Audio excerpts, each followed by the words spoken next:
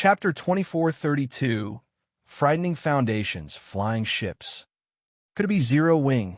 When Nine Dragons Emperor and the pavilion's other members heard someone mention flying ships, they immediately thought of Zero Wing. When Zero Wing's Crimson Dragon flying ship had first appeared in God's domain, it had caused a huge commotion among the various powers. At that time, the name Zero Wing had engraved itself in the superpowers' minds. In an era when flying mounts were still exceedingly rare, a flying ship could be immensely beneficial. Moreover, a flying ship would rule the skies with the combat power it possessed. If players didn't have sufficiently powerful anti-aircraft weapons, encountering an enemy flying ship could be devastating. However, Nine Dragons Emperor and his comrades shook the thought away. This time, there were 3 flying ships at their door. Obtaining a single flying ship was already incredible, but a guild like Zero Wing could never secure 3 of them. When Phoenix Rain and Blue Phoenix heard the announcement, they were confused. They had expected Zero Wing to make the trip to Twilight City, but they couldn't have come with 3 flying ships, could they? Is it not Zero Wing? Phoenix Rain frowned at the thought. A force of 3 flying ships was no trivial matter. Based on the information the Dragon Phoenix Pavilion had acquired thus far, 1 ship would be more than enough to give the ruler of a guild city a headache. If 3 flying ships attacked a guild city together, they'd likely destroy the city's infrastructure by the time they finished, even if they didn't capture the city. Even the Dragon Phoenix Pavilion's Twilight City would have a difficult time against 3 flying ships. This was why the various superpowers were so desperately trying to obtain their own flying mounts. Without an aerial unit, a guild would be at an overwhelming disadvantage against a flying ship. Although guild towns and cities had defense turrets and arrow towers, these defensive structures would struggle to land a hit on the highly mobile flying ship. The battle would merely be a one-sided beating. 3 flying ships? Cold Shadow was also curious about the situation. The Eastern continent already has a power that has developed to such a standard. The Western continent had flying ships as well, but they were exceptionally challenging to obtain. Although some of the Western continent's powers had discovered clues that could lead to a flying ship, they'd still need a considerable amount of time before they actually got their hands on it. This was another reason for her decision to annex Zero Wing. Phoenix Rain, Nine Dragons Emperor, and Cold Shadow left the guild hall with their subordinates in tow. They all wanted to know who owned these 3 flying ships. 3 steel giants hovered above the residence's plaza, the roar of their magic engines blasting throughout the area. Even players outside of the Dragon Phoenix Pavilion's residence could feel the gale the ships stirred up. The pavilion's experts, who had fought in many large-scale battles, were shocked. Although the flying ships didn't seem aggressive and simply hovered in the air, the experts' instincts screamed at them to flee. Staring at those flying ships, they felt as if they stood before 3 colossal beasts. This was why the Dragon Phoenix Pavilion's Legion, which was stationed in Twilight City, had allowed the flying ships to enter the city and rest above their guild's residence. They hadn't even bothered to warn the flying ships or try to chase them off. They had only been able to stare as the steel giants passed, wary and afraid. When Phoenix Rain and her group emerged from the guild hall, the flying ship in the lead began to descend. The pavilion's members in the plaza promptly made room for the ship to land, afraid of provoking whoever piloted the steel giant. Not a single player in the plaza could wait to find out who commanded these 3 flying ships. Not even super guilds had this kind of air power. While everyone wondered which superpower controlled the flying ships, the side hatch on the ship that had landed opened. A dozen figures then disembarked. Not only were they all Tier 3 players, but they had also reached level 105, and most importantly, they all wore 6-winged emblems. Zero Wing. How is this possible? The revelation stunned every pavilion member in sight. The fact that Zero Wing had somehow procured 1 flying ship had already been astounding, yet now they discovered that the guild had 2 more. Some of the crowd even wondered if their eyes were playing a trick on them. But no matter how much they rub at their eyes, the fact that these dozen players wore 6-winged emblems didn't change. There was no doubt that it was Zero Wing's guild emblem, and based on the information in the Dragon Phoenix Pavilion's database, the cloaked man who had disembarked last was none other than Zero Wing's guild leader, Black Flame. This is impossible. How can Zero Wing have 3 flying ships? Nine Dragons Emperor stared at Feng, astonished. Flying ships were incredibly rare. Not even super guilds had one right now. So, how had Zero Wing obtained 3 flying ships? Phoenix Rain was similarly dumbfounded. She had never thought these 3 flying ships would belong to Zero Wing. Those were 3 flying ships they were talking about. With this kind of air power, Zero Wing could move through God's domain without contest, and transporting goods across the sea wouldn't be an issue. When Zero Wing had only had 1 flying ship, it had only proven to be a deterrent to the various naval powers. The sea was large, and even with the Crimson Dragon flying ship's mobility, it couldn't protect all of the naval routes Zero Wing used. However, with 3 flying ships, Zero Wing could safely deliver its merchandise wherever it needed to. As long as Zero Wing had safe and reliable transportation at sea, it wouldn't have any issues earning money or resources. The various superpowers knew this, or they wouldn't have invested astronomical sums of money and resources to increase their naval power. They did so precisely to ensure the safety of their transportation routes. The ocean had far more resources to offer than the land, and a stable transportation route at sea meant that one would have a steady source of naval resources. Once Phoenix Rain and Nine Dragons Emperor overcame their shock at seeing Zero Wing's flying ships, they noticed something else that gave them goosebumps. All 3 flying ships looked exactly the same. At first, they had been too shocked by the 3 ships to notice the flying ship's details.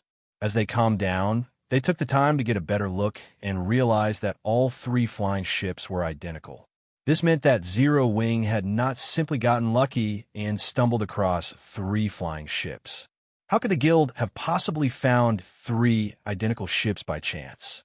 Flying ships were similar to speedboats found at sea. Their designs would vary depending on where they were found. Since Zero Wing's flying ships looked the same, the guild must have obtained them through the same means. And the 3 flying ships before them hinted that as long as Zero Wing fulfilled whatever conditions there were, it could obtain even more. A force of 3 flying ships was practically invincible at this stage of the game. If Zero Wing could construct a full fleet in the future, not a single player in the plaza could even imagine what kind of air power Zero Wing could control in the future. Phoenix Rain and Nine Dragons Emperor weren't the only players to realize this. Many of the Dragon Phoenix Pavilion experts in the plaza thought of the possibility as well. They all stared at Feng as if he were a monster. Read latest chapters at Wuxia World. EU. If Zero Wing could truly establish a full fleet of flying ships, no superpower would dare provoke the guild. I apologize for being tardy, Phoenix Pavilion Master, Feng said as he approached Phoenix Rain. He glanced at Cold Shadow and the players behind her before he continued with a smile. I hope I'm not interrupting anything. He had wanted to keep his flying ships a secret as Zero Wing continued to develop its air power, but to ensure that Phoenix Rain continued to hold her position and influence in the Dragon Phoenix Pavilion, he had been forced to change his plans. Not only had Zero Wing exhausted all of its coins to craft these 3 flying ships, but it also borrowed money for materials from the secret pavilion. The guild wouldn't be able to construct another ship anytime soon. Furthermore, the market didn't currently have enough materials to construct another flying ship. Based on everyone's shocked expressions, Feng decided that he had achieved his goal. Chapter 2433. Foundations revealed one after another. Nine Dragons Emperor responded to Feng's statement with a hateful glare. The force Zero Wing had mobilized had sent Twilight City on high alert. How could this be interpreted as anything other than an interruption? Moreover, Feng's grand arrival had ruined Nine Dragons Emperor's efforts to interest his guild members in a partnership with mythology. Not only had Zero Wing's show of strength shocked the Dragon Phoenix Pavilion's members, but it had chased away any thoughts about mythology. No, you haven't interrupted us, Guild Leader Black Flame. You're right on time, Phoenix Rain said, a rare smile gracing her lips at Feng's greeting. She then turned toward Cold Shadow and firmly stated, "Vice Guild Leader Shadow, although I am very interested in a partnership with Mythology, I'm afraid that I cannot sell Candlelight's shares." When Phoenix Rain rejected Mythology's offer, silence filled the plaza. Every member of the Dragon Phoenix Pavilion turned to stare at Phoenix Rain, complex emotions flashing in their eyes. Surprisingly, however, no one stepped up to object. If she had rejected Mythology's offer earlier, they would have fought her decision as illogical and doubted her ability to act as a pavilion master. But with Zero Wing's 3 flying ships before them, no one could find a reason to argue with her decision. They were talking about flying ships, and it was clear that Zero Wing had some method to secure multiple ships. Now that Zero Wing ruled the skies, no superpower would dare offend the guild. With Zero Wing's help, the Dragon Phoenix could ensure the safety of its transportation routes in the future. In fact, the pavilion could even rely on Zero Wing's reputation to secure even more sea zones, which they could develop, and in turn, fuel the guild's growth. However, if Phoenix Rain sold her shares of the Candlelight trading firm to Mythology, the Dragon Phoenix Pavilion would likely lose Zero Wing's assistance. The difference between an ally with shares and one without was massive, after all. Furthermore, everyone knew how stingy Zero Wing was with its shares. If Phoenix Rain sold Candlelight's shares without Zero Wing's consent, no one would be surprised if Zero Wing became an enemy. Rain, you should think this through carefully. You are aware of the guild situation in the Apocalypse Empire. Many otherworld powers have already begun to set their sights on our guild, and you know better than I why we took the risk of transferring Twilight City to the Dawn Ridge. Nine Dragons Emperor loudly proclaimed when none of his guild mates spoke up. If we can form a partnership with Mythology and obtain combat runes, the Dragon Phoenix Pavilion can quickly establish a foothold in level 100 neutral maps. With the resources and equipment we can acquire from those maps, we'll be able to stabilize our position in the Empire. Are you really willing to throw this opportunity away? Before Zero Wing's flying ships had arrived, he had merely hoped to reduce Phoenix Rain's popularity within the pavilion, but now he steeled himself to tear her from Zero Wing, no matter what it took. Phoenix Rain and Zero Wing had become firm allies long ago. Zero Wing's strength was Phoenix Rain's strength. But Mythology was a different story. The potential alliance with Mythology might drastically elevate Phoenix Rain's position, but it would be temporary. Mythology wasn't interested in a partnership with Phoenix Rain specifically. It wanted an alliance with the Dragon Phoenix Pavilion. This would leave room for him to take advantage of plenty of opportunities, but if she stuck with Zero Wing, he'd have nothing. Fortunately, Mythology had offered something that the Dragon Phoenix Pavilion urgently needed. There was no way the Grand Elders could ignore the temptation of Mythology's combat runes. Although the Dragon Phoenix Pavilion was a super first-rate guild, its strength was only considered average among the many superpowers in God's domain. Now powers from the various other worlds had begun to invade the main continent. The Dragon Phoenix Pavilion's position in the game was under threat. To alleviate some of the pressure the guild faced, the Dragon Phoenix Pavilion had decided to gamble and transfer Twilight City, the guild's strongest city, to Dawn Ridge to secure its hold over the neighboring level 100 neutral map.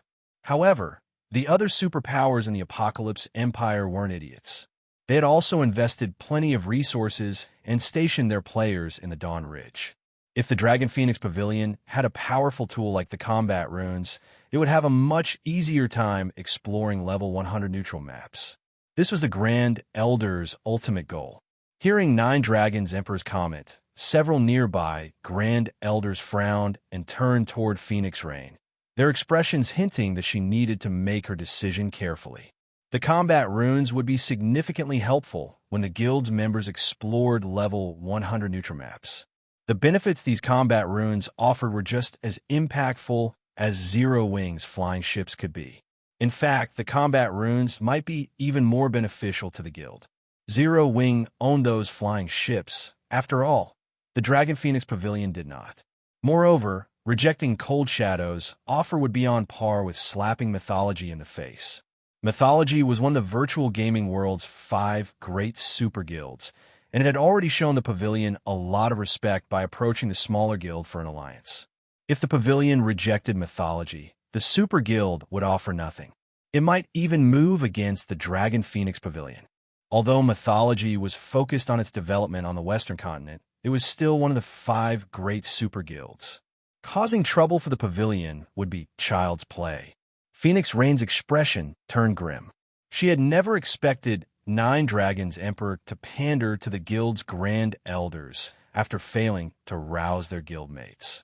The Grand Elders didn't normally meddle in the competition for the position of Grand Pavilion Master, but they were from the same generation as Ku Rong. Their influence in the guild couldn't be underestimated. Even Ku Rong had to weigh their words carefully. What a smart move. It's no wonder how he maintained his hold on the Black Dragon Empire in the past. Many planar passages were connected to the Black Dragon Empire, which led to intense competition in the empire.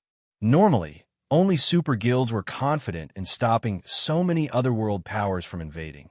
But during Feng's previous life, 9 Dragons Emperor's branch guild in the Black Dragon Empire had successfully defended the Dragon Phoenix Pavilion's territories, only losing insignificant sections. Don't be in such a hurry to reject my offer, Phoenix Pavilion Master. Mythology is sincerely interested in an alliance.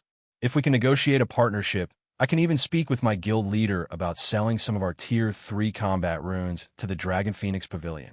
Tier 3 combat runes will grant the pavilion an absolute advantage when exploring level 100 neutral maps, Cold Shadow said sweetly, smiling. As she spoke, she glanced at Feng. Cold Shadow was familiar with the predicament the Dragon Phoenix Pavilion found itself in. As long as she could purchase Candlelight's shares, she didn't mind letting 9 Dragons Emperor borrow her power to suppress Phoenix Rain.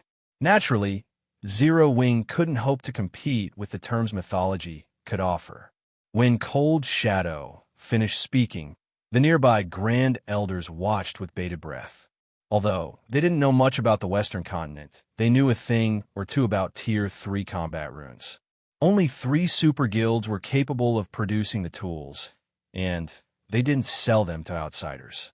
If the Dragon Phoenix Pavilion's Tier 3 experts could equip Tier 3 combat runes, then the guild would be unstoppable in the Hill of Ruins, the level 100 neutral map neighboring the Dawn Ridge. Moreover, these combat runes would ensure that the pavilion had an easier time developing its navy. Just as the several Grand Elders were about to step forward to persuade Phoenix Rain, Feng retrieved an ancient magic array scroll from his bag and handed it to her. The moment Feng revealed the scroll, it drew everyone's gaze. The magic array scroll's mana was extraordinarily dense, nothing like the scrolls players typically saw. Read latest chapters at Wuxia World. This is the sample of what we spoke about earlier. If you find it acceptable, we can negotiate prices, Feng calmly stated as he gestured to the magic array scroll now in Phoenix Rain's hand. Cold Shadow only grinned at Feng's play.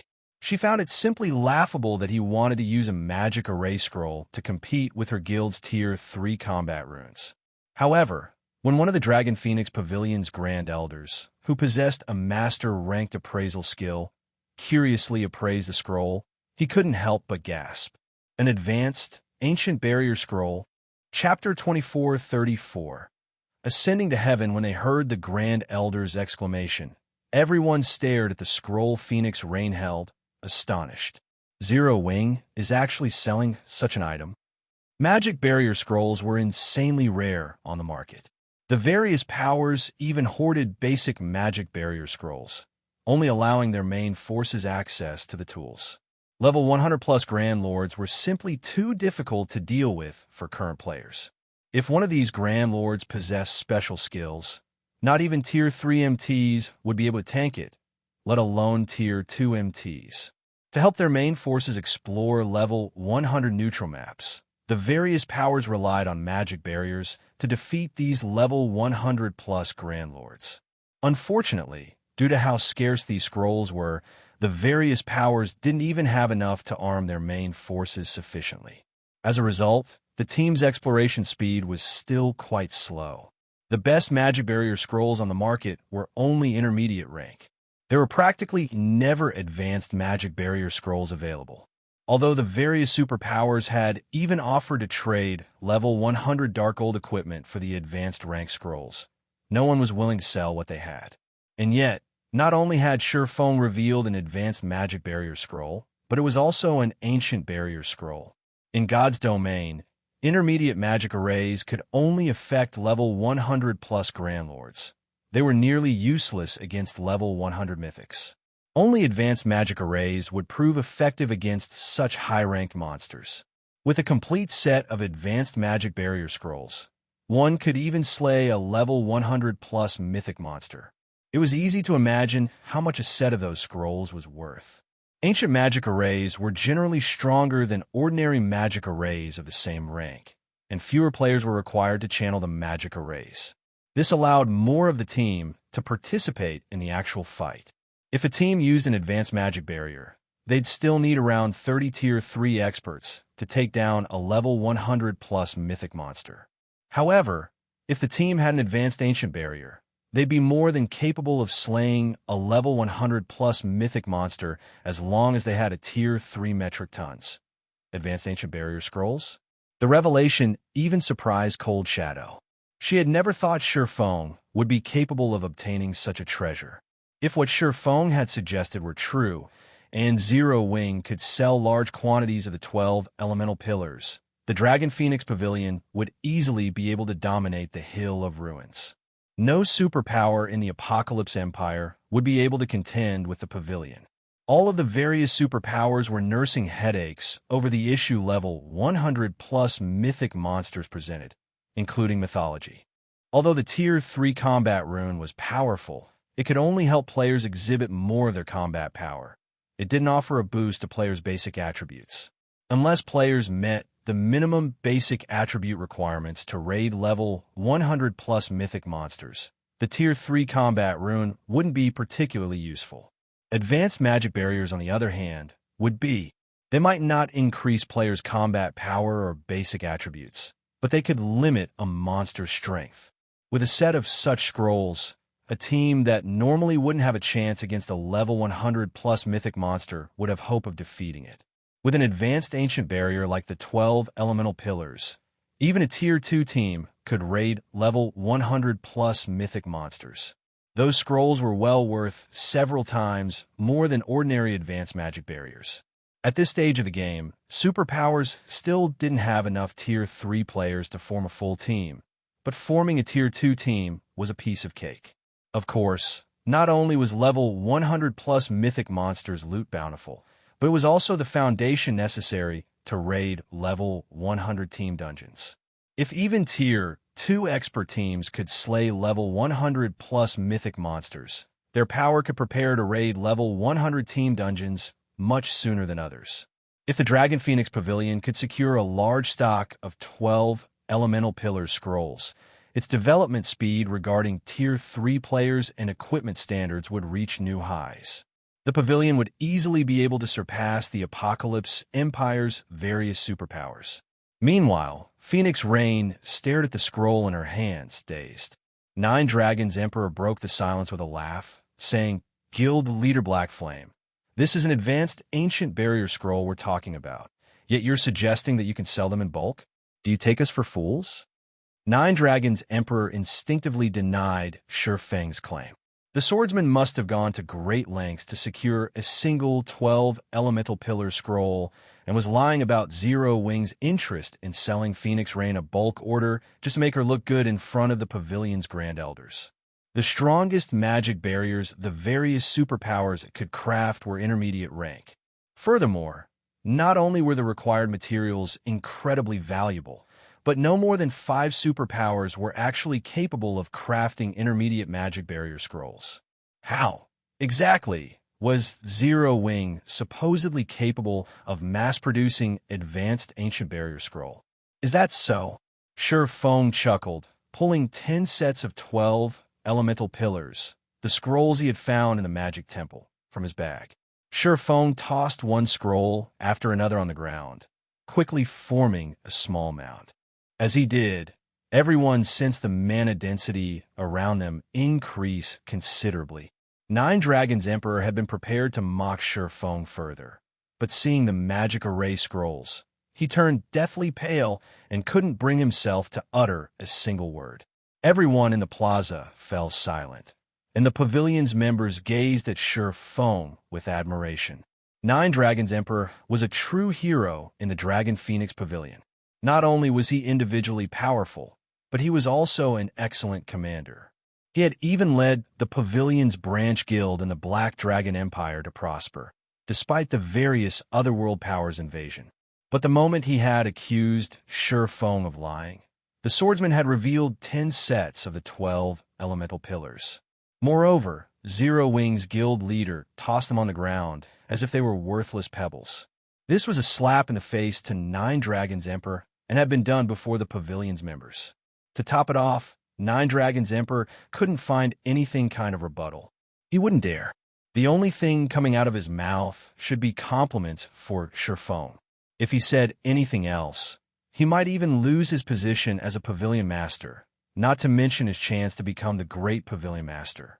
Not even Superpowers guild leaders could subject Nine Dragons Emperor to such humiliation. So that's the case. Cold Shadow grit her teeth. When Nine Dragons Emperor said nothing more, she knew that the situation was no longer in her favor. She then turned to look at Phoenix Rain and said, "Phoenix Pavilion Master, your insight truly is impressive. Since it seems that a partnership between our guilds is no longer possible, I won't interrupt your discussions with Guild Leader Black Flame. I have other matters to attend to, so I'll take my leave." Cold Shadow decisively led her subordinates away from the Dragon Phoenix Pavilion's residence. She didn't show the slightest hint of anger or disappointment, as if her negotiations with the pavilion had meant nothing to her. Meanwhile, none of the Dragon Phoenix Pavilion's members were surprised by the outcome. It was clear that Zero Wing had more to offer than mythology, which was based on the Western continent. Even a fool would recognize the stronger potential ally. Cold Shadow wouldn't linger to suffer further embarrassment. Rain, Guild Leader Black Flame, has taken time out of his busy schedule to visit our main headquarters.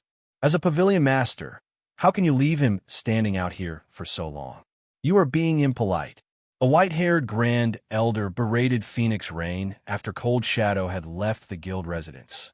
The old man had been loud, but everyone could tell that he wasn't angry in the least. Rather, his tone contained joy and excitement. He had obviously chosen to support Phoenix Rain's side. The Grand Elder's comments shook Phoenix Rain from her daze, and she addressed Feng. "My mistake. Guild Leader Black Flame, please come in." Phoenix Rain had never dreamed that Feng would be so powerful as to reveal one trump card after another. Not only had he sent mythology's Cold Shadow packing, but he had also managed to drag the entire Dragon Phoenix Pavilion to her side. The situation had developed so quickly that she was at a loss. Once Phoenix Rain led Feng and his entourage into the guild hall, the Grand Elders in the plaza shot Nine Dragons Emperor piteous looks. After expressing their helplessness, they, too, returned to the guild hall, dismissing the other pavilion master. "We're in trouble now, pavilion master. Thanks to Black Flame, the Grand Elders now support Phoenix Rain," Martial Dragon said, frowning as he watched the Grand Elders walk away without a word. After today, Nine Dragons Emperor's chances of becoming the next great pavilion master were non-existent. "Trouble?" Nine Dragons Emperor shot back with a sinister sneer. "Wrong. This is our chance.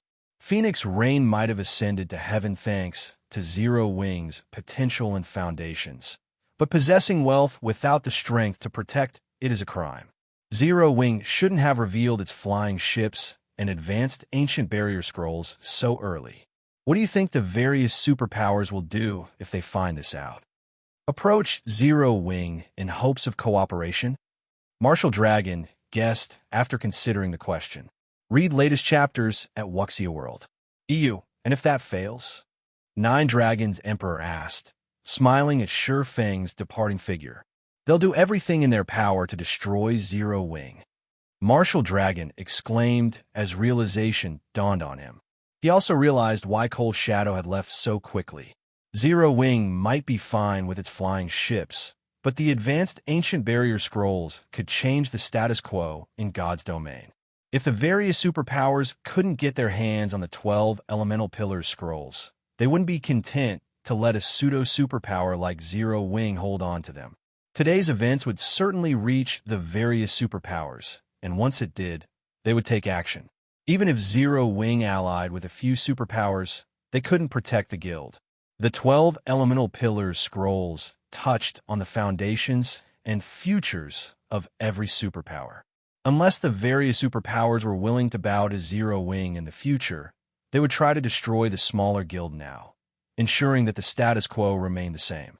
While 9 Dragons, Emperor and Martial Dragon, whispered amongst themselves, news of Zero Wing's 3 flying ships and its ability to mass-produce advanced ancient barrier scrolls spread like wildfire, soon reaching the various superpowers' upper echelons.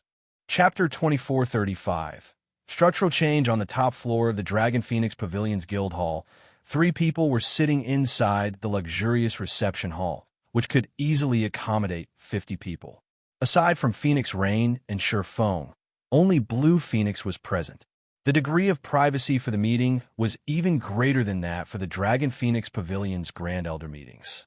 As for the Dragon Phoenix Pavilion's Grand Elders who had been in the plaza before, they wisely stayed away, having no intention of participating in the discussions between Feng and Phoenix Rain. Moreover, with Kola, Yin, Tiexin, and Zero Wing's other Tier 3 experts standing guard outside the reception hall, anyone who wished to spy on the meeting couldn't do so. Guild Leader Black Flame, I really have to thank you this time. If not for your help, those Grand Elders would have sided with 9 Dragons Emperor, Phoenix Rain said as she looked at the 10 sets of 12 elemental pillars on the table. These advanced ancient barrier scrolls are extremely precious, so you should quickly store them. Although magic array scrolls won't suffer any damage from exposure, these scrolls are quite ancient. If you don't store them properly, the magic arrays drawn on them might deteriorate. If that happens, it'll be a huge loss. In God's domain, magic array scrolls normally wouldn't deteriorate. However, some ancient magic array scrolls were a different story. The march of time would compromise the durability of some ancient magic array scrolls. When durability fell to a certain point, it would affect the performance of the magic array scroll itself. Meanwhile, moving the scrolls could reduce their durability by a certain amount. Previously, Feng had nonchalantly tossed these ancient barrier scrolls on the ground to humiliate 9 Dragons Emperor. Now, he had even casually placed them on the table. These actions would undoubtedly affect the ancient barrier scrolls' durability. As for selling these ancient barrier scrolls, in Phoenix Rain's opinion, he had said those words just to take control of the situation. After all, advanced ancient barriers were not ordinary advanced barriers. Collecting even one complete set of scrolls for an advanced ancient barrier was extremely difficult. Even now, the Dragon Phoenix Pavilion had yet to collect a complete set, much less 10 sets. Meanwhile, at this stage of the game, 10 sets of 12 elemental pillars would be extremely helpful to any superpower. If Zero Wing actually sold these ancient barrier scrolls, it would suffer an immense loss. No need. I originally planned to sell these 10 sets of 12 elemental pillars to you, Phoenix Pavilion Master, Feng said, shaking his head. You really plan on selling them? Phoenix Rain was a little surprised at the serious expression on Feng's face. She then tried to dissuade him, saying, "These are 10 sets of advanced ancient barrier scrolls we are talking about. You can kill a minimum of 10 level 100 mythics with them. If you properly locate these bosses, Zero Wing's main force will receive a huge improvement in strength. If you're worried about 9 Dragons Emperor's side, you can rest assured. I still have a few sets of advanced barrier scrolls. With them, I should be able to head him off." The entire Dragon Phoenix Pavilion could easily tell that Feng was only conducting the transaction, this time out of respect for Phoenix Rain.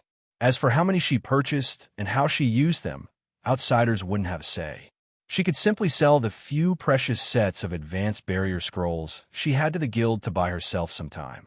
Once she hatched the homed eagle egg from a molten ruin, she would be able to secure much more resources from level 100 neutral maps. As for the 10 sets of 12 elemental pillars, nobody would really know if she had used the scrolls or not. She didn't need to worry about the secret getting out, as her main force consisted solely of her trusted aides. With the resources she could gain with the help of a flying mount, tricking the guild's grand elders should be feasible. Standing at his side, Blue Phoenix nodded in agreement with Phoenix Rain's words. She felt that Feng had already helped them a great deal this time. They naturally couldn't let him suffer any more losses. Phoenix Pavilion Master, you're overthinking things. I'm really here to do business, Feng said, a bitter smile forming on his face when he saw Phoenix Rain's and Blue Phoenix's reactions. From the very beginning, he had intended to sell the 12 elemental pillars, though not on such a large scale. Instead, he merely planned to sell it to Zero Wing's partners to ensure that the ancient barrier would not land in the hands of outsiders and aid his enemies. At the same time, it would also earn his guild a large amount of resources and coins. The production of 12 elemental pillar scrolls required a large number of elemental crystals and magic cores, which were treated as strategic resources by guilds. Guilds normally wouldn't sell them. As a result, it was impossible to purchase these materials in bulk. Hence, if Zero Wing wished to mass-produce the 12 elemental pillars, it would have to exchange for these materials with the various powers. Moreover, Feng was currently in extreme need of magic crystals and coins. This was especially true for magic crystals. Even though he had 2 ore veins capable of producing magic crystals, his demand for magic crystals was still far above what the 2 ore veins and Zero Wing could supply. As to why he was in dire need of magic crystals, it was because the teleportation gate linking the eastern and western continents cost a lot of magic crystals to operate. Moreover, magic crystals were far rarer and more valuable on the western continent. Hence, magic crystals could be considered a very powerful currency there. To purchase the rare materials over there in bulk, he had to have a large number of magic crystals. Of course, there is also the option of selling the eastern continent's unique materials on the western continent. However, these unique materials were similarly precious on the eastern continent. Moreover, the various superpowers had a monopoly on them, and Zero Wing could get its hands on only a limited amount. After all, superpowers capable of traveling between the 2 main continents generally traded with superpowers that possessed these unique materials. In the end, Feng had concluded that he could only conduct transactions using magic crystals. Guild leader Black Flame, can you really supply these 12 elemental pillars in bulk? Blue Phoenix blurted out in surprise when she saw the bitter smile on Feng's face. These were advanced ancient barrier scrolls they were talking about. If the Dragon Phoenix Pavilion could purchase them in bulk, then the pavilion's development would definitely skyrocket. Of course. However, you should know how precious the 12 elemental pillars are. I cannot sell them too cheaply. In fact, they can't even be weighed using coins, Feng said, chuckling when he saw Blue Phoenix's excited expression. A complete set of 12 elemental pillars will cost 5,000 magic crystals, 500 gold, 500 elemental crystals, and 500 magic cores. That much. Blue Phoenix gasped when she heard Feng's words, her excitement dimming considerably. Based on the price he quoted, the Dragon Phoenix Pavilion wouldn't be capable of purchasing that many sets, not when the total value of each set of scrolls exceeded 4,000 gold. Moreover, magic crystals, elemental crystals, and magic cores were all strategic resources. Obtaining these items in large numbers wasn't easy. After taking into consideration the guild's own use, the Dragon Phoenix Pavilion would be able to take out only a small number of these items for exchange. This would also be the case for other superpowers. Sure enough, the price really isn't low. Phoenix Rain also revealed a bitter smile as she gazed at the 10 sets of 12 elemental pillars on the table. I'll buy 30 sets first, then. Although she had long since prepared herself for a high price, when she heard Feng's quote, she still could not help a little heartache. However, the 12 elemental pillars were an advanced ancient barrier. Compared to the barrier's value, the price wasn't particularly high. After all, intermediate barrier scrolls normally sold for roughly 800 gold per set. Most importantly, these things rarely appeared on the market, as no power would be willing to sell them. Moreover, So long as she properly chose which mythic bosses to raid and her luck wasn't too bad, she would still be able to profit a lot. Not to mention, she would also get a lead on the other superpowers. This could be considered the greatest benefit of the 12 elemental pillars. That won't be a problem. I'll have someone deliver the remaining 20 sets by tomorrow, Feng said. He was not at all surprised to see a pained expression appear on Phoenix Rain's face. On the contrary, he very much understood her feelings. This was also the reason why he wanted to seek a partnership with several superpowers. The mana stones required weren't much of a problem. A set of 12 scrolls required only 12 mana stones. Even a master alchemist would need only 1,200 magic crystals to synthesize the mana stones. However, it was a different story for the elemental crystals and magic cores. Producing one set of 12 elemental pillars consumed 144 elemental crystals and magic cores. With Zero Wing's current stockpile, it couldn't create many sets at all. Needless to say, it definitely couldn't supply the scrolls to the guild's Tier 2 teams. After Phoenix Rain confirmed her transaction with Feng and Blue Phoenix was about to head to the guild's warehouse to retrieve the necessary materials, Phoenix Rain's expression suddenly turned grim. Guild leader Black Flame, why don't we just forget about the transaction for now? We caused a huge commotion in the Residence's plaza this time. Not to mention, Mythology's vice guild leader was present as well. News of this matter will definitely reach the ears of the various superpowers. To make matters worse, you really are capable of mass-producing the 12 elemental pillars. If the various superpowers find out about this, they won't let Zero Wing off the hook. They might even cooperate to force you to hand over the method for obtaining the 12 elemental pillars, Phoenix Rain said. After giving the matter some thought, she still concluded that it wouldn't be wise to purchase the 12 elemental pillars. In God's domain, the various superpowers would always plant spies in other superpowers. The Dragon Phoenix Pavilion was no exception. Hence, news of today's matter had most likely reached the ears of the various superpowers already. It might be fine if Feng had simply been using the 12 elemental pillars to trick Nine Dragons Emperor. At worst, her reputation in the guild would plummet, and many of the guild's grand elders would switch to Nine Dragons Emperor's side. However, since this matter was true, things had become troublesome. There would be no problem if the 12 elemental pillars transaction involved only a small amount of materials.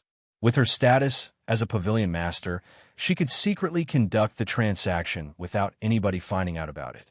However, the amount of materials the 12 elemental pillars required was simply too much. If she took out that many materials from the guild warehouse, people would definitely notice.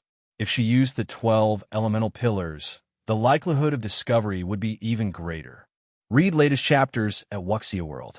The various superpowers might be able to ignore the fact that Zero Wing had a reliable method for obtaining flying ships, as flying ships could, at most, allow Zero Wing to stabilize its rule over the territories it currently possessed. These flying ships wouldn't budge the various superpowers' foundations at all. However, the 12 elemental pillars were a different story. If Zero Wing supplied the advanced ancient barrier scrolls in bulk, the structure of the current God's domain would change drastically. The various superpowers definitely wouldn't cotton to Zero Wing restraining them or a pseudo-superpower deciding their future. Even the 5 great super guilds wouldn't sit still and watch this happen. In that case, there would only be 2 possible outcomes to this situation. The first would be the various superpowers joining hands to annihilate Zero Wing and maintain the status quo. The second outcome would be Zero Wing being forced to hand over its method for obtaining the 12 elemental pillars and submit itself to the various superpowers. Both of these outcomes would be fatal to Zero Wing's development. Hence, Phoenix Rain decided that it was best to treat today's incident as Feng tricking Nine Dragons Emperor. That way, Zero Wing would be able to avoid destruction. Chapter 2436. Zero Wing's craziness upon hearing Phoenix Rain's words. Blue Phoenix, who had just stood up from her seat, immediately came to a realization. Big Sis Rain, does this mean that Nine Dragons Emperor and that vice guild leader from mythology understood that something like this would happen from the very start? and that's why they gave up and left so peacefully. Blue Phoenix felt a sense of dread when she recalled how calm Nine Dragons, Emperor, and Cold Shadow had been after failing to force Phoenix Rain to sell her Candlelight shares. Previously, when Feng stated that he could supply advanced ancient barrier scrolls in large quantities, the benefits the 12 elemental pillars could bring had occupied Blue Phoenix's thoughts. She had failed to consider the potential problems that the 12 elemental pillars would bring. She also never imagined that Nine Dragons, Emperor, and Cold Shadow would think of this problem so quickly. Meanwhile, judging by how decisively Cold Shadow had left the Dragon Phoenix Pavilion's residence, she might have already started planning how she could capitalize on this matter. That's most likely the case, Phoenix Rain said, nodding. However, we can still salvage this situation. So long as we can falsify this matter, the two of them won't be able to take action even if they want to. Although Feng had publicly revealed that he possessed 10 sets of 12 elemental pillars, he didn't actually prove that he was capable of supplying the ancient barrier in bulk. At the very least, none of the people that knew about his ability to do so was an outsider. Hence, it wouldn't be difficult to convince the various superpowers that he couldn't. If those superpowers discovered that this matter was fake, then Nine Dragons, Emperor, and Cold Shadow's plan to target Zero Wing would naturally fall through. After all, the strength Nine Dragons, Emperor, and Cold Shadow possessed on the eastern continent couldn't shake the current Zero Wing's foundations. You really don't need to hide this matter. If they wish to take action, they're free to do so. If they're capable of doing so, that is, Feng said, chuckling when he saw Phoenix Rain and Blue Phoenix worrying about the problems that the 12 elemental pillars would bring Zero Wing. In the current God's domain, nobody knew better than Feng what influence the 12 elemental pillars would have. Compared to the benefits the 12 elemental pillars could bring Zero Wing, the consequences of publicizing it were insignificant. After all, the current Zero Wing was no longer as weak as it was before. In God's domain, the period when players were transitioning from level 100 to Tier 3 was the longest and most difficult for players to get through. In the past, a massive gap had formed between the various powers because of this period. Some unknown guilds had become superpowers, and some superpowers had faded out of existence as a result of this period. Although Zero Wing currently had a tremendous advantage when producing Tier 3 players, the guild's lack of experts prevented it from capitalizing on this advantage. Meanwhile, it was only a matter of time before the various superpowers caught up to Zero Wing in this regard.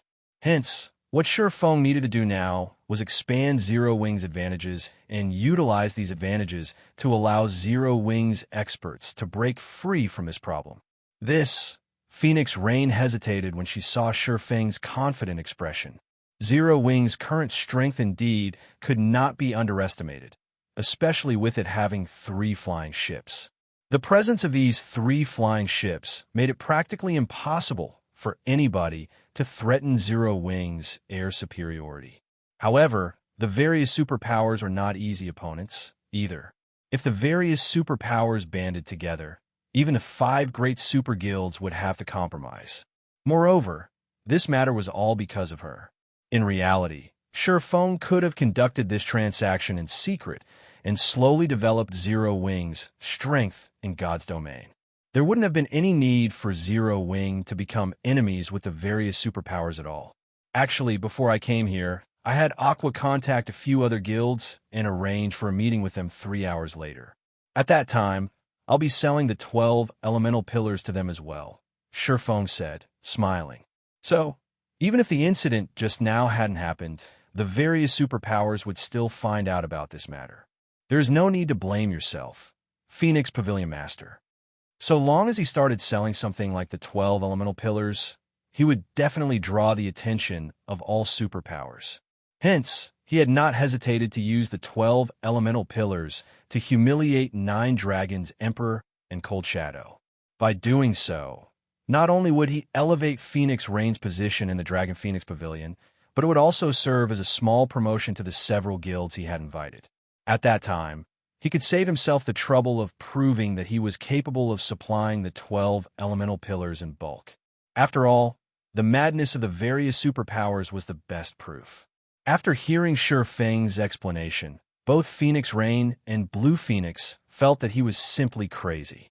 Feng was basically forsaking his life for money. Selling the 12 elemental pillars might bring him a lot of benefits, but even super guilds would not dare risk becoming enemies with the various superpowers just for this much profit. After all, the current era was different. Tier 2 experts were no longer as useful as before. Only Tier 3 experts could be considered a guild's true combat power. Meanwhile, the various super guilds might have a lot more Tier 3 experts than an ordinary super first-rate guild, but the total number of Tier 3 experts of just 3 or 5 super first-rate guilds could easily surpass that of the super guild. What more all of the Eastern Continent superpowers? Since you have already said so, then I'll represent the Dragon Phoenix Pavilion in purchasing 100 sets of 12 elemental pillars from Zero Wing. Guild Leader Black Flame, may I know if you could supply this many? Phoenix Rain asked seriously after taking a deep breath. After seeing how crazy Feng was behaving, she decided to take a leap of faith. The current Dragon Phoenix Pavilion was in a very awkward position, ranking neither very highly nor lowly among the various superpowers. Since Zero Wing was already doing its best, she naturally had to try her best as well and gamble all of the Dragon Phoenix Pavilion's available materials and magic crystals. The 12 elemental pillars were very expensive. In the off chance that the loot of the level 100+ mythic monsters the guild hunted was not ideal and failed to allow the guild to recoup its investment, the other superpowers in the Apocalypse Empire were likely to surpass the Dragon Phoenix Pavilion. After all, a guild's development required plenty of resources. This was especially true for magic crystals. However, if her gamble paid off and the Dragon Phoenix Pavilion managed to secure enough top-tier equipment to arm a 100-man raid team within a short period, at that time, not only would the Dragon Phoenix Pavilion attain absolute dominance over the Hill of Ruins, but could also start raiding level 100 team dungeons much sooner than other superpowers. With these advantages, the losses the Dragon Phoenix Pavilion would suffer from expending so many resources would no longer be a problem. Big Sis Rain. Blue Phoenix gaped in shock upon hearing Phoenix Rain's words. She never thought that Phoenix Rain would take such decisive action. With the invasion of the Otherworld powers having greatly intensified the competition in the Apocalypse Empire, just purchasing 30 sets of 12 elemental pillars would have already put a heavy strain on the Dragon Phoenix Pavilion's resources.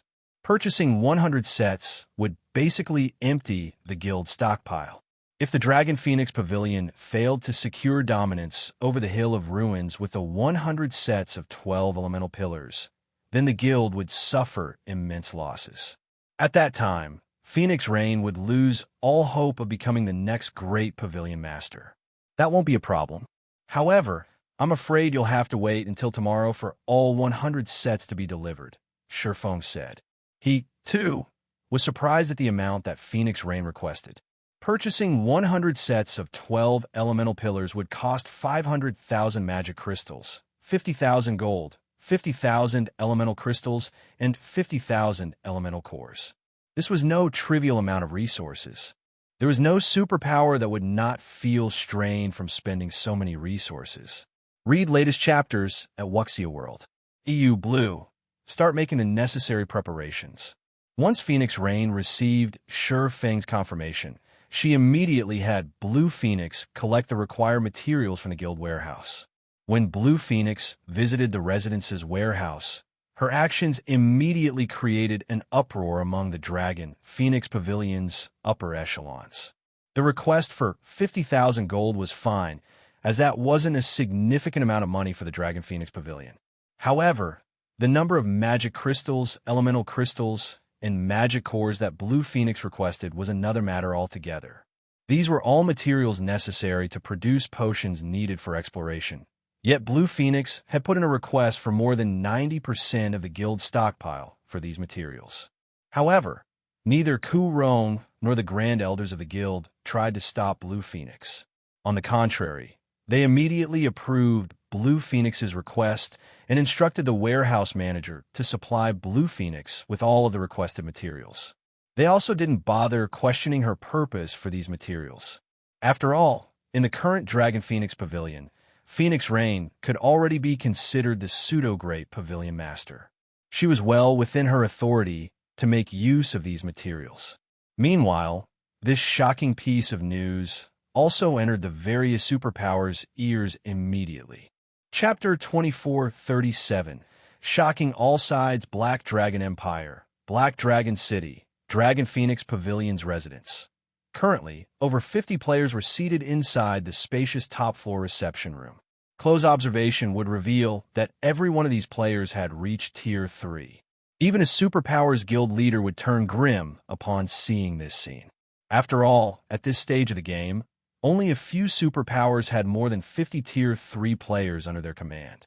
Dragon Pavilion Master, why did you call us here today? A level 104. Tier 3 male shield warrior with a thin and short body asked, frowning. He showed not the slightest bit of respect for Nine Dragons Emperor. Meanwhile, no one in the reception room found the shield warrior's attitude surprising. On the contrary, everyone considered it completely reasonable because this thin and short, middle-aged man was Stubborn Heart. Not only was Stubborn Heart the guild leader of Grim Reaper, the Black Dragon Empire's #1 dark guild, but he was also nicknamed Steel Hammer. Although Grim Reaper was not a superpower, it still was an existence ordinary first-rate guilds could go up against. In addition, dark players were a bunch of lunatics with only slaughter on their minds, and dark guilds had a completely different development path from ordinary guilds. Hence, Grim Reaper did not fear any of the superpowers operating in the Black Dragon Empire.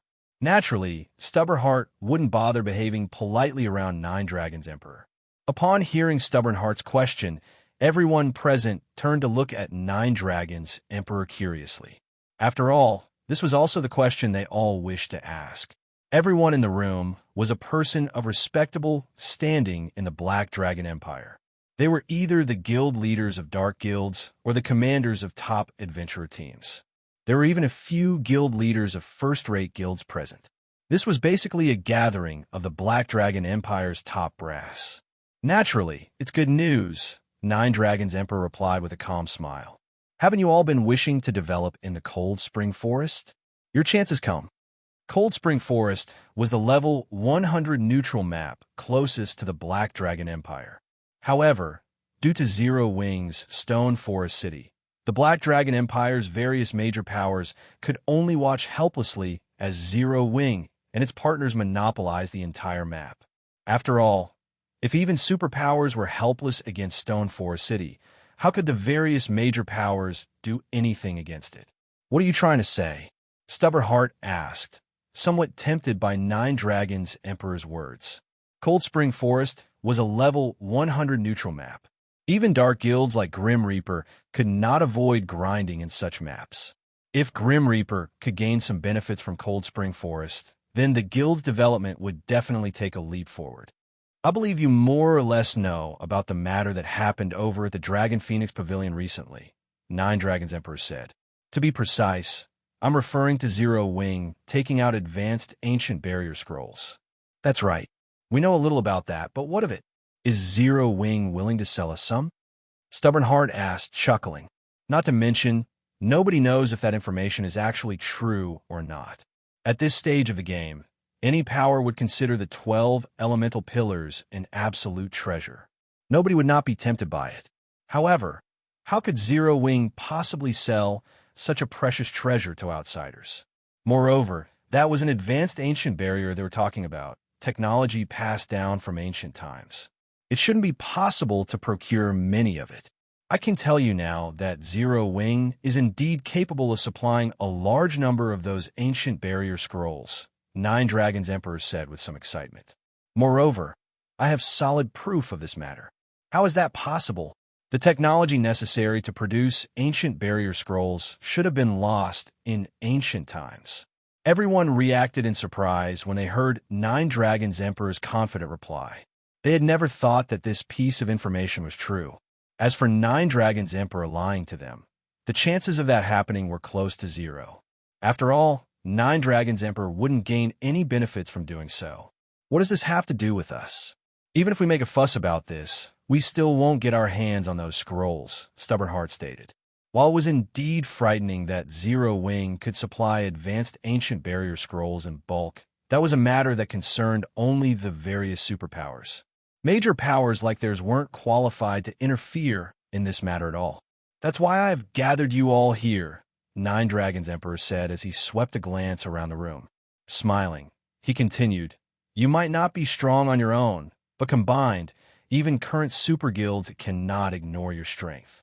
Meanwhile, because of the ancient barrier scrolls, the various superpowers definitely won't let Zero Wing off the hook this time. It won't matter even if Zero Wing possesses Stone Forest City. Under the might of a Tier 3 army, only destruction awaits Zero Wing. At that time, if we form an alliance, we might not be able to obtain those ancient barrier scrolls, but we can get a share of Stone Forest City's benefits. Are you all not interested in Stone Forest City? Nine Dragons Emperor's words seemed replete with infinite temptation since everyone's breathing quickened after listening to his speech. The eyes of some of those present even started glowing. Who wouldn't be interested in the current Stone Forest City? Even now, Stone Forest City was still the only city established in a level 100 neutral map on the eastern continent. It allowed players to not only recover from exhaustion rapidly, but also save up on plenty of travel time. Many Tier 3 experts were willing to spend astronomical amounts of money just to rent a house there. Even then, actually renting a house in the city remained an extremely difficult proposition. If they became the rulers of Stone Forest City, the profits they could rake in would be unimaginable. Everyone present immediately signed a contract with Nine Dragons Emperor and formed a powerful alliance of interests. Meanwhile, the purpose of this alliance was to provide its members with greater authority when negotiating with the various superpowers. At the same time, inside one of the VIP rooms of an advanced restaurant in Starmoon Kingdom's White River City, Vice Guild Leader, we have already verified Black Flame's words. In order to purchase a large number of those ancient barrier scrolls, Phoenix Rain has gone as far as to empty out the Dragon Phoenix Pavilion stockpile of materials and magic crystals. A tall and robust man, too. 4 meters tall, reported respectfully to the beautiful, short-haired woman before him. This short-haired woman was none other than Cold Shadow, one of Mythology's Vice Guild leaders. After leaving Twilight City, she had immediately made her way to White River City. At the same time, she had also tasked her spies with monitoring the Dragon Phoenix Pavilion's every action. I never thought that Zero Wing would actually possess such a foundation. It seems I really underestimated it before. When Cold Shadow heard her subordinate's report, her lips curled up into a smile, as if she had just found an interesting toy. In addition, we have also received news that Zero Wing has invited the Secret Pavilion, 13 Thrones, Giant's Heart, and Unyielding Soul for a meeting. By the looks of it, Zero Wing is planning to rope these guilds in, using the ancient barrier scrolls to form a common front. Not a bad decision. If Zero Wing has the full support of these guilds, things will indeed become more troublesome, Cold Shadow said, smiling. Unfortunately, it is useless, even if these guilds band together. Proceed according to the plan. Whether it is those ancient barrier scrolls or Zero Wing's secret, we must obtain them all. In her opinion, Feng's action of using the 12 elemental pillars to suppress mythology was simply too immature. He just wasn't aware of the consequences of distributing the 12 elemental pillars in bulk, let alone the secret pavilion. Even if the 5 great super guilds worked together, they still wouldn't be able to stop an army of several thousand Tier 3 experts. At the same time, inside a lush, green, primeval forest, a 100-man team consisting of more than 40 Tier 3 experts was resting below a large tree. Meanwhile, lying around this team were the corpses of level 105+ monsters. Many among them were at the Great Lord rank, and one of them was even a Grand Lord-ranked archaic species. Meanwhile, the leader of this team was none other than the Secret Pavilion's Yuan Tiexin. Black Flame must be insane. How can he possibly do this? Yuan Tiexin's complexion paled after he read the report his subordinate sent him. He is making an enemy out of every superpower on the eastern continent. Originally, Yuan Tiexin thought that Feng was inviting the secret pavilion for a meeting because of some good news. He never imagined that Feng would pull such a huge stunt. "Uncle Yuan, are we still attending the meeting?" Purple Jade asked, a gloomy expression forming on her face after she read the report. Zero Wing had truly gone overboard this time. Previously, the matter regarding Stone Forest City's transfer to the bottomless abyss was still acceptable. After all, back then, even the strongest player was at Tier 2. At worst, Stone Forest City's transfer would make a few superpowers envious. No superpower would choose to go for broke. However, Zero Wing's actions this time touched upon the foundations of the various superpowers. To protect themselves, the superpowers would definitely do everything they could to destroy Zero Wing. This time, even the secret pavilion would not be capable of shielding Zero Wing. Of course. Moreover, we need to hurry over immediately. If we wait until the various superpowers form an alliance, everything will be too late.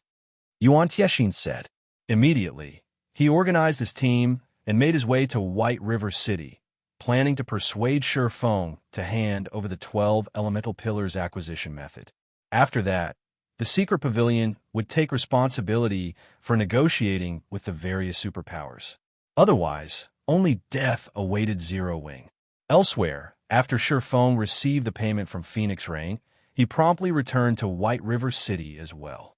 However, he did not start production of the 12 elemental pillars. Instead, he made a trip to the Adventurers Association in order to register his Night Division's members for their Tier 3 promotion quest. Originally, he should have conducted these registration procedures long ago. A Night Division's members were considered the private soldiers of players. They were not exactly the same as personal guards. Although Knights would still automatically challenge their Tier 3 promotion quests once they reached level 100. After succeeding in their promotion quest, they still needed their lord to pay a procedural fee to the Adventurers Association to complete their promotion. Previously, as Feng had been tied up with one problem after another, he had not had the time to take care of this matter. Now that all his affairs were settled, he naturally had to get this matter done. Otherwise, he wouldn't be able to open Stone Forest City to the public and turn the city into a true gold mine. After all, if a guild city wished to earn money, it needed a large player population. After transferring Stone Forest City to the Cold Spring Forest, in order to ensure Zero Wing's advantage, Feng had decided to give access only to Zero Wing's allies and a small number of outsiders. However, now that the number of Tier 3 players in the game was increasing, Stone Forest City's advantages were continuously shrinking. In addition, it cost an enormous amount of money to maintain Stone Forest City's daily operations. There was also the economic war with Starlight. Due to these factors, Zero Wing was currently barely making ends meet. Hence, it became necessary for Zero Wing to open Stone Forest City to the public. Previously, with Zero Wing's current strength, Feng wouldn't have dared open Stone Forest City to the public.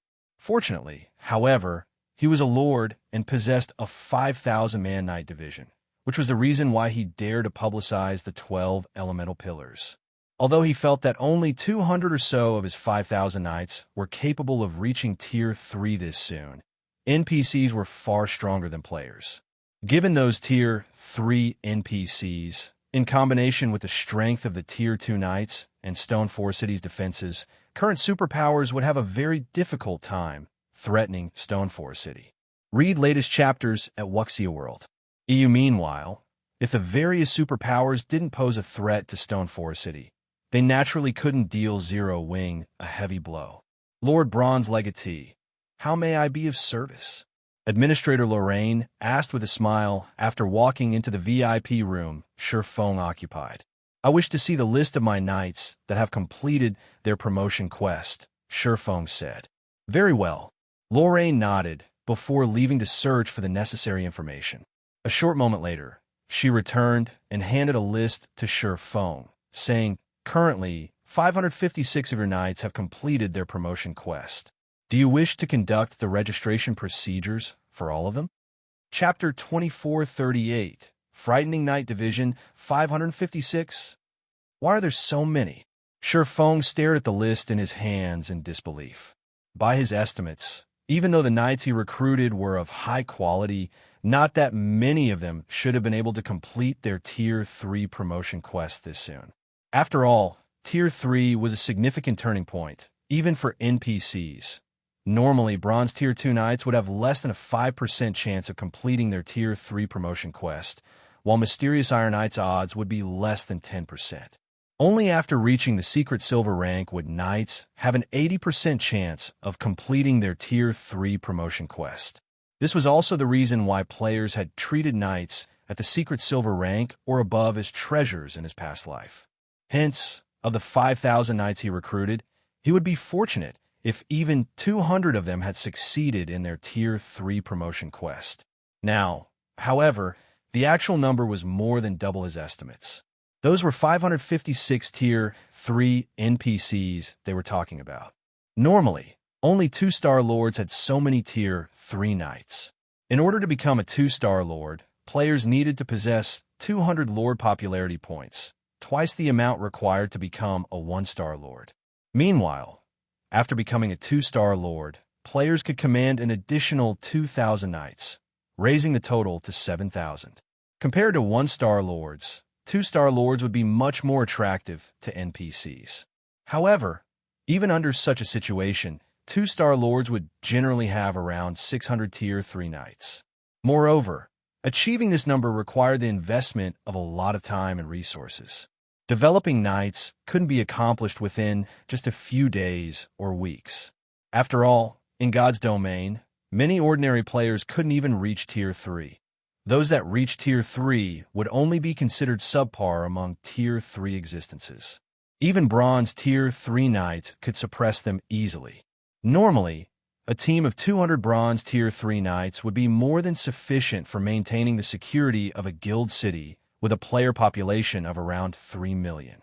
In fact, such a guild city might even be much safer than NPC cities. In minor NPC cities, Tier 3 players were fully capable of killing players in the city and then fleeing with their lives. After all, minor NPC cities were generally guarded by high-level Tier 2 NPCs at most. However, it was a different story with Tier 3 Knights. Even Tier 3 peak experts couldn't outrun a Bronze Tier 3 Knight. Hence, during Feng's previous life, very few experts had dared to cause trouble inside cities guarded by Tier 3 Knights unless they were prepared to suffer mutual destruction or worse, failing to kill their targets and losing their lives. This was the amazing aspect of 1-star lords. If a guild were to rely on its members to defend its guild city, the guild wouldn't achieve such a deterrent effect. Meanwhile, now that Feng had 556 Tier 3 Knights, let alone safeguarding a guild city with a player population of 3 million, he wouldn't have any problems protecting 2 such cities. In fact, with this number of Tier 3 Knights, he could even guarantee the safety of an advanced city. Could my Knight's growth potentials be very high because I am the first 1-star lord to draft NPCs from the various kingdoms and empires? After giving the matter some thought, Feng found this to be the only possible explanation. Back then, he had spent a lot of money to recruit knights in various major NPC cities. Both the quantity and quality of the knights that answered his draft had exceeded his expectations. He suspected that the knights he recruited had considerably high growth potentials as well. For example, a Bronze Knight's growth potential was generally between 31 and 50. However, a Bronze Knight with 50 growth potential would have a considerably better chance of reaching Tier 3 than a Bronze Knight with 31 growth potential. If his speculation was correct, and the knights he recruited all possessed very high growth potential, then it wasn't unreasonable that so many of them had succeeded in their Tier 3 promotion quests. Lord Bronze Legatee, do you wish to conduct the procedures now? Lorraine prompted once more as she looked at Feng's dazed expression. Yes, of course. Feng replied hurriedly. These were 556 Tier 3s they were talking about. Moreover, they were Tier 3 NPCs. Currently, a superpower would be fortunate to have even 50 Tier 3 experts under their command. 500 would definitely be an astronomical amount for the various superpowers. Not to mention, Tier 3 NPCs were generally much stronger than Tier 3 players. If he revealed these Tier 3 knights to the public, he would scare a lot of people to death. Unfortunately, unlike personal guards, knights could operate only within their lord's territories. Otherwise, with over 500 Tier 3 NPCs under his command, he could easily trample any of the current superpowers in God's domain. Very well. The Tier 3 registration procedures cost 10 gold per person. The total bill is 5,560 gold, Lorraine said. All right, sure. Feng nodded. He then added, I also wish to replace the equipment of these people. Please upgrade the equipment of all those that aren't equipped in fine gold equipment to the fine gold rank. The registration fee was a small price to pay. If he could upgrade all 5,000 of his knights to Tier 3, let alone 10 gold per person, he would be willing to pay even 100 gold each.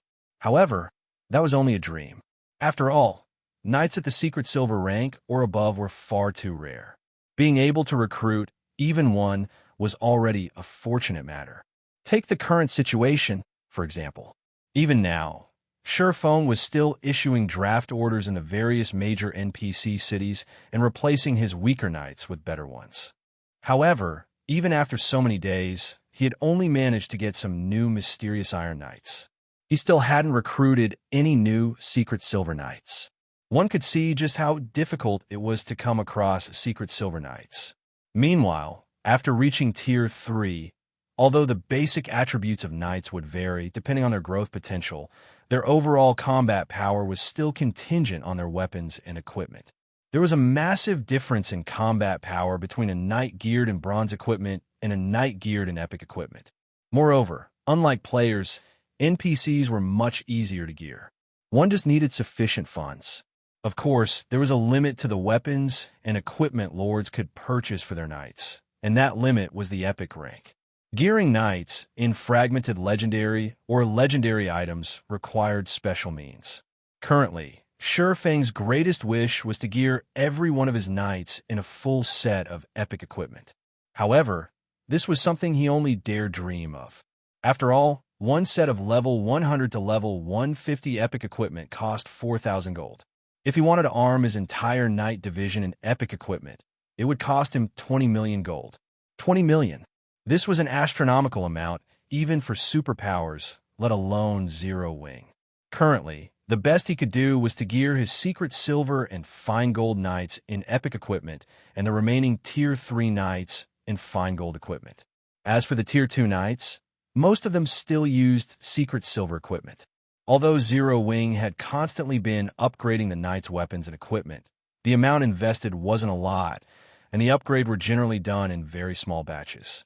Feng only dared to upgrade the equipment of more than 500 people because he had some spare funds on hand. Of the 556 people in question, 478 require a change in equipment. Each set of level 100 fine gold equipment is priced at 100 gold. Including the registration fee, your total comes to 53,360 gold, Lorraine said, smiling after taking a look at the list.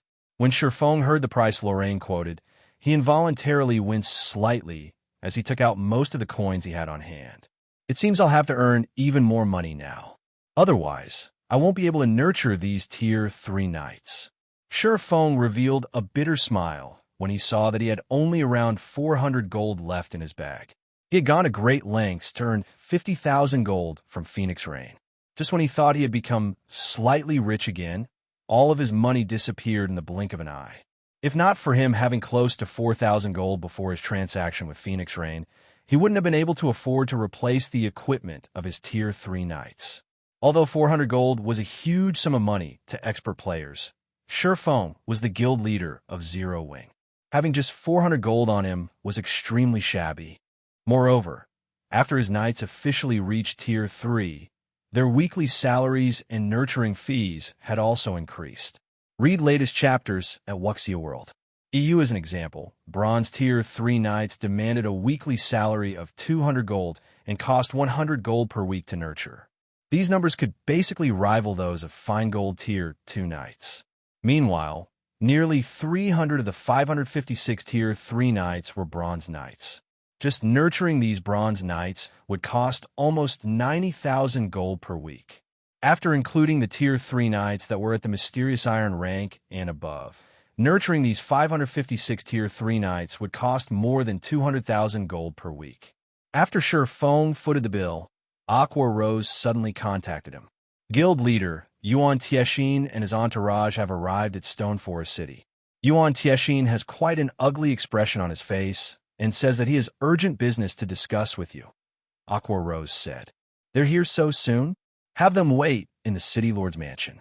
"I'll head over right away," Feng said, chuckling. He then took out a guild transfer scroll for Stone Forest City and disappeared from the VIP room. Chapter 2439, Commotion at Cold Spring Canyon. Stone Forest City under Aqua Rose's lead, Yuan Tiexin and Purple Jade reached the City Lord's mansion. Just as they were about to enter it, a group of level 100 players who had just arrived at Stone Forest City happened to walk by, their eyes filled with shock and wonder as they took in the players around them. Are there so many Tier 3 experts here normally? Isn't Stone Forest City a little too amazing? A level 100 female elementalist exclaimed. Tier 3 experts were currently the strongest combatants in the game. Even first-rate guilds would be fortunate to have a dozen Tier 3 experts under their command. Since there were only a few first-rate guilds in every kingdom and empire, it was incredibly difficult to come across Tier 3 players. Normally, it would be rare to encounter a handful of Tier 3 players even on the main street of an empire's capital. Now, however, there were easily more than 24 Tier 3 players walking along Stone Forest City's main street. However, the resident players of Stone Forest City were behaving as if this situation was normal. Everyone was doing their own thing and paid no attention to the Tier 3 players. There's nothing to get surprised about. Do you know what kind of place Stone Forest City is? The level 102, Tier 3 Shield Warrior, who was the female elementalist team leader, said. In a low tone, he continued, "Remember to be extra careful when you're here in the future. Even if the 100 Flowers Palace is a first-rate guild in the Dark Knight Empire, it still can't ensure your safety here. You can only let your guard down after you have reached Tier 3 as well." Currently, Stone Forest City was the only guild city established in a level 100 neutral map, so it held a powerful attraction for players. However, aside from Zero Wing's partner guilds, other players and powers that wished to enter the city could do so only by renting the city's private houses. Meanwhile, Stone Forest City's private houses were both incomparably rare and expensive. Ordinary experts couldn't afford them at all. One could say that every player residing in Stone Forest City either possessed powerful backing or was an extremely powerful individual.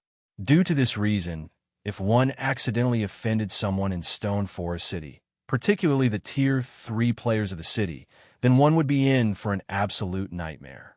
Players might be safe inside Stone Forest City, as there were NPC knights and Zero Wings experts patrolling it. However, once players left the city, it was a different story. Tier 3 players ruled the fields outside. One would not receive any respect, even if they originated from a first-rate guild. Upon hearing this level 102, Tier 3 Shield Warrior's words, the 100 Flowers Palace's dozen or so talented newcomers promptly nodded their heads and no longer dared to speak casually. Right now, they could clearly sense the attention and auras coming from the people around them. The gazes of the Tier 3 experts, in particular, carried a hint of killing intent. It was as if these people were hunters that had just found their prey. Fortunately, there were level 115 plus Tier 2 NPC knights, as well as Zero Wing and Secret Pavilion experts, maintaining order in the city. There was also the fact that their team leader was a Tier 3 Shield Warrior. Otherwise, these Tier 3 experts would no doubt find opportunities to kill them in the city and plunder the level 100 top-tier weapons and equipment their guild had prepared for them. It seems the situation in Stone Forest City is becoming increasingly unstable. Yuan Tiexin frowned grimly as he looked at the Tier 3 experts roaming the main street. He felt that he had still underestimated the difficulty of developing and managing Stone Forest City.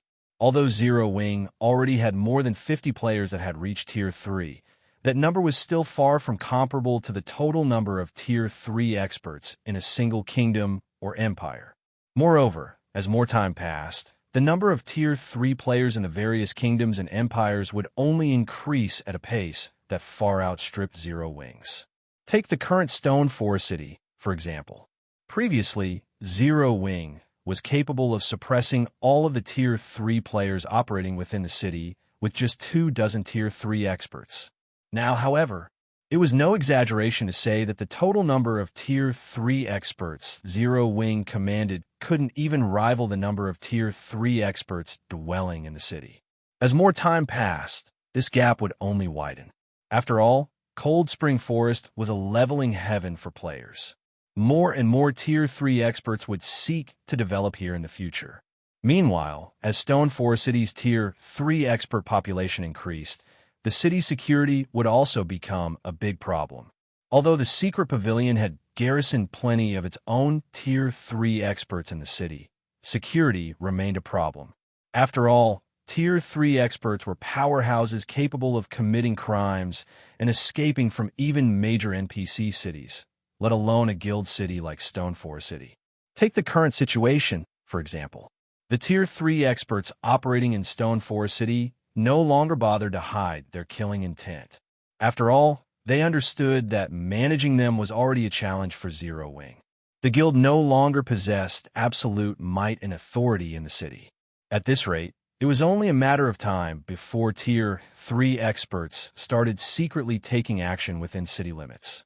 Yet, despite Stone Forest City falling into such a predicament, not only did Feng not try to think of ways to stabilize the city situation and properly develop Zero Wing in secret, but he had even gone and aggravated the various superpowers, leaving the superpowers with no choice but to annihilate Zero Wing. Now that the situation had come to this, even the secret pavilion would have a very difficult time guaranteeing Zero Wing's safety. However, Yuan Tiexin did not put too much thought into the matter. Instead, he promptly followed Aqua Rose through the city lord's mansion's entrance. Right now, his priority was to persuade Feng to hand over the 12 elemental pillars' benefits. Otherwise, the secret pavilion would have nothing to negotiate with to fend off the various superpowers. However, just as the trio were about to enter the inner courtyard of the city lord's mansion, a regional system announcement suddenly sounded in their ears. Cold Spring Forest Region System Announcement. The seal on Stone Forest City has been lifted, and the city is now officially open to the public. All players may now enter the city to rest after paying an entrance fee. The system announcement repeated 3 times. Although the main god system's mechanical voice contained no emotions, its words thoroughly stunned Yuan Tiexin. Is he insane? Looking at the system announcement, Yuan Tiexin even wondered if he had heard and seen wrong. Even when Stone Forest City was sealed, Zero Wing was already having difficulties managing the city. If the city was open to the public, Yuan Tiexin did not dare to imagine what it would become. After all, the various superpowers were keeping a close eye on Zero Wing. They might have even started forming alliances already. Opening Stone Forest City to the public now would be no different from gifting the city to the various superpowers. Vice Guild Leader Aqua. What is Guild Leader Black Flame trying to do? Is he really planning to forsake his life for money? Purple Jade could not help asking Aqua Rose after seeing the system announcement. In Purple Jade's opinion, Feng was already plenty crazy for selling a treasure like the 12 elemental pillars in bulk. Now, he had actually gone a step further and opened the insecure Stone Forest City to the public. At this rate, even if the various superpowers did not take action, Stone Forest City would still fall into ruin from the large number of experts that would swarm into the city. At this moment, let alone Yuan Tiexin and Purple Jade, even the players operating within the Cold Spring Forest were stunned by this announcement. None of them had thought that Zero Wing would actually allow the public into Stone Forest City. After all, current Tier 3 players were no longer the same as before, no longer existences that ordinary NPC soldiers could suppress. If a large number of Tier 3 experts swarmed into Stone Forest City, the city might still belong to Zero Wing, but the guild would no longer be its absolute ruler. Following a brief moment of surprise, the players operating within the Cold Spring Forest were ecstatic at this piece of news. Stone Forest City's opening meant that they could operate freely in the Cold Spring Forest in the future. They no longer had to waste time traveling between the neutral map and an NPC city. They would also have a much easier time challenging their Tier 3 promotion quest. Meanwhile, all they had to pay in exchange for these conveniences was a small entrance fee. No, I definitely cannot let him mess around like this. The Secret Pavilion is also a shareholder in Stone Forest City. We need to seal Stone Forest City again right away. If we wait until all of Cold Spring Forest's experts enter the city, then the entire city will fall into ruin. Yuan Tiexin felt that Feng had truly gone insane this time. After saying so, he immediately dashed toward the City Lord's mansion's inner courtyard, planning to make his way to the City Lord's office, as players could choose to open or seal the entire city only in the office. However, as soon as he opened the doors to the inner courtyard, a tsunami-like aura immediately struck him, driving an overwhelming sense of fear and helplessness in him. Both Yuan Tiexin and Purple Jade abruptly jumped back, instantly putting a huge distance between themselves and the inner courtyard's entrance. They wore extremely grim expressions as they looked warily at the inner courtyard's plaza, which rivaled the size of a football field. Tier 3 NPCs. Read latest chapters at Wuxia World. EU, what is going on here? When Yuan Tiexin and Purple Jade first arrived at the small plaza, confusion had momentarily overwhelmed them. Afterward, they gasped reflexively. Their reaction was because the plaza was filled with level 115 plus NPCs, all of whom had actually reached Tier 3. Moreover, these NPCs radiated incredibly powerful auras, with the strongest NPCs inspiring despair even in experts like Yuan Tiexin and Purple Jade. At this moment, Yuan Tiexin and Purple Jade felt as if he had just opened Pandora's box. Meanwhile, the most frightening thing was that all of these Tier 3 NPCs were staring at them right now. Chapter 2440. Yuan Tiexin's shock being the focus of attention from hundreds of Tier 3 NPCs placed immense pressure on Yuan Tiexin and Purple Jade. For a moment, they even felt the urge to turn around and flee. Although both of them had reached Tier 3 already, they were still far from comparable to Tier 3 NPCs in terms of strength. This difference wasn't only in basic attributes. Recently promoted Tier 3 players like them had no way of competing against Tier 3 NPCs in this regard. Moreover, Tier 3 NPCs were existences capable of serving as the magistrate of minor NPC cities. At this point, there was no player in God's domain that did not fear the might of an NPC city's magistrate. This remained the case even after Tier 3 players came into existence. Meanwhile, several hundred magistrate-level NPCs were staring at Yuan Tiexin and Purple Jade. One could easily imagine how much pressure they were under. Have the Dark Forces NPCs occupied Stone Forest City already? Yuan Tiexin's mind gave birth to such a thought as he gazed at the Tier 3 NPCs before him. Since the launch of God's Domain until now, many instances of the Dark Forces NPCs occupying neutral maps had already occurred. These situations were similar to events triggered by players. If players managed to resolve this crisis in time, then they were rewarded handsomely. If not, then the Dark Forces would take over the neutral map completely. At this moment, Stone Forest City might have come across a similar event. There was no explanation for why so many Tier 3 NPCs had suddenly appeared in Stone Forest City. Otherwise, it would also explain why Stone Forest City was suddenly open to the public. Uncle Yuan, what should we do? These NPCs have already locked on to our auras. Purple Jade asked anxiously. At this moment, she did not have the slightest intention whatsoever of conquering this event. After all, this situation could no longer be considered an event. This was practically a natural disaster. Escaping from just one level 100 Tier 3 NPC would already be difficult for her. Now, however, there were hundreds of level 115 plus Tier 3 NPCs standing inside the plaza. How was she to escape in such a situation? We don't have any other options. I'll try to block them in a moment. Use that chance to activate a Tier 3 instantaneous movement scroll and leave this place. Be quick. These Tier 3 NPCs have reaction speeds and combat standards far superior to those Great Lords and Grand Lords we've faced. They won't give us any opportunities to take advantage of, Yuan Tiexin said. At this moment, he understood that it was impossible for both of them to escape.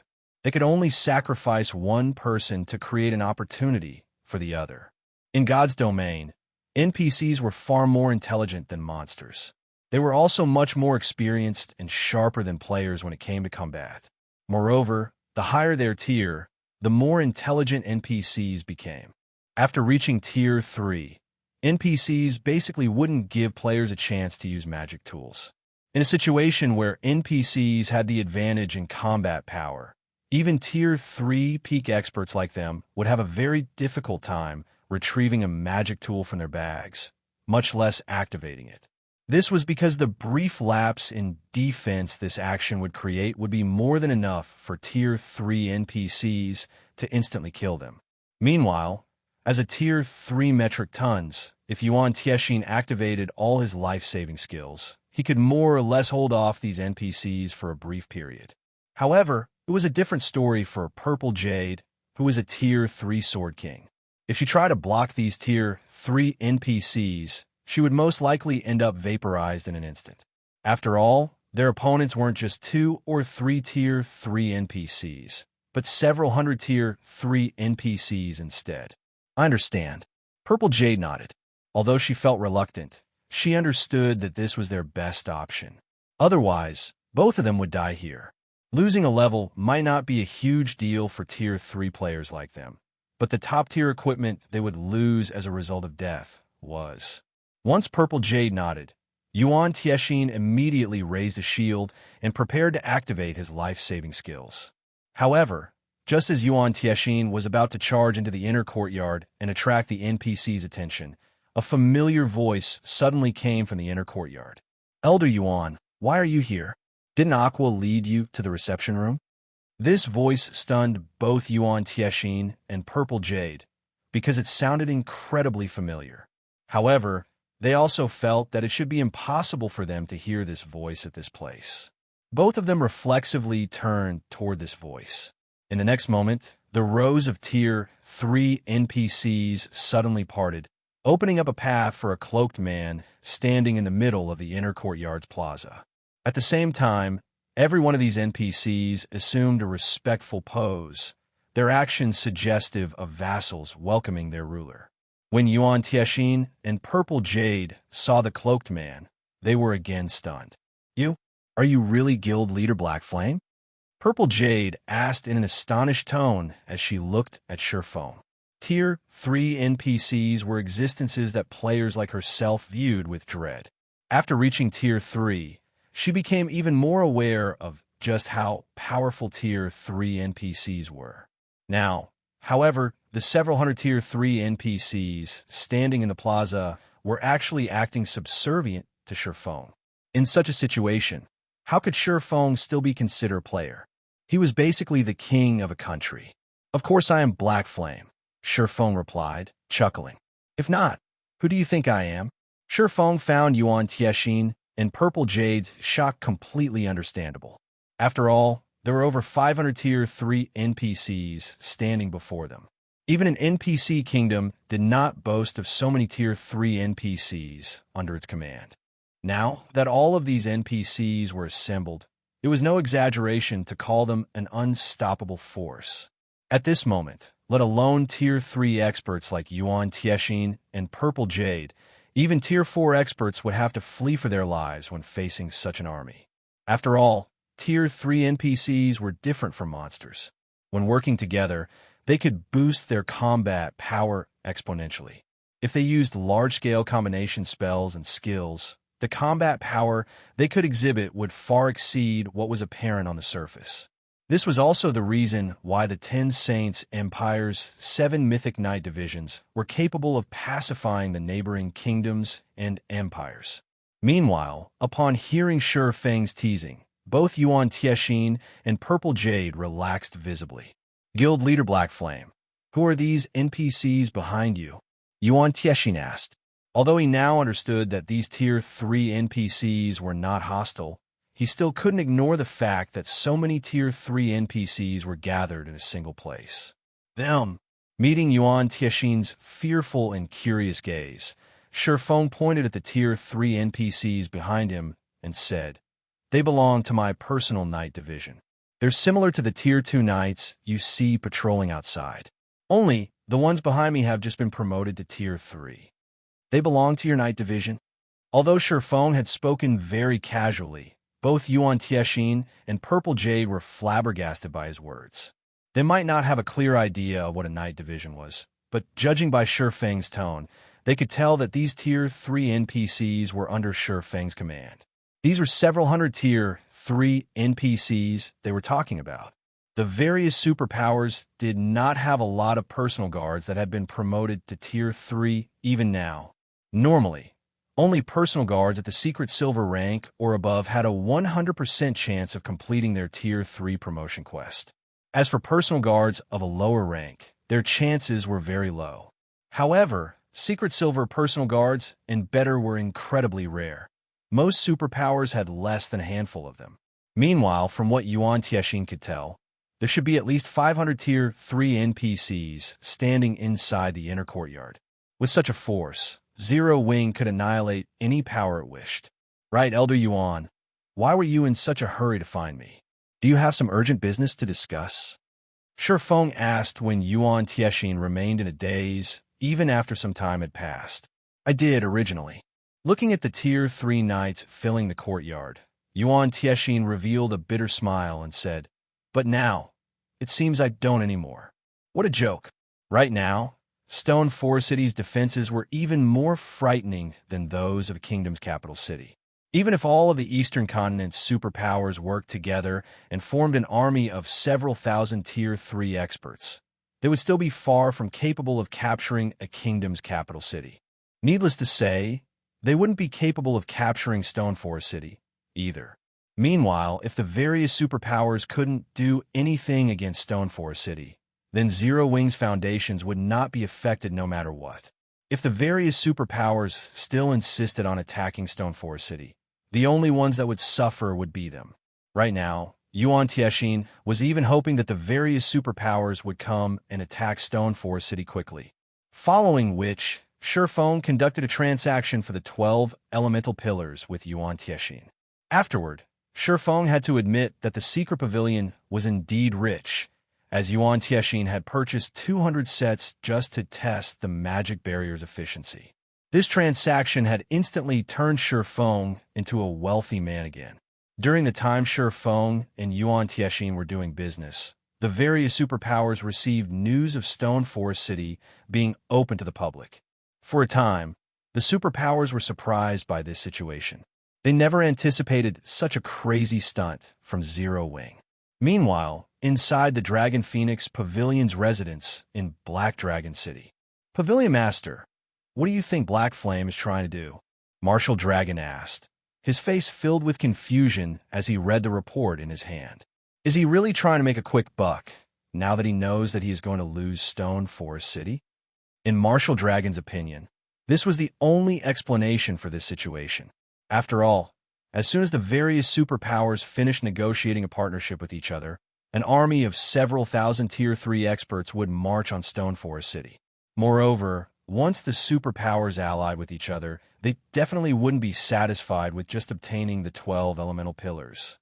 They would surely aim for Stone Forest City and even possibly the entirety of Zero Wing. At that time, it would be useless even if the secret pavilion tried to protect Zero Wing. Read latest chapters at Wuxia World. Ooh, I don't know, but everything is already over. I received news that quite a few superpowers have started negotiating with each other in secret. There is nothing Zero Wing can do to salvage this situation now, Nine Dragons Emperor said, shaking his head. Although he was similarly confused by Feng's actions, he deemed this matter no longer important. How are things coming along on Stubborn Heart's side? They're already making their way to Stone Forest City. They have close to 100 Tier 3 experts on their side, and it won't be long before they sneak into the city. Once the various superpowers army arrives, they will coordinate their attacks with the armies, and Stone Forest City should fall very easily, Marshal Dragon reported. Good. Your side should get ready as well. We'll be meeting with Lu Xinglua in a moment. At that time, we'll have to discuss with him how we are going to distribute Stone Forest City spoils, Nine Dragons Emperor said. Understood, Marshal Dragon responded, a rare smile appearing on his face. Meanwhile, as Nine Dragons Emperor was paying Lu Xinglua a visit, Stubbornheart's group arrived before Stone Forest City's entrance and queued up to enter the city. Chapter 2441. Zero Wings. Tyranny. Stone Forest City's public opening had shaken the cold spring forest. Many expert players and teams within the area had dropped what they were doing and ran toward the city. As a result, a long line had formed outside of the city's entrance. At a glance, one could easily spot over 10,000 players lined up, and the line continued to grow as time passed. Many of the players in line were here to witness the rumored sacred leveling ground in Cold Spring Forest, while a small number were waiting to verify if Stone Forest City had truly opened to the public. Although the system would not lie, nobody was certain that Zero Wing wouldn't just close its city again. After all, Stone Forest City offered a massive number of benefits. A struggle ensued between the various major powers and wealthy players every time Zero Wing held a leasing auction for the city's private houses, and as a result, every house was rented for astronomical sums. If Zero Wing had really opened Stone Forest City to the public, players wouldn't have to rely on renting private houses to enter the city. As long as they paid the entrance fee, they could rest within the city's walls, which would drastically reduce the value of Stone Forest City's private houses. The powers Zero Wing had allied with also paid a certain price to access Stone Forest City, and now that the city was open to the public, those powers wouldn't have to continue paying the guild. Most importantly, by opening Stone Forest City to the public, Zero Wing would be sharing its leveling advantage with outsiders, greatly reducing the advantage the guild held. Hence, closing the city again wouldn't exactly be possible for Zero Wing. Zero Wing's gone mad with greed. It's charging 10 silver per person to enter the city. That's practically daylight robbery. A Tier 3 female cursemancer radiating a dark aura complained, frowning. She wanted nothing more than to slay the Tier 2 NPC knight that collected the entrance fees. Ordinary guild cities only charged several dozen copper as entrance fees. Even the guild cities that had been established near level 100 neutral maps only charged 2 silver per person. Yet, Stone Forest City charged 5 times that. Although current players had already reached very high levels and found more avenues to earn money, they also had to bear more expenditures. When players fought level 100+ monsters, in particular, their equipment lost durability at an alarming rate, even if they were fully geared in top-tier equipment. As a result, the repair fees were excruciating. Furthermore, players had to purchase potions and tools for grinding. Once these costs were deducted, players could only save a small number of coins each day. Currently, even level 100, Tier 2 experts only made a net profit of 40 or 50 silver per day, and that was limited to ranged experts. Melee experts would be lucky to earn 30 silver each day in net profit. Unless players were extremely lucky and obtained a precious item or material, they wouldn't make much money. Although players could grind low-level monsters for materials and earn more money, doing so was putting the cart before the horse. If the various major powers experts removed themselves from the front line, they'd quickly be left behind. Catching up would be incredibly difficult, and they might even miss some fortuitous opportunity as a result. Hence, no matter how poor frontline players were, they wouldn't walk away from the front line just to earn a little money. At the moment, players were only entering the city, not renting hotel rooms, yet they had to pay 10 silver per person. If the city charged each player so much to enter the city, it would earn 100,000 gold for every 1 million players. 100,000 gold. At this stage of the game, not even first-rate guilds could earn that much money in a day. Of course, Zero Wing would only earn that much if 1 million players visited the city on a daily basis. But with the advantages Stone Forest City had to offer, attracting 2 or 3 million daily visitors should be a piece of cake. In other words, Stone Forest City could generate 2 or 300,000 gold per day in entry fees alone. Moreover, as more players visited Cold Spring Forest, this number would increase. Flower. Now isn't the time to take action. Entering the city is our first priority. Stubborn Heart reminded the female Cursemancer from beside her. Once the superpowers combined army arrives, you can fuss all you want. The Cursemancer, Flower Rain, exasperated Stubborn Heart. Flower Rain had already reached Tier 3, and 10 silver was insignificant to an expert of her caliber. She could join any random team and earn several dozen gold, yet she complained about 10 silver coins. If not for this operation, Stubborn Heart wouldn't have recruited an independent expert like Flower Rain. However, he had to admit that Stone Forest City was tyrannical. Just by existing here, the city could earn enough income to sustain several first-rate guilds. Relax. I'm aware of our priorities. That being said, I want 50% more in remuneration, Flower Rain demanded. Despite the fact that Stubborn Heart was the guild leader of the Black Dragon Empire's #1 Dark Guild, she showed him no respect. On the contrary, she demanded a higher price. In response, several of Grim Reaper's Tier 3 experts gave Flower Rain cold glares.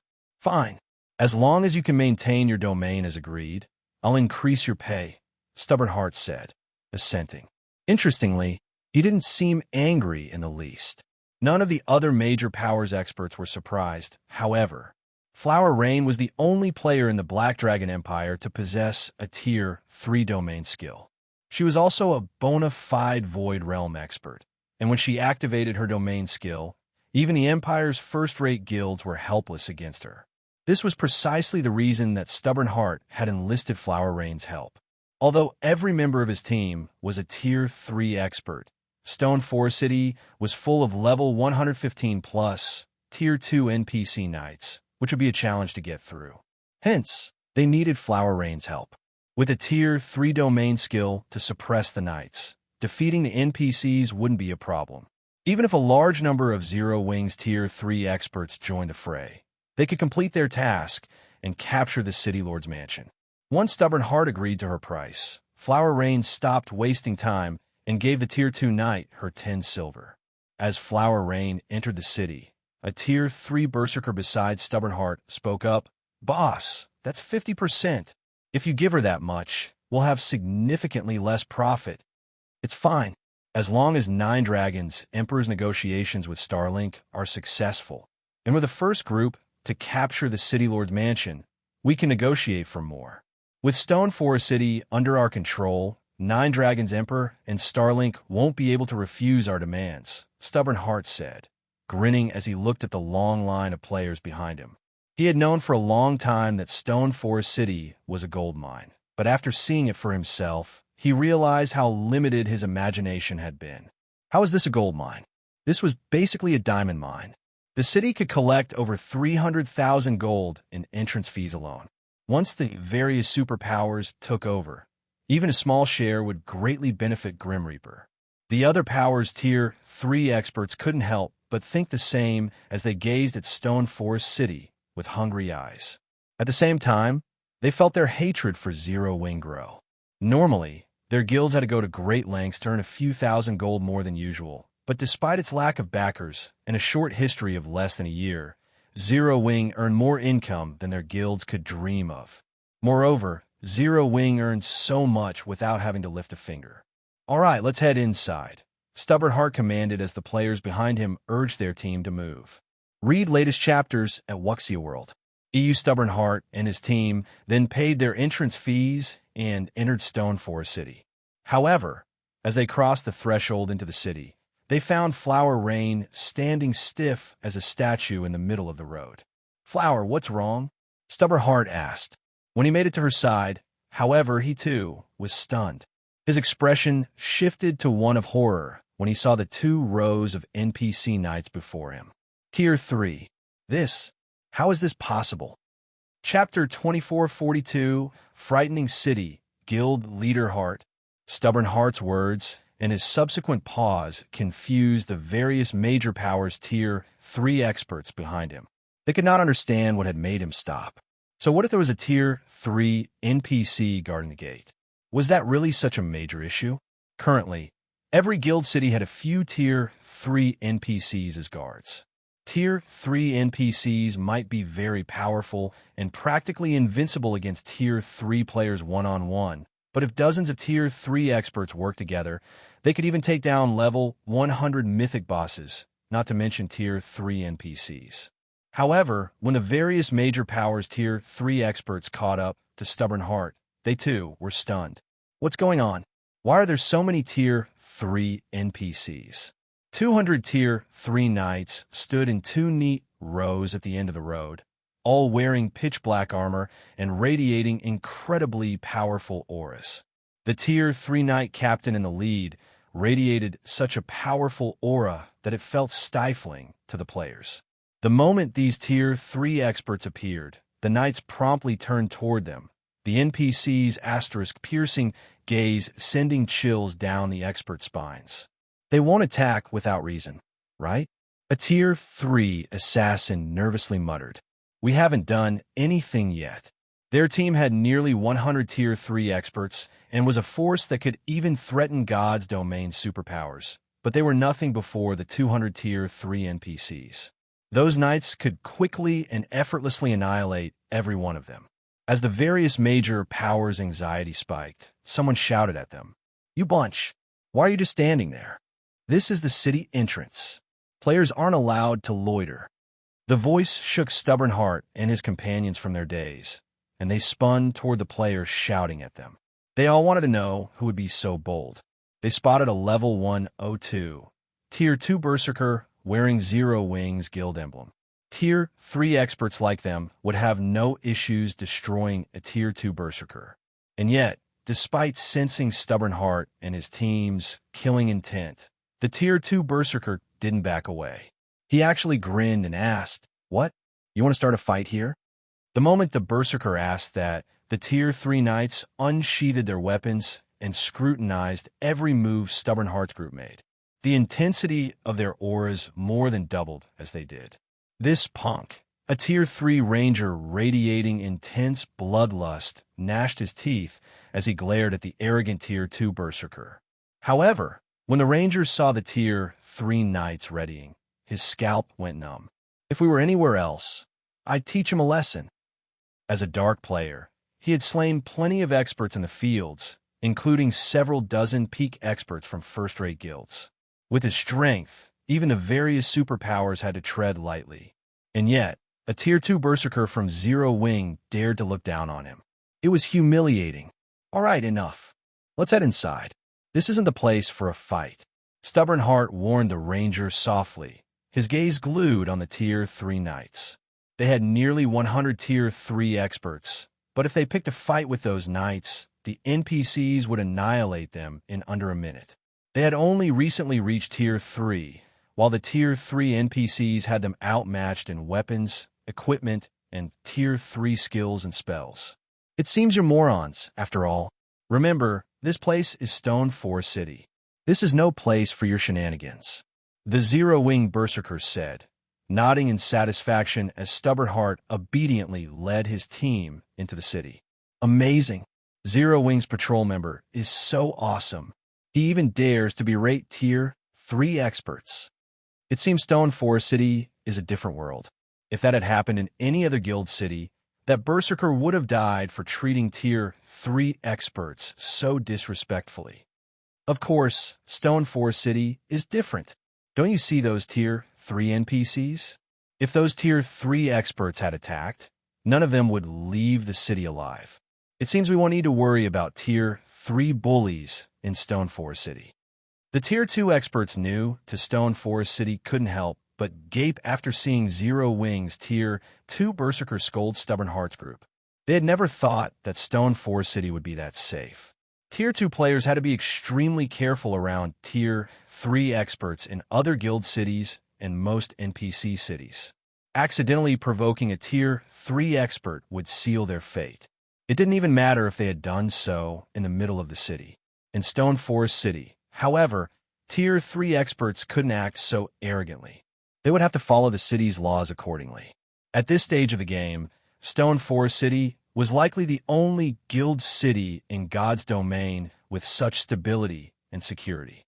This incident gave many Tier 2 players a more optimistic view of the city.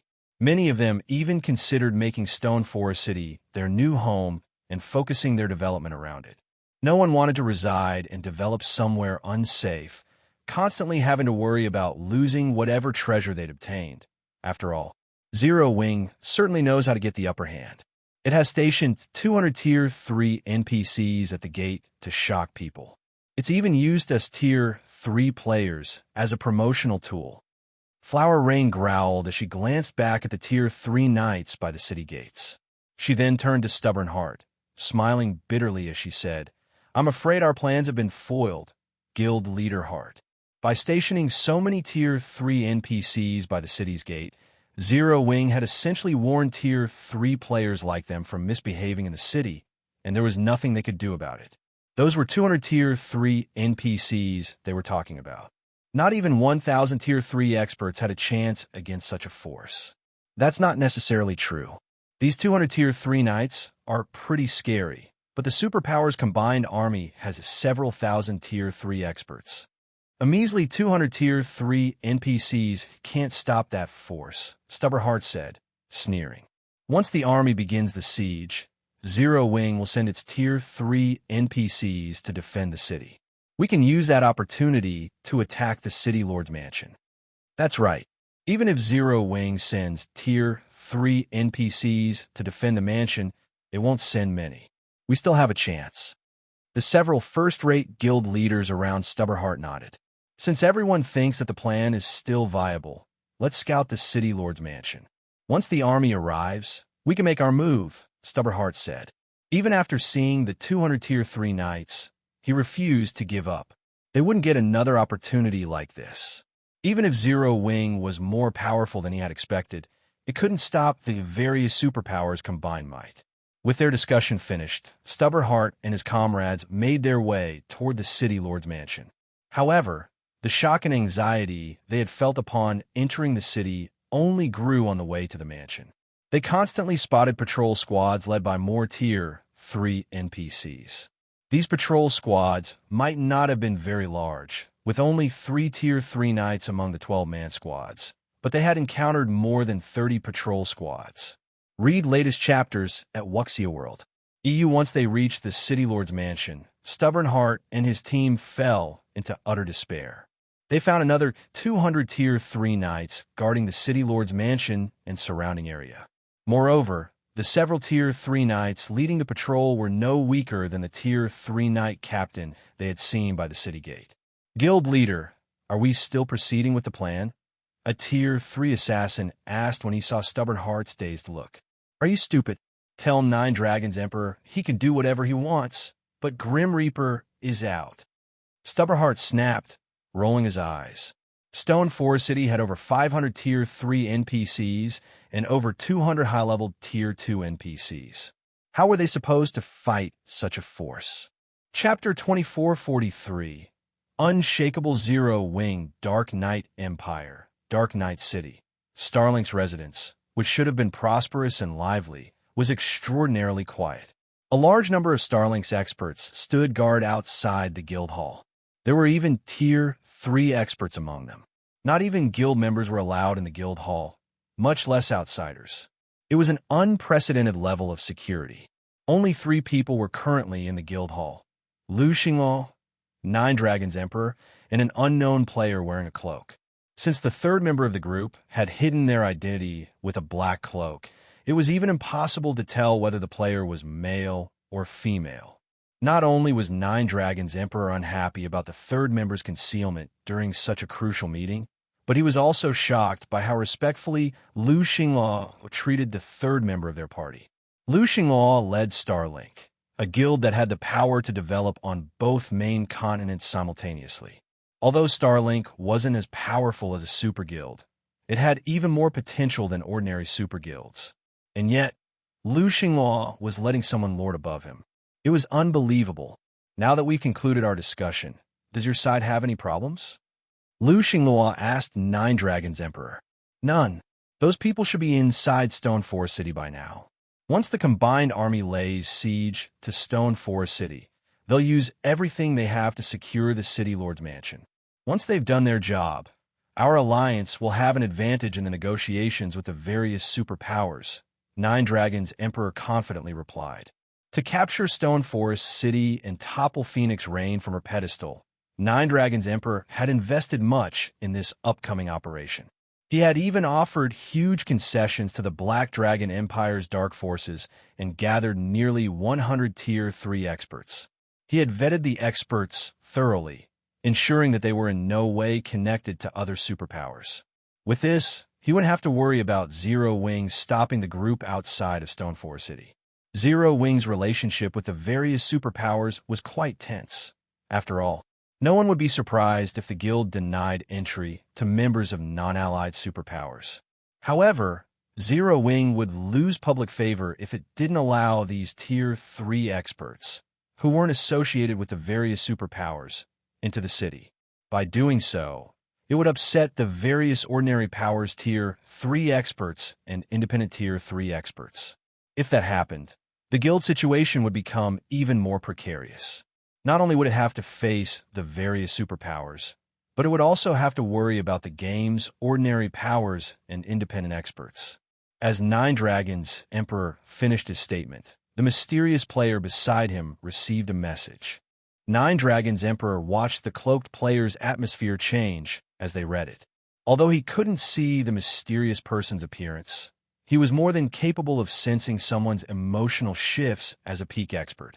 Dragon Pavilion Master, you've worked hard for this, but I'm afraid that Starlink will be withdrawing from the operation, the mysterious person declared without bothering to discuss the situation with Lu Xinghua. What do you mean?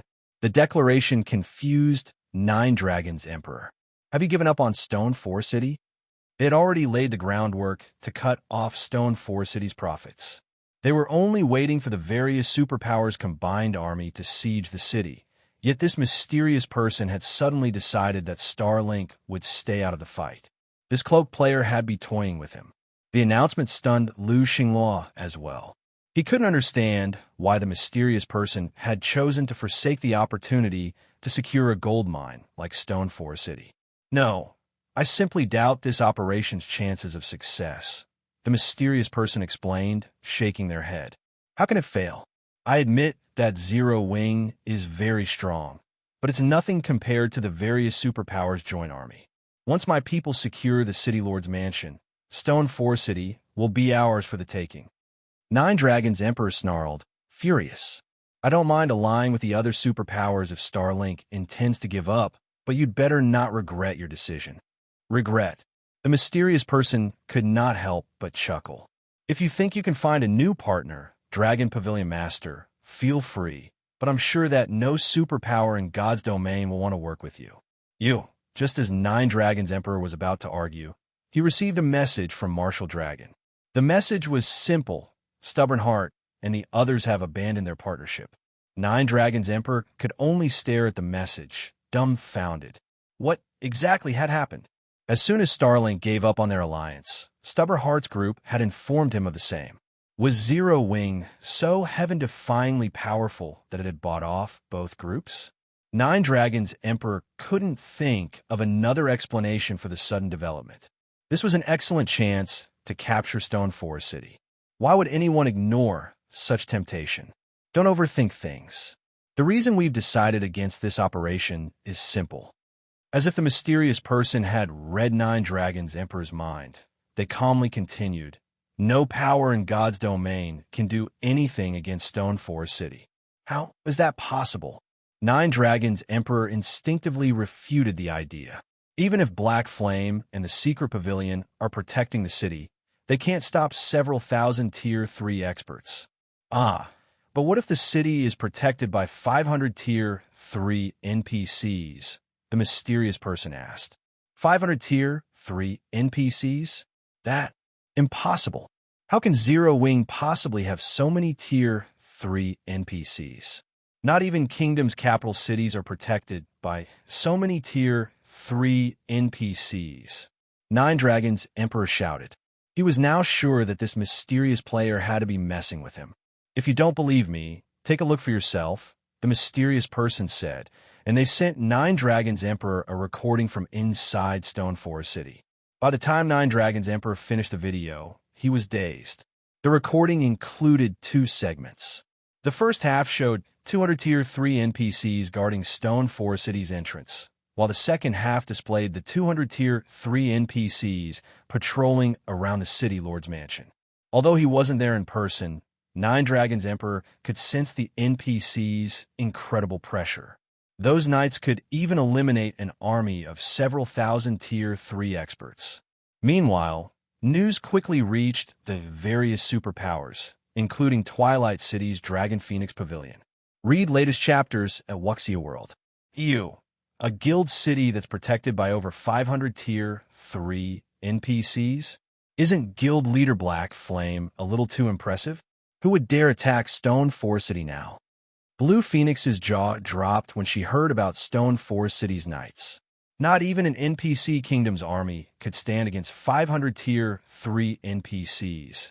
It's no wonder why he didn't mind revealing the 12 elemental pillars. The various superpowers will have to consider their next move carefully. If they act rashly, they'll be the next to be eliminated from the competition, Phoenix Rain said, a bitter smile forming on her face as she read her subordinate's report. Not only did Zero Wing possess the 12 elemental pillars, but it had also proven strong enough to safeguard the advanced ancient barrier scrolls. As of today, the Eastern Continent status quo would undergo a huge shift. As Phoenix Rain marveled at Zero Wing's foundations, a Tier 3 assassin knocked on her office door and entered the room. The assassin then reported, Phoenix Pavilion Master, the Great Pavilion Master requests your presence to discuss an important matter. Chapter 2444, Power expands as the sun began to set. Players flocked to the streets of White River City, with some players choosing to set up or browse through street stalls and some meeting up with friends to visit bars and restaurants. Everyone was merely going through their daily life. The only thing different today was that practically everyone in the city was discussing the same topic, Stone Forest City. Hey, have you heard? Stone Forest City actually has over 500 Tier 3 NPCs guarding it. A level 101 Guardian Knight enjoying a glass of beer in a bar said to his companion beside him. Who wouldn't know that? The video showing the city's internal situation has long since gone viral on the official forums. A level 102 Elementalist retorted as he rolled his eyes at the Guardian Knight. Hee, I'm not referring to that, the level 101 Guardian Knight said, waving his hand. I have a good friend who managed to become the core member of a superpower, and he told me a juicy secret. Originally, the superpowers were planning to launch a joint attack on Stone Forest City. However, because of those Tier 3 NPCs, they all decided to give up on the endeavor. Now, some of these superpowers are even thinking of partnering with Zero Wing. Although the current Zero Wing is not comparable to actual superpowers in many aspects, due to the advantages of Stone Forest City, some superpowers are already acknowledging Zero Wing as a superpower. If Zero Wing really gains a few more superpowers as partners after this incident, I believe it won't be long before it actually becomes a superpower in God's domain. My friend also said that now is a good time to join Zero Wing. If we wait until Zero Wing becomes an actual superpower, it will be much more difficult to join then. My friend is planning to withdraw from his guild and has invited me to join Zero Wing together with him. After giving the matter some thought, I decided to go with him. Why don't you come with me? With your strength, once we join Zero Wing, we'll definitely have a great time there. We might even become one of Zero Wing's main force members. Really, the level 102 Elementalist asked. At this moment, let alone this Elementalist, even the other experts inside the bar who had overheard the Guardian Knight's words were tempted. The conditions to join a superpower were extremely stringent, and the conditions to rise through the ranks in a superpower were more stringent. Moreover, the various superpowers generally had their important positions reserved for particular people already. Even if players had the required strength and talent for a specific position, they wouldn't have the opportunity to get promoted to said position. However, it was a different story for Zero Wing. Although Zero Wing wasn't a superpower yet, it had already gained the recognition of many superpowers. With the massive advantages Stone Forest City provided, it was only a matter of time before the guild became a superpower. In other words, Zero Wing's influence would still expand rapidly in the future. After all, the amount of territory Zero Wing currently held was only at the standard of first-rate guilds. There would be plenty of empty positions to fill in the future. Now is the best time for independent experts like themselves to join Zero Wing. Of course, why would I lie to you? According to my friend, quite a few superpowers have sent representatives to negotiate a partnership with Zero Wing already. Once the actual negotiations are over, this piece of news will become impossible to hide. While not many players know about this matter, we should use this opportunity to join Zero Wing. If we're lucky, we might get assigned directly to a good team, the level 101 Guardian Knight said earnestly. Truthfully, if not for our close relationship and you being strong enough, I wouldn't have asked you to come with me. Zero Wing's recruitment standards had always been very high. Its requirements for becoming a core member were even higher, the half-step refinement realm standard. Meanwhile, although the level 102 Elementalist was an independent player, he served as the vice commander of one of the Twin Towers Kingdom's top adventurer teams. As for his strength, he had already reached the refinement realm standard and would be considered an absolute expert in first-rate guilds. He would have no problem joining the main force of first-rate guilds. However, as he wished to join the main force of superpowers and not first-rate guilds, he had only been mingling with adventurer teams all this time. All right, I'll contact my commander afterward. Once I've settled my affairs, we'll apply with Zero Wing, the level 102 Elementalist said, nodding after seeing the earnest look on the Guardian Knight's face. At the same time, desire and anticipation also surfaced in his eyes. After overhearing the level 102 Elementalist agree to the Guardian Knight's suggestion to join Zero Wing, the other experts inside the bar were tempted by the proposition as well. Zero Wing's strength and foundations had already received the recognition of many superpowers. This was an excellent opportunity for independent experts like themselves to elevate their position in God's domain. If they seized this opportunity, they could become famous individuals in kingdoms and empires. They might even get to become the ruler of a city, at which point their lives would thoroughly change. After all, many major corporations were investing astronomical sums into God's domain right now. Moreover, God's domain had also started affecting the various industries in the real world. Meanwhile, during the time White River City's expert players were gravitating toward joining Zero Wing, an heroic woman was currently observing Zero Wing's residence from an advanced restaurant nearby. Vice Guild Leader, those people have stated that they are powerless over this matter. Unless we have some way of dealing with those Tier 3 NPCs, they aren't willing to take action. A tall man exceeding 2 meters in height reported after entering the private room the beautiful woman occupied. How interesting. It seems Zero Wing really has kept a lot of secrets hidden. When Cold Shadow heard her subordinate's report, not only did she not react in rage, but she even smiled. Since that is the case, we'll shift to Plan B. We'll give up on purchasing Zero Wing for now and search for a replacement on the Eastern Continent to fulfill the guild's task first. At the same time, notify the old instructor about this matter. Have him figure out a way to deal with Zero Wing in Feng City. Even if he can't deal with Zero Wing in God's domain, I refuse to believe that he can't do anything in the real world, either. Although she did not know how Zero Wing managed to secure so many Tier 3 NPCs, no power in God's domain was capable of stopping mythology's progress. Not super guilds, much less Zero Wing. Moreover, although many superpowers had chosen a partner with Zero Wing after this incident, even more superpowers had secretly started taking action against Zero Wing. After all, Zero Wing had touched upon their profits.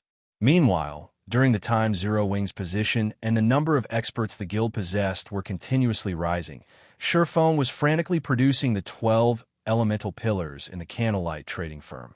Due to Stone Forest City's display of strength, Giant's Heart, Unyielding Soul, and 13 Thrones, which were originally planning to buy only a small number of the Advanced Ancient Barrier, decided to place huge orders instead. Including the secret pavilion's order, Feng now had to supply a total of 700 sets of 12 elemental pillars, far beyond his expectations. As a result, Feng had become rich overnight. Including the income Stone Forest City generated, only a few superpowers in existence could rival the liquid funds he currently had on hand. This was especially true in regard to magic crystals. Currently, Feng had 4 million magic crystals on hand. Even after expending some on the 12 elemental pillars production, he would still have a frightening amount left. Guild leader, thus far, 3 superpowers have come to seek a partnership with us. They're willing to use a portion of their realms of refinement legacies to exchange for the 12 elemental pillars. Moreover, during this period, a large number of experts have applied to join the guild. Currently, we have accepted over 2,000 experts, among which over 30 are in the refinement realm. A few Tier 3 experts have also joined us. At this rate, it won't be long before we have more than 100 Tier 3 experts and 200 refinement realm experts. Aqua Rose reported excitedly as she looked at Feng. 200 refinement realm experts. This number might not be comparable to what superpowers possessed, but this many refinement realm experts would resolve Zero Wing's manpower shortage. Moreover, the guild could also field many more exploration teams in level 100 neutral maps. We have so many already. Feng was surprised to hear Aqua Rose's report. He never thought that revealing his Night Division strength would bring such excellent results to the guild. Originally, he had only planned to use the Night Division as a deterrent against the various superpowers. After all, if Zero Wing truly fought against the various superpowers' joint army, the best result would be a Pyrrhic victory since Tier 3 NPCs were not invincible. Moreover, they were as difficult to resurrect as personal guards. Players, on the other hand, were different. Even if players died, they would be as good as new in less than an hour. At worst, they would lose some combat power. However, they would still be Tier 3 players, and their combat power would still triumph over Tier 2 players. This was also the reason why expert players were the true representation of a guild's foundations and strength, while NPCs only served as a supporting tool and could never become a guild's true power. Meanwhile, if the number of refinement realm experts Zero Wing had reached 200, then Zero Wing would have the capital to truly contest with the various superpowers over hegemony in God's domain. However, just like you've anticipated, the various superpowers have also started taking joint action in level 100 neutral maps. Not only have they started targeting our people, but they've also placed restrictions on materials for high-level potions and tools. This situation has forced us to purchase materials from the secret pavilion at a high price, Aqua Rose said, frustrated. Although Zero Wing had won the war without shedding any blood and received acknowledgement as an equal from many superpowers, it had also become an eyesore for many other superpowers. Now, these superpowers no longer treated Zero Wing as a negligible existence, but as a competitor. They sure have moved quickly. Feng smiled bitterly, shaking his head. Have fire dance, and the others get ready. Once I'm done making the 12 elemental pillars, we'll head over to the western continent. Feng was not surprised by the actions the various superpowers took. After all, there was only so much profit to go around in God's domain. It was only natural for Zero Wing to face heavy resistance when trying to get a larger cut of the cake. However, he did not pay much heed to this matter, because he had a much more worrisome problem to deal with, which he had been ignoring due to the guild's inadequate strength.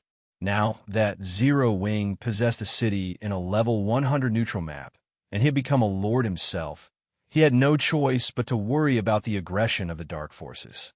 When that time arrived, Dark players would thoroughly shed all pretenses with normal players. The Dark Forces were still inactive right now, only because Dark players had yet to truly start exploring level 100+ neutral maps. However, as more Dark players reached Tier 3 and explored the various level 100+ neutral maps, they would come across Dark forces that had been banished by the various kingdoms and empires to level 100+ neutral maps. At that time, Dark players' development would skyrocket, and city sieges and territorial battles between dark players and normal players would become commonplace. Without sufficient strength, guilds wouldn't even be able to survive out in the fields.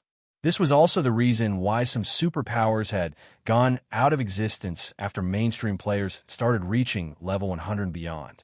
To ensure Zero Wing's continued development in level 100+ neutral maps, he had to nurture a large number of Tier 3 experts as soon as possible.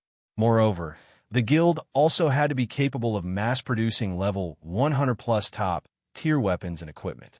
Simply relying on field bosses and team dungeons would not keep the guild alive. Hence, sufficient materials were necessary. I'll notify them right away. Upon hearing Feng's words, Aqua Rose could not help rejoicing. She had always been very curious about the Western continent. Following which, Feng spent the next few days working in his special forging room and ended up producing as many as 3 sets of 12 elemental pillars.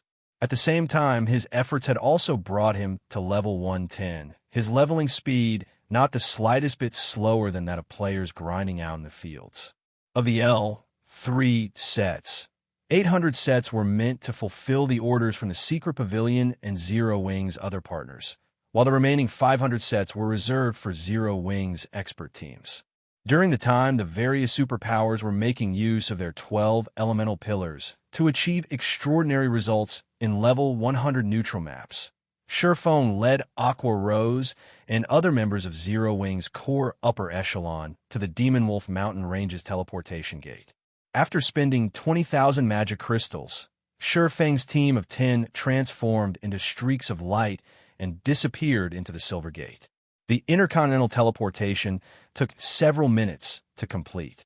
When everyone opened their eyes again, what appeared before them was a desert completely devoid of life. So, this is the Western continent. Aqua Rose was surprised as she looked at the endless desert around her.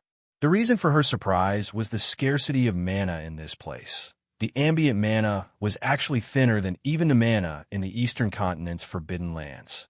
She could tell that she would have great difficulty casting Tier 3 spells here despite her high-ranking mana body.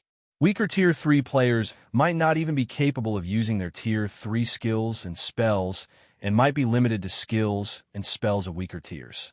Sure enough, the mana density here is much lower than on the Eastern continent. When Feng sensed the ambient mana, he was similarly overwhelmed by a sense of discomfort. It had already been a long time since he had experienced such a low mana density environment. However, he did not dwell on the matter, just immediately recorded the coordinates of the teleportation gate here and summoned his Thunder Eagle. He then took a look at the system map and brought everyone toward the nearest NPC city. Read latest chapters at Wuxia World. EU. The desert that housed the teleportation gate was much larger than Feng initially expected, taking more than 2 hours of flight to exit. During their journey, they had discovered plenty of level 100+ Great Lords and Grand Lords, and even level 120 mythics.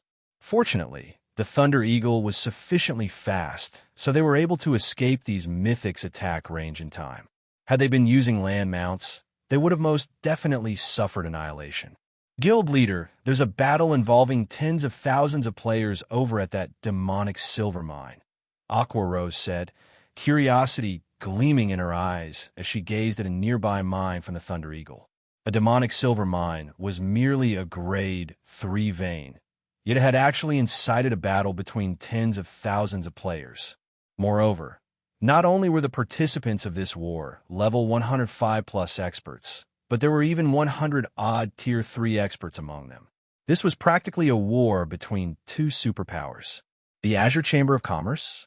When Feng studied the players fighting below, he noticed that the commander of the mine's defenders was someone he was familiar with, Yan Shaoqian, a genius on the Azure Chamber of Commerce's fast track. Chapter 2445. You have two choices, guild leader. Is it someone you're familiar with? Aqua Rose asked curiously when she saw Feng muttering to himself. The Western continent was utterly foreign to Eastern continent players like themselves. Although the distance separating the two main continents was not as great as the distance between the main continents and the various other worlds, in God's domain, It was as if a barrier existed between the two main continents. Not only was information on the two main continents segregated, but even the cultures of the two continents differed significantly. For example, players of the same class would give the impression that they possessed a completely different class, depending on which continent they played on. Their combat styles would be quite dissimilar. On the Eastern Continent side, battles were fought using mainly a combination of combat techniques and skills or spells, with mana control playing only a supporting role. Meanwhile, on the Western Continent, battles were fought using mainly a combination of mana control and skills or spells, while combat techniques were only for support. Aside from the difference in combat styles, the greatest contrast between the Eastern and Western continents was the management styles that the various kingdoms and empires adopted. On the Eastern Continent, NPC kingdoms and empires relied on their national armies to manage their cities. On the Western Continent, however, NPC cities were managed by the Adventurers Association. The various kingdoms and empires' armies only served to maintain the safety of their respective countries' borders and fend off the main forces of the demonic creatures. As there existed many demonic creatures on the Western Continent, armies of demonic creatures regularly invaded kingdoms and empires. In fact, these demonic creatures would launch attacks on towns and cities once every 2 or 3 days, which was much more frequent than the monster sieges on the Eastern Continent, and sometimes even capture those on the borders. If the various kingdoms and empires failed to reclaim those captured towns and cities, the player's range of activity would shrink significantly. Conversely, the more demonic towns and cities the various kingdoms and empires captured, the larger the player's range of activity would become. The Western Continent did not have any clearly defined neutral maps, and the territory the various kingdoms and empires possessed was in constant flux. Hence, the Western Continent was labeled the Demonic Creature Continent, and battles on a national scale occurred here much more frequently than on the Eastern Continent. It wouldn't even be surprising for a kingdom that had faded out of existence to reappear. If the 10 from Zero Wing could have someone familiar with the Western Continent guide them, it would save them a lot of trouble. After all, the Western Continent situation was ever-changing, and players not familiar with the Western Continent would most likely have a very difficult time mingling here. "We're not familiar with each other, just acquaintances," Feng replied, shaking his head as he looked at Yin Shaoqian, who was fighting while commanding the battle. He had come to know Yin Shaoqian only because of the Azure Chamber of Commerce's alchemy competition. Although he had heard that Azure would be sending Yin Shaoqian to the Western Continent to receive priority grooming, he never thought that he would encounter the woman here. Currently, Yin Shaoqian was already a level 106, Tier 3 Great Mage. She was also equipped in quite a few pieces of level 105 fine gold equipment, and the purple crystalline staff she wielded even radiated the glow unique to epic items. At a glance, it was obvious that the staff was a level 100+ epic weapon. At this stage of the game, her equipment standard definitely ranked at the peak of God's domain. Moreover, her mana control had improved by a significant margin since Feng last saw her.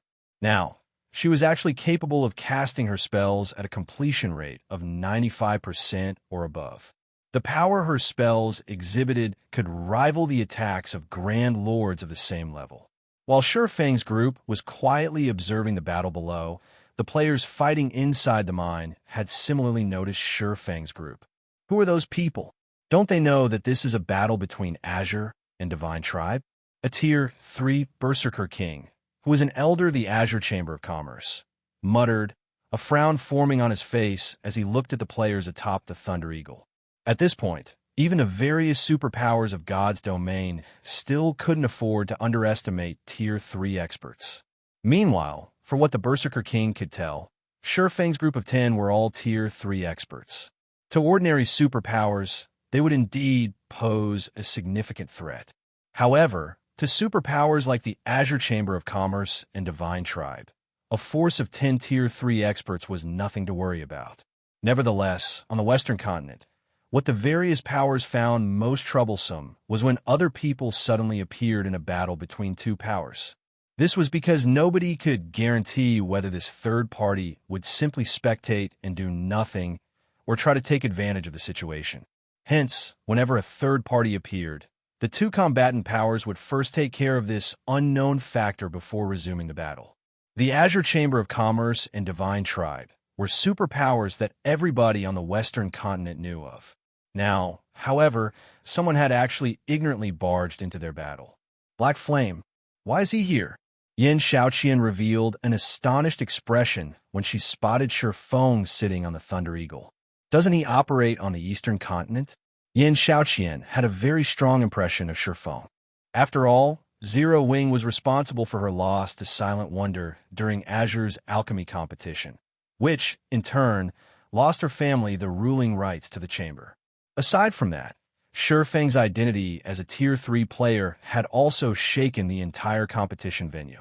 Back then, not a single superpower had managed to produce a Tier 3 player, yet Feng had succeeded in becoming one himself.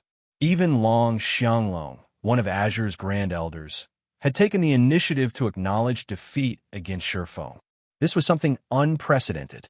Moreover, she had previously inwardly ridiculed Feng for being so foolish as to give up on partnering with Azure and toss away an excellent opportunity to obtain the Western continent's resources.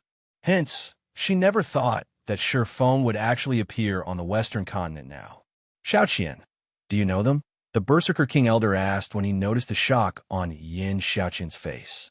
At this point, Yin Shaoqian was a future Grand Elder that the Azure Chamber of Commerce was nurturing vigorously. Although she was currently only an ordinary elder, her position, combined with her identity, granted her a status that was far superior to ordinary elders. She was well within her authority to argue with even the Chamber's vice guild leaders. If Feng's group were Yin Shaoqian's acquaintances, then the Azure Chamber of Commerce would overlook the group's transgressions. However, if they weren't acquainted, then Azure definitely wouldn't let the group off the hook. We're somewhat acquainted. To be precise, they are Silent Wonder's friends, Yin Shaoqian said after giving the matter some thought. If possible, Yin Shaoqian really did not wish to acknowledge her acquaintance with Feng. After all, Silent Wonder was her rival, and Zero Wing was Silent Wonder's supporter. Wonder's friends? When the Berserker King Elder heard Yin Shaoqian's words, the hostility in his eyes disappeared. However, this matter will be problematic. Divine Tribe's side definitely won't let them off the hook. The Long family had already acknowledged Silent Wonder as its future heiress. Since the Long family now held the ruling rights for Azure, Silent Wonder's position in the chamber was higher than even the chamber's Grand Elders. Hence, any friend of Silent Wonder's was naturally Azure's friend as well. Only, as they were currently busy defending the mine, they could not spare any manpower to rescue Feng's group. Just as the Berserker King Elder finished speaking, Divine Tribe's army dispatched a force of several hundred players to intercept Feng's group. Among these players, as many as 20 were Tier 3 players. And leading this detachment was McCaffrey, the vice commander of one of Divine Tribe's trump card legions. Due to his special legacy, McCaffrey possessed a gigantic body 3 meters tall, which earned him the nickname Morning Giant. Even Tier 3 domain realm experts couldn't last very long in a fight against him. In the next moment, the giant bat McCaffrey rode arrived before Feng's group. As he glared at Feng's group, the dark aura enveloping his body made the surrounding space uncomfortably hot. I don't know who you people are, but since you dared set foot into Divine Tribe's battlefield, then don't think you can leave easily, McCaffrey said in a rough and deafening tone. You all have 2 choices. The first is to apologize and hand over 10 pieces of level 100 plus fine gold equipment as compensation. As for the other option, believe me, you will not like it very much. Upon hearing McCaffrey's words, the Divine Tribe members around him sneered as they looked at Feng's group. At the same time, they also took out magic scrolls to seal the surrounding space and track the souls of Zero Wing's members. Read latest chapters at Wuxia World. It was obvious from the actions of Divine Tribe's members that they were proficient in fighting against players that possessed flying mounts.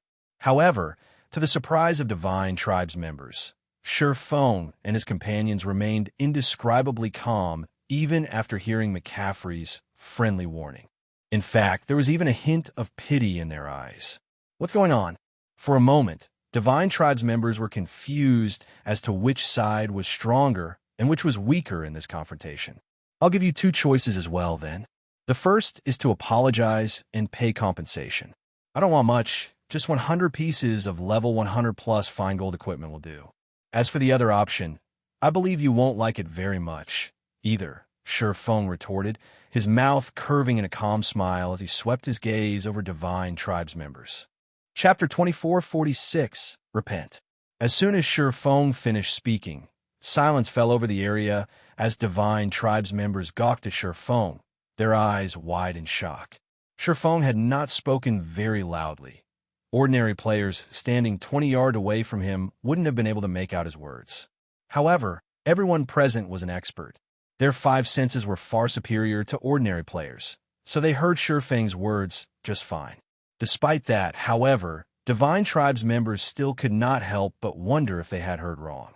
After all, how could there possibly be anyone that would dare speak to Divine Tribe in such a manner? Not even the Azure Chamber of Commerce's guild leader would dare speak to Divine Tribe in such an arrogant manner. Yet a random Tier 3 player like Feng actually had. Did you guys not hear what our guild leader said? If you apologize quickly and hand over 100 pieces of level 100 plus fine gold equipment as compensation, then we will let this matter slide. Otherwise, the consequences definitely won't be something you'd be willing to bear. Kola repeated Feng's words as he looked at the stunned Divine Tribe members. Unlike Feng, Kola had shouted, and his words echoed throughout the entire mine below. Let alone the several Divine Tribe members before him. Even the tens of thousands of players in the mine below heard him loud and clear. Who are these people? They actually dare spout such nonsense against Divine Tribe? Although I don't know who they are, they're definitely dead now. They won't die just once today. Now that they've provoked Divine Tribe in such a manner, Divine Tribe will surely kill them back to level 0. The Azure Chamber of Commerce's members were stunned as they looked at Feng's group on the Thunder Eagle. Even their chamber's guild leader did not dare behave so arrogantly before Divine Tribe. Divine Tribe was a top-ranking super first-rate guild. When God's Domain first launched, Divine Tribe was already very close to becoming a super guild.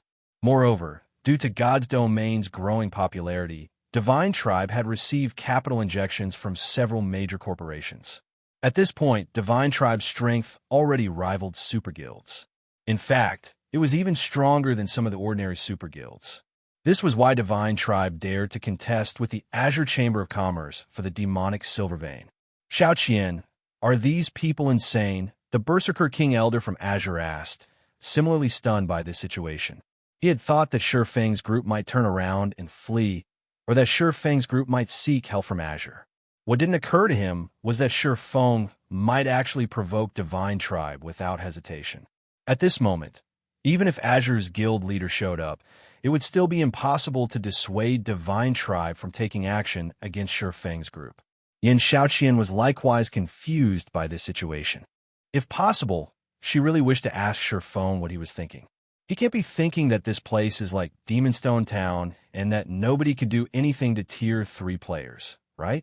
As Yin Xiaoqian looked at Feng, the only explanation she could think of for this situation was that he believed that no superpower would dare to touch him just because he was a Tier 3 player.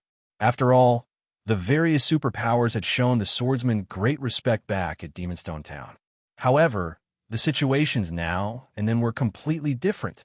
Back then, Feng could indeed act arrogantly as a Tier 3 player, as none of the various superpowers could do anything to him.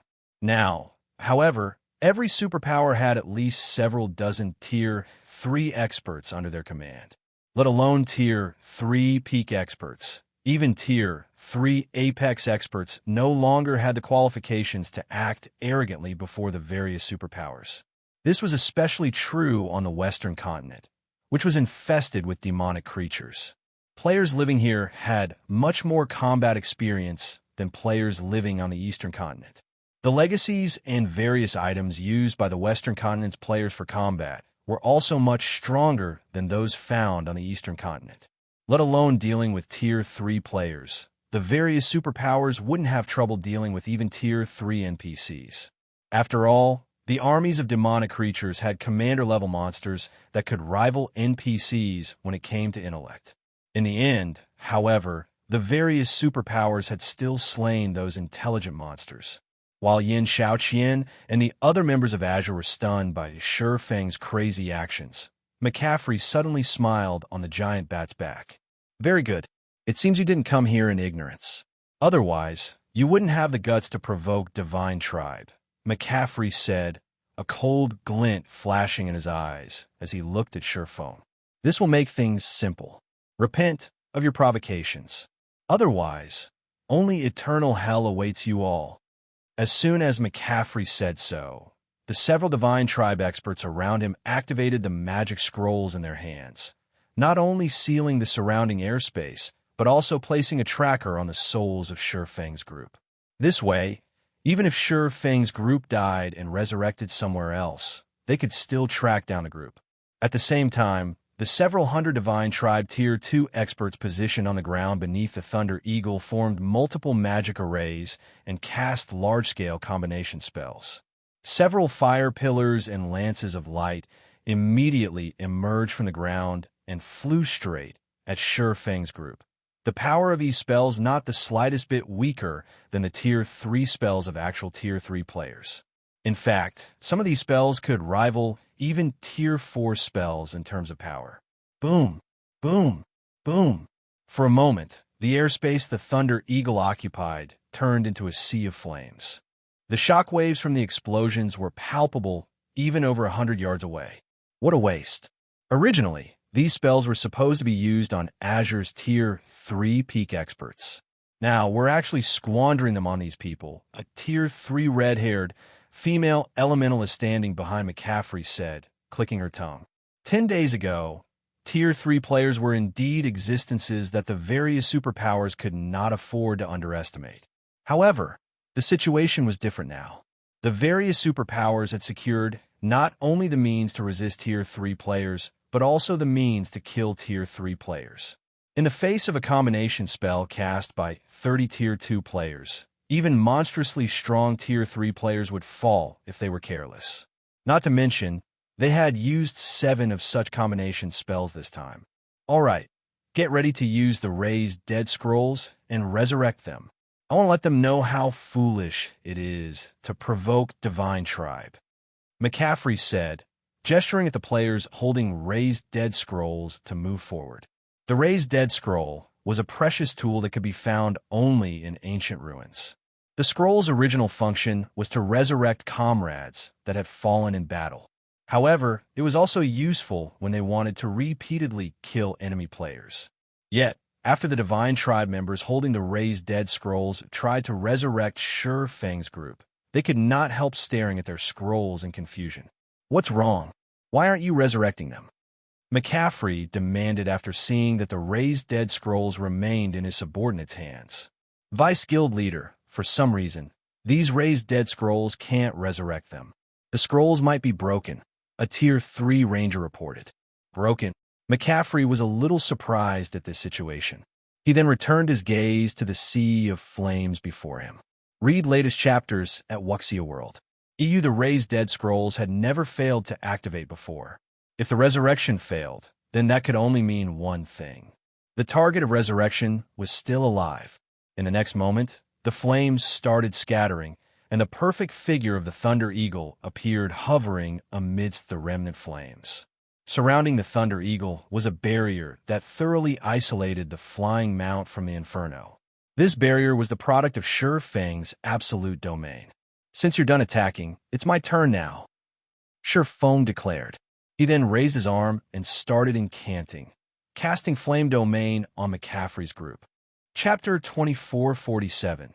7 Luminaries Rings True Power as Feng started chanting. A twofold magic array with a 60-yard radius appeared above McCaffrey and his several hundred members. A large-scale destruction spell? Not bad. When McCaffrey saw the two gigantic, crimson magic arrays above him, he was slightly surprised. He had never thought that a swordsman like Feng would possess such a rare spell. He immediately shouted to his subordinates, "Everyone use instantaneous movement scrolls and get out of here." Large-scale destruction spells were no longer foreign to God's domain's various powers. Such spells were commonly used during guild wars, as they were the most effective in large-scale combat. Hence, the various powers had thought of an appropriate countermeasure. They'd use instantaneous movement scrolls to escape the spell's AoE as quickly as possible. Although large-scale destruction spells were frighteningly powerful, they had very long cast times. Once one noticed a player casting a large-scale destruction spell, they could easily flee the attack with an instantaneous movement scroll. Of course, large-scale destruction spells still had massive effects. Guild wars were generally chaotic, involving extremely large numbers of players. Some players were bound to fail their escape attempts due to enemy interference or lack of instantaneous movement scrolls. Large-scale destruction spells would still hit quite a few players, proving effective regardless. However, McCaffrey only had several hundred subordinates with him, and they were all Divine Tribe experts. Every one of them had a few Tier 2 instantaneous movement scrolls, not to mention the Tier 1 version. They had all prepared these scrolls on the off chance that they were attacked with large-scale destruction spells or war weapons like gnome cannons. Following their orders, Divine Tribe's experts pulled the scrolls from their bags. Meanwhile, McCaffrey steered his flying mount out of Flame Domain's range. However, just as everyone began to flee, the twofold magic array above them completed and began to absorb mana from its surroundings. Like a black hole, the array drained all of the mana within a 500-yard radius. Now, not only was the area around the magic array devoid of mana, but the array's rapid mana absorption had also created spatial distortions within the area. For a moment, the sky darkened, and all players within Flame range felt stifled as if they had just fallen into a bottomless swamp. What's going on? Why has the sky gone dark? It's so hard to breathe or move. My instantaneous movement scroll won't activate. No, that's not right. It's not just instantaneous movement scrolls. I can't even use my Tier 2 blink spell. What kind of large-scale destruction spell is that? The Divine Tribe members within Flame Domain's AoE panicked, losing their composure. Before they could regain their senses, however, mana began to gush out of the twofold magic array above the battlefield. In the next moment, towering pillars of fire rose from the ground. Every Divine Tribe member within range was instantly incinerated. Even some of the weapons and equipment they dropped scorched to black, turning into nothing more than scrap metal. The flaming pillars' intense temperature melted the dirt under their feet to white-hot magma. Players could even feel the pillars' heat waves from several hundred yards. As if time had frozen, the tens of thousands of players in the mine stared at the rising pillars of fire in stunned silence. What did he do? Shock and curiosity swam in Yin Xiaoqian's gaze as she glanced at Feng, who remained standing on the Thunder Eagle's back. From what she could tell, Feng had only used one large-scale destruction spell, but aside from McCaffrey and the Tier 3 players on his flying mount, every player from Divine Tribe had lost their minds. They had all pulled instantaneous movement scrolls from their bags, yet they stood to watch Feng's spell erupt. It almost looked like Divine Tribe were performing with Zero Wing for the Azure Chamber of Commerce. However, Divine Tribe was a top-ranked super first-rate guild that could even rival super guilds, and they were currently on the Western continent, not the Eastern continent. There was no way Divine Tribe would go to such lengths to show respect for a guild leader from a pseudo-superpower like Zero Wing. Yin Xiaoqian and Azure's members weren't the only surprise players. Even Feng was taken aback by his results. Casting Flame Domain with a mana body is actually this powerful? Feng could not help but glance at the 7 Luminaries ring on his finger after watching several hundred Divine Tribe members turn into ash. Although he had known that skills and spells would become considerably more powerful when players reached Tier 3 and acquire their mana bodies, he hadn't thought that the 7 Luminaries' rings' activatable skills would become this strong. He had only intended to use Flame Domain to scatter Divine Tribe's members.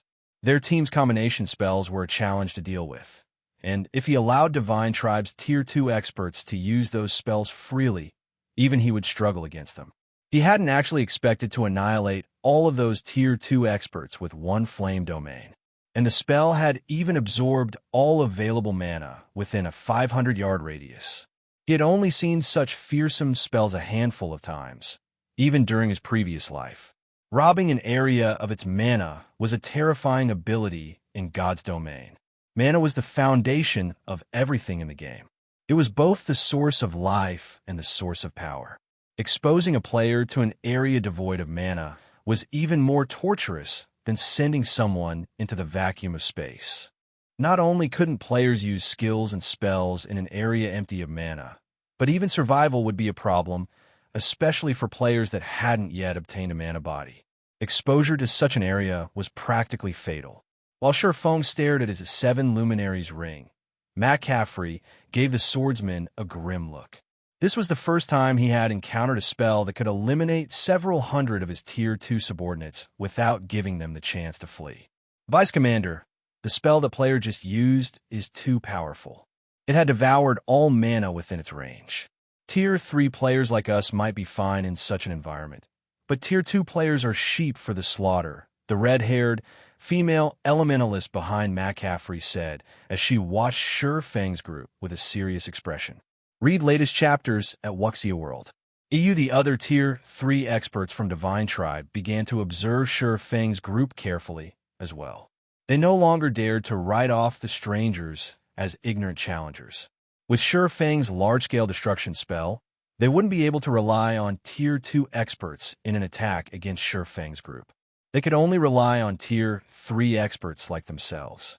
Unfortunately, Tier 3 experts were still incredibly rare. Gathering enough of them to defeat Feng's 10 Tier 3 experts would be a major challenge, especially if Feng and his companions focused on fleeing. Suddenly, Feng looked up at McCaffrey and asked, "Do you want to continue?" His goal in visiting the Western continent wasn't to start a war with Divine Tribe. He had merely come across these players by chance. If Divine Tribe's team hadn't picked a fight, he would have already left this godforsaken place. Chapter 2448, Divine Tribe shocked. Although Feng hadn't spoken very loudly, McCaffrey and his companions had heard him clearly, and the question enraged them. They had been confident that they could make Feng's group pay for foolishly provoking Divine Tribe. Yet in the blink of an eye, the swordsman had slain several hundred of Divine Tribe's Tier 2 experts. They had been able to bear the events up until now, but Feng had just gone too far. Feng's tone had contained sympathy and compassion for those he saw as weaker than himself. He wasn't even treating them as enemies, but as a negligible distraction that he had no interest in. This was humiliating, an absolute embarrassment. Insane. Black Flame must be insane. Yin Xiaoqian, who watched through a magic mirror, stared with wide, shocked eyes. She couldn't fathom how Feng had become Zero Wing's guild leader with his personality. Rather, she was surprised that Feng had survived this long in God's domain. It was a fact that Feng had shocked McCaffrey with the power of his flame domain. The spell's effects had even surprised Yin Xiaoqian. Meanwhile, the swordsman and his team had had more than enough time to leave the area via his flying mount. Had Feng done so, the stunned Divine Tribe members might have let him and his team go. Yet, not only hadn't Feng left, but he had also proceeded to provoke Divine Tribe further. Was Feng unaware that there were more than 7,000 Divine Tribe members in the mine, with more than 60 fully armed Tier 3 experts? Feng's large-scale destruction spell was certainly powerful, but all of such spells had very long cooldowns. Players would be lucky if they could use the same large-scale destruction spell twice in one battle. The watching players had only been stunned because it had been so long since a single large-scale destruction spell had slain hundreds of Tier 2 experts on the Western continent. Once Divine Tribe's experts regained their senses, they could easily destroy Feng and his Tier 3 experts. The army that Divine Tribe had sent to siege the mine was one of its reorganized trump card legions, which was powerful enough to capture a guild city on its own. The army had more than one way to defeat Tier 3 players in their way. It wasn't limited to combination spells. However, what truly surprised Yin Xiaoqian was Aqua Rose and the others' behavior from behind Feng. Despite Feng's rampage, none of them had tried to stop him. They had merely watched, as if they weren't involved at all. She even wondered if Aqua Rose and her companions were from Feng's guild. Continue? Punk, you must be suicidal. You've only cast a powerful large-scale destruction spell, yet you think you can behave as you wish before Divine Tribe. A Tier 3 ranger bellowed, enraged from behind McCaffrey. Without even waiting for a command, the ranger retrieved 3 crystalline arrows, decorated with runes, from the quiver on his back and fired them at Feng.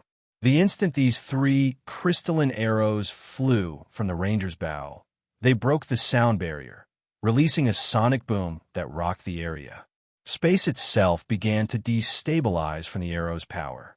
These 3 projectiles were more than capable of heavily injuring a Grand Lord of the same level, and they were so fast that they became invisible to the naked eye. I don't know who you people are, but since you've dared to provoke Divine Tribe, you will all die here today. The red-haired, female elementalist coldly hissed as she began to wave her fiery staff, casting the Tier 3 spell, Manifold Illusions, without chanting an incantation. The 3 crystalline arrows split into a dozen copies, all locked on to Feng. Not only were the arrows impossible to differentiate, but they also became more powerful. What? That Crimson, which has mastered the spell combination technique. Yin Xiaoqian exclaimed when she saw the 12 arrows in her magic mirror. All magical class players dreamed of mastering spell combination at this stage of the game. Mastering the technique was even more difficult than mastering double speed casting, rivaling bronze combat techniques. Not even Yin Xiaoqian had managed to unravel the technique's introductory concepts. Throughout Azure, only the Chamber's chief elementalist had mastered the technique, but the elementalist was a true old monster. Even Duan Han's Han, from the Duan family, had to treat the old monster with respect. Ordinary domain realm experts simply couldn't hope to compare. And yet, the Divine Tribe's Crimson Witch, who had only recently reached the domain realm, had mastered the spell combination technique. If players could pull the technique off, combining a spell with another spell or skill, the resulting attack would undergo a qualitative transformation and become powerful enough to transcend tiers. This was why all magical class players fought to master the technique. Just as the 12 arrows were about to reach their mark, Feng unsheathed Killing Ray and brandished the sacred sword at the incoming projectiles. Shocked secret technique, lightning flash. Pong, pong, pong. As if the arrows had slammed into an impenetrable wall, they exploded and fell out of the sky just short of their target. They hadn't even made it within 5 yards of Feng, much less injured the swordsman. Impossible. Crimson Witch's eyes bulged as she watched the arrows fall to the ground. That attack had been the combination of a Tier 3 spell and a Tier 3 skill. Although the combination hadn't been perfect, the attack had enough resulting power to rival a blow from a Grand Lord-ranked archaic species of the same level. Even if the attack couldn't instant-kill a Tier 3 player, it should have been enough to send one flying. What exactly had just happened? Everyone watching was dumbfounded, especially Divine Tribe's Tier 3 experts. None had a better idea of how powerful Crimson Witch's spell combination technique was than they did. Even McCaffrey, their Legion's vice commander, would have to activate a berserk skill to defend himself against that attack. However, Feng hadn't even used a skill or spell to counter the arrows, much less a berserk skill. A peerless monster? McCaffrey's expression darkened when he saw Feng unscathed. The title of Peerless Monster had only come into fashion after many expert players had reached Tier 3. Many powers still weren't sure of what the title meant or referred to, but a superpower like Divine Tribe was fully aware of what it meant. Read latest chapters at Wuxia World. EU Divine Tribe had witnessed the strength of peerless monsters before. Peerless monsters were extraordinarily strong experts that could single-handedly defeat a team of 100 Tier 3 experts, the strongest team the various superpowers could currently field. McCaffrey couldn't think of another explanation for how Feng had stopped Crimson Witch's spell combination without taking any damage. How is this possible? Is he really a peerless monster? When they heard their vice commander's muttering, the Tier 3 experts in the area turned to stare at Feng in astonishment. Yin Xiaoqian's jaw dropped at the revelation. She couldn't bring herself to believe that Feng was truly one of the rumored peerless monsters. Chapter 2449. Feng's frightening team. Since McCaffrey had acknowledged the possibility that Feng was a peerless monster, everyone looked at the swordsman in a different light. Divine Tribe's members, in particular, no longer radiated their prior killing intents. Now, they only gazed at him in fear and awe. None of Azure's members were surprised, and they didn't ridicule Divine Tribe's members for being cowards. They were just as aware of how powerful Tier 3 peerless monsters were. Peerless monsters could stand on an equal playing field with God's domain's various superpowers, addressing these superpowers as individuals. They were undoubtedly the strongest experts that currently existed in God's domain. Experts could only look up to these peerless monsters for their raw power and techniques. Tier 3 experts were especially aware of how massive the gap was between them. To experts, peerless monsters were like heroes to NPC humans. Heroes' strength was beyond common sense. They were simply out of normal people's reach. Silent Wonder has actually forged a friendship with such an expert. It seems I'll have to speak with those old fellows. As Azure Chamber of Commerce's Berserker King Elder watched Feng from his magic mirror, his impression of Silent Wonder substantially improved. Although the Long family currently had the right to rule Azure, a majority of the Chamber's resources remained under the control of the Chamber's various shareholder families. These families were roughly on par in terms of strength, and no one would accept someone's rule when they were just as powerful. To gain more power, these shareholder families would try to convince unaffiliated guild elders like him, which were the Chamber's main combatants, to support them. Naturally, this gave the guild elders a plethora of options. Generally, this Berserker King elder maintained a neutral stance in Azure, but a few of his close friends had chosen a side. One of them refused to support the Long family and tended to vote against its wishes. Before today, he had never cared about what that friend did. The Long family's hold on Azure wasn't exactly secure. However, now that he had discovered that Silent Wonder, the Long family's heiress, had a relationship with a peerless monster, his friend would have to consider the Long family's directives carefully, particularly Silent Wonder's interests. Killing Tier 3 experts was an effortless task for a peerless monster. Such players wouldn't need traps or ambushes to kill Tier 3 players, and unless his friend had the protection of another peerless monster, he would dig his own grave by acting against the Long family.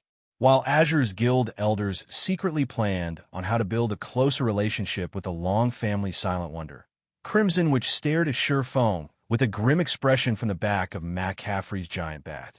"You must be mistaken, Vice Commander. How can he possibly be a peerless monster?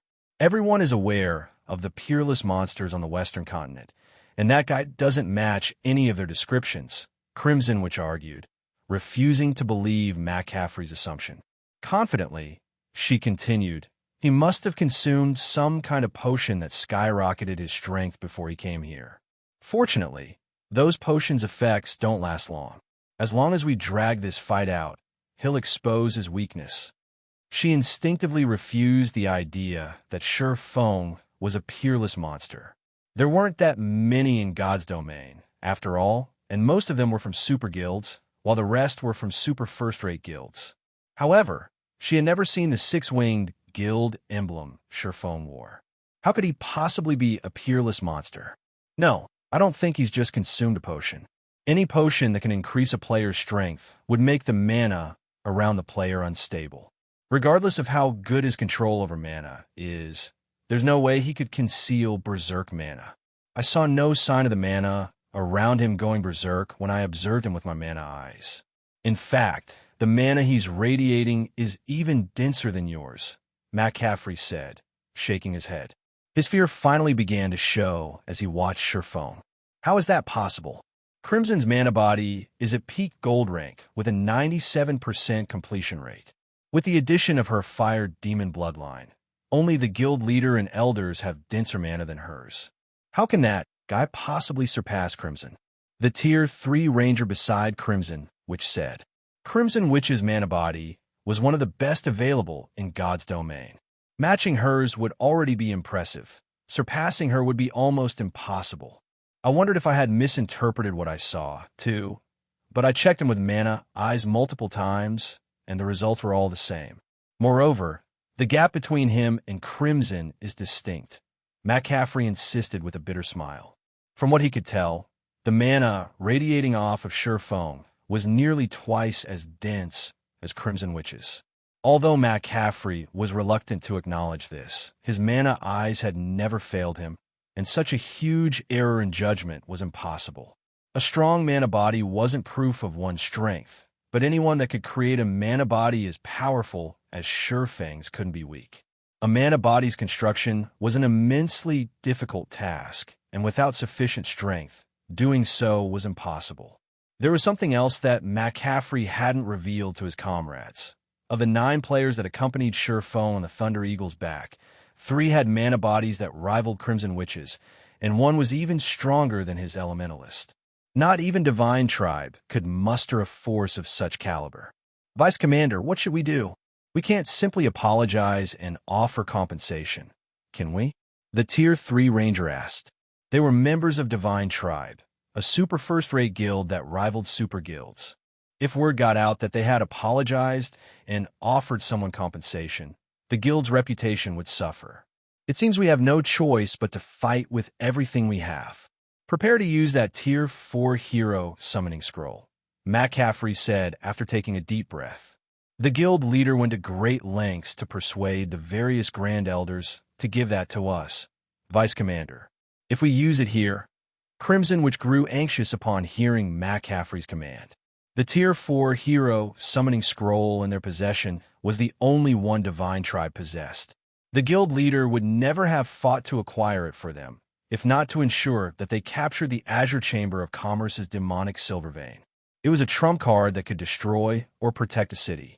Using it against Feng's group would be a huge waste. We have no other options, McCaffrey growled in frustration. He didn't want to resort to using the Tier 4 hero summoning scroll, either, but he had no choice.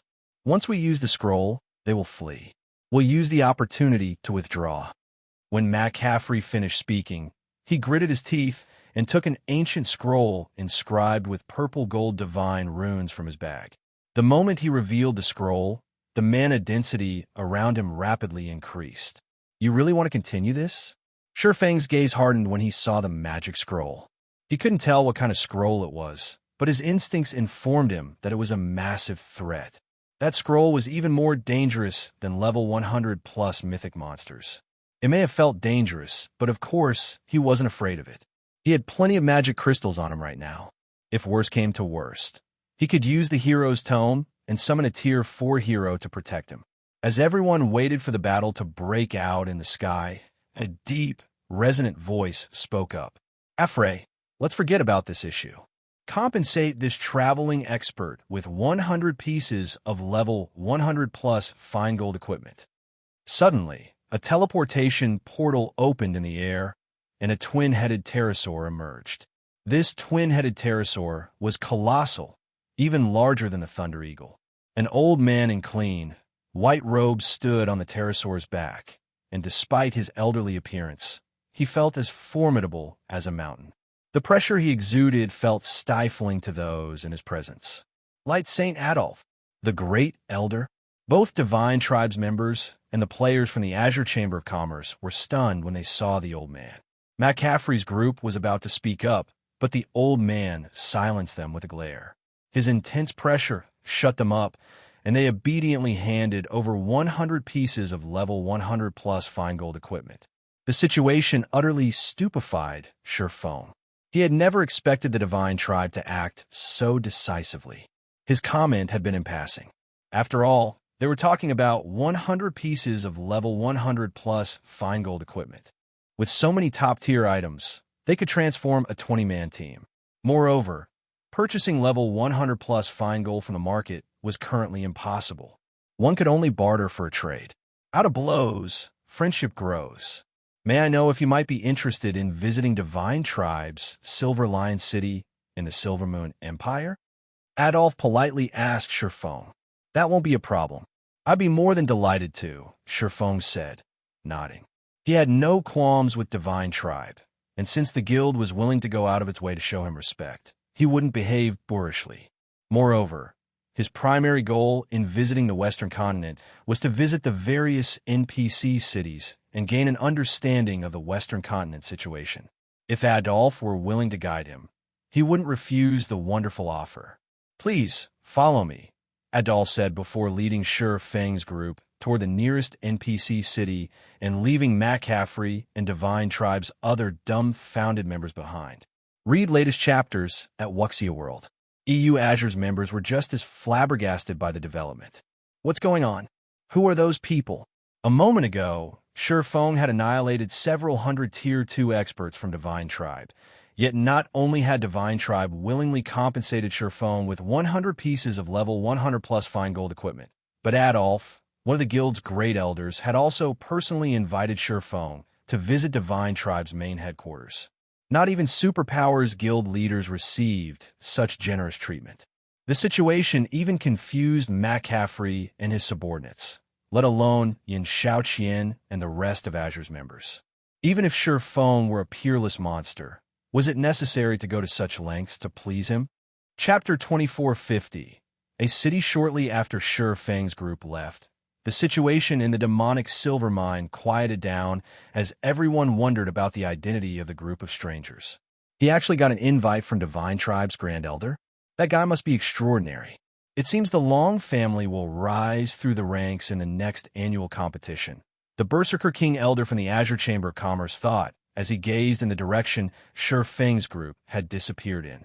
He also felt an urgent need to deepen his relationship with the Long family. If players wanted to grow rapidly in God's domain, resources were an absolute necessity. However, items such as weapons, equipment, skill books, and combat techniques require a lot of time to obtain, especially for players that worked alone. If players wished to keep up with those on the front line while collecting these items, they'd need to accomplish everything, even if it meant working themselves to death. Hence, all expert players that wanted to grow stronger needed the support of a power, which would allow them to focus on leveling and improving their combat standards. Because of this, outcompeting experts with a power support became very difficult for independent players.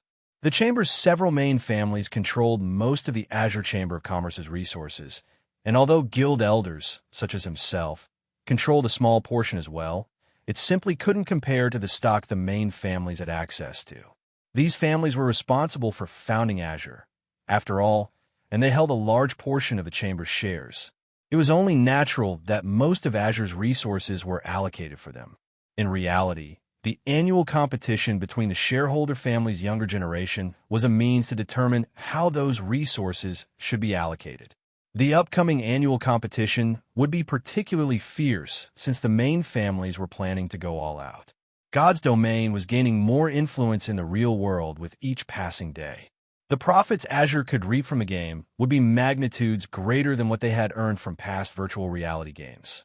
Now that he learned that Silent Wonder had the support of a peerless monster like Feng, he could tell that her performance in the next competition would be extraordinary. This meant that the Long family would secure even greater resources from Azure than it received currently. So what if Black Flame came to the Western continent?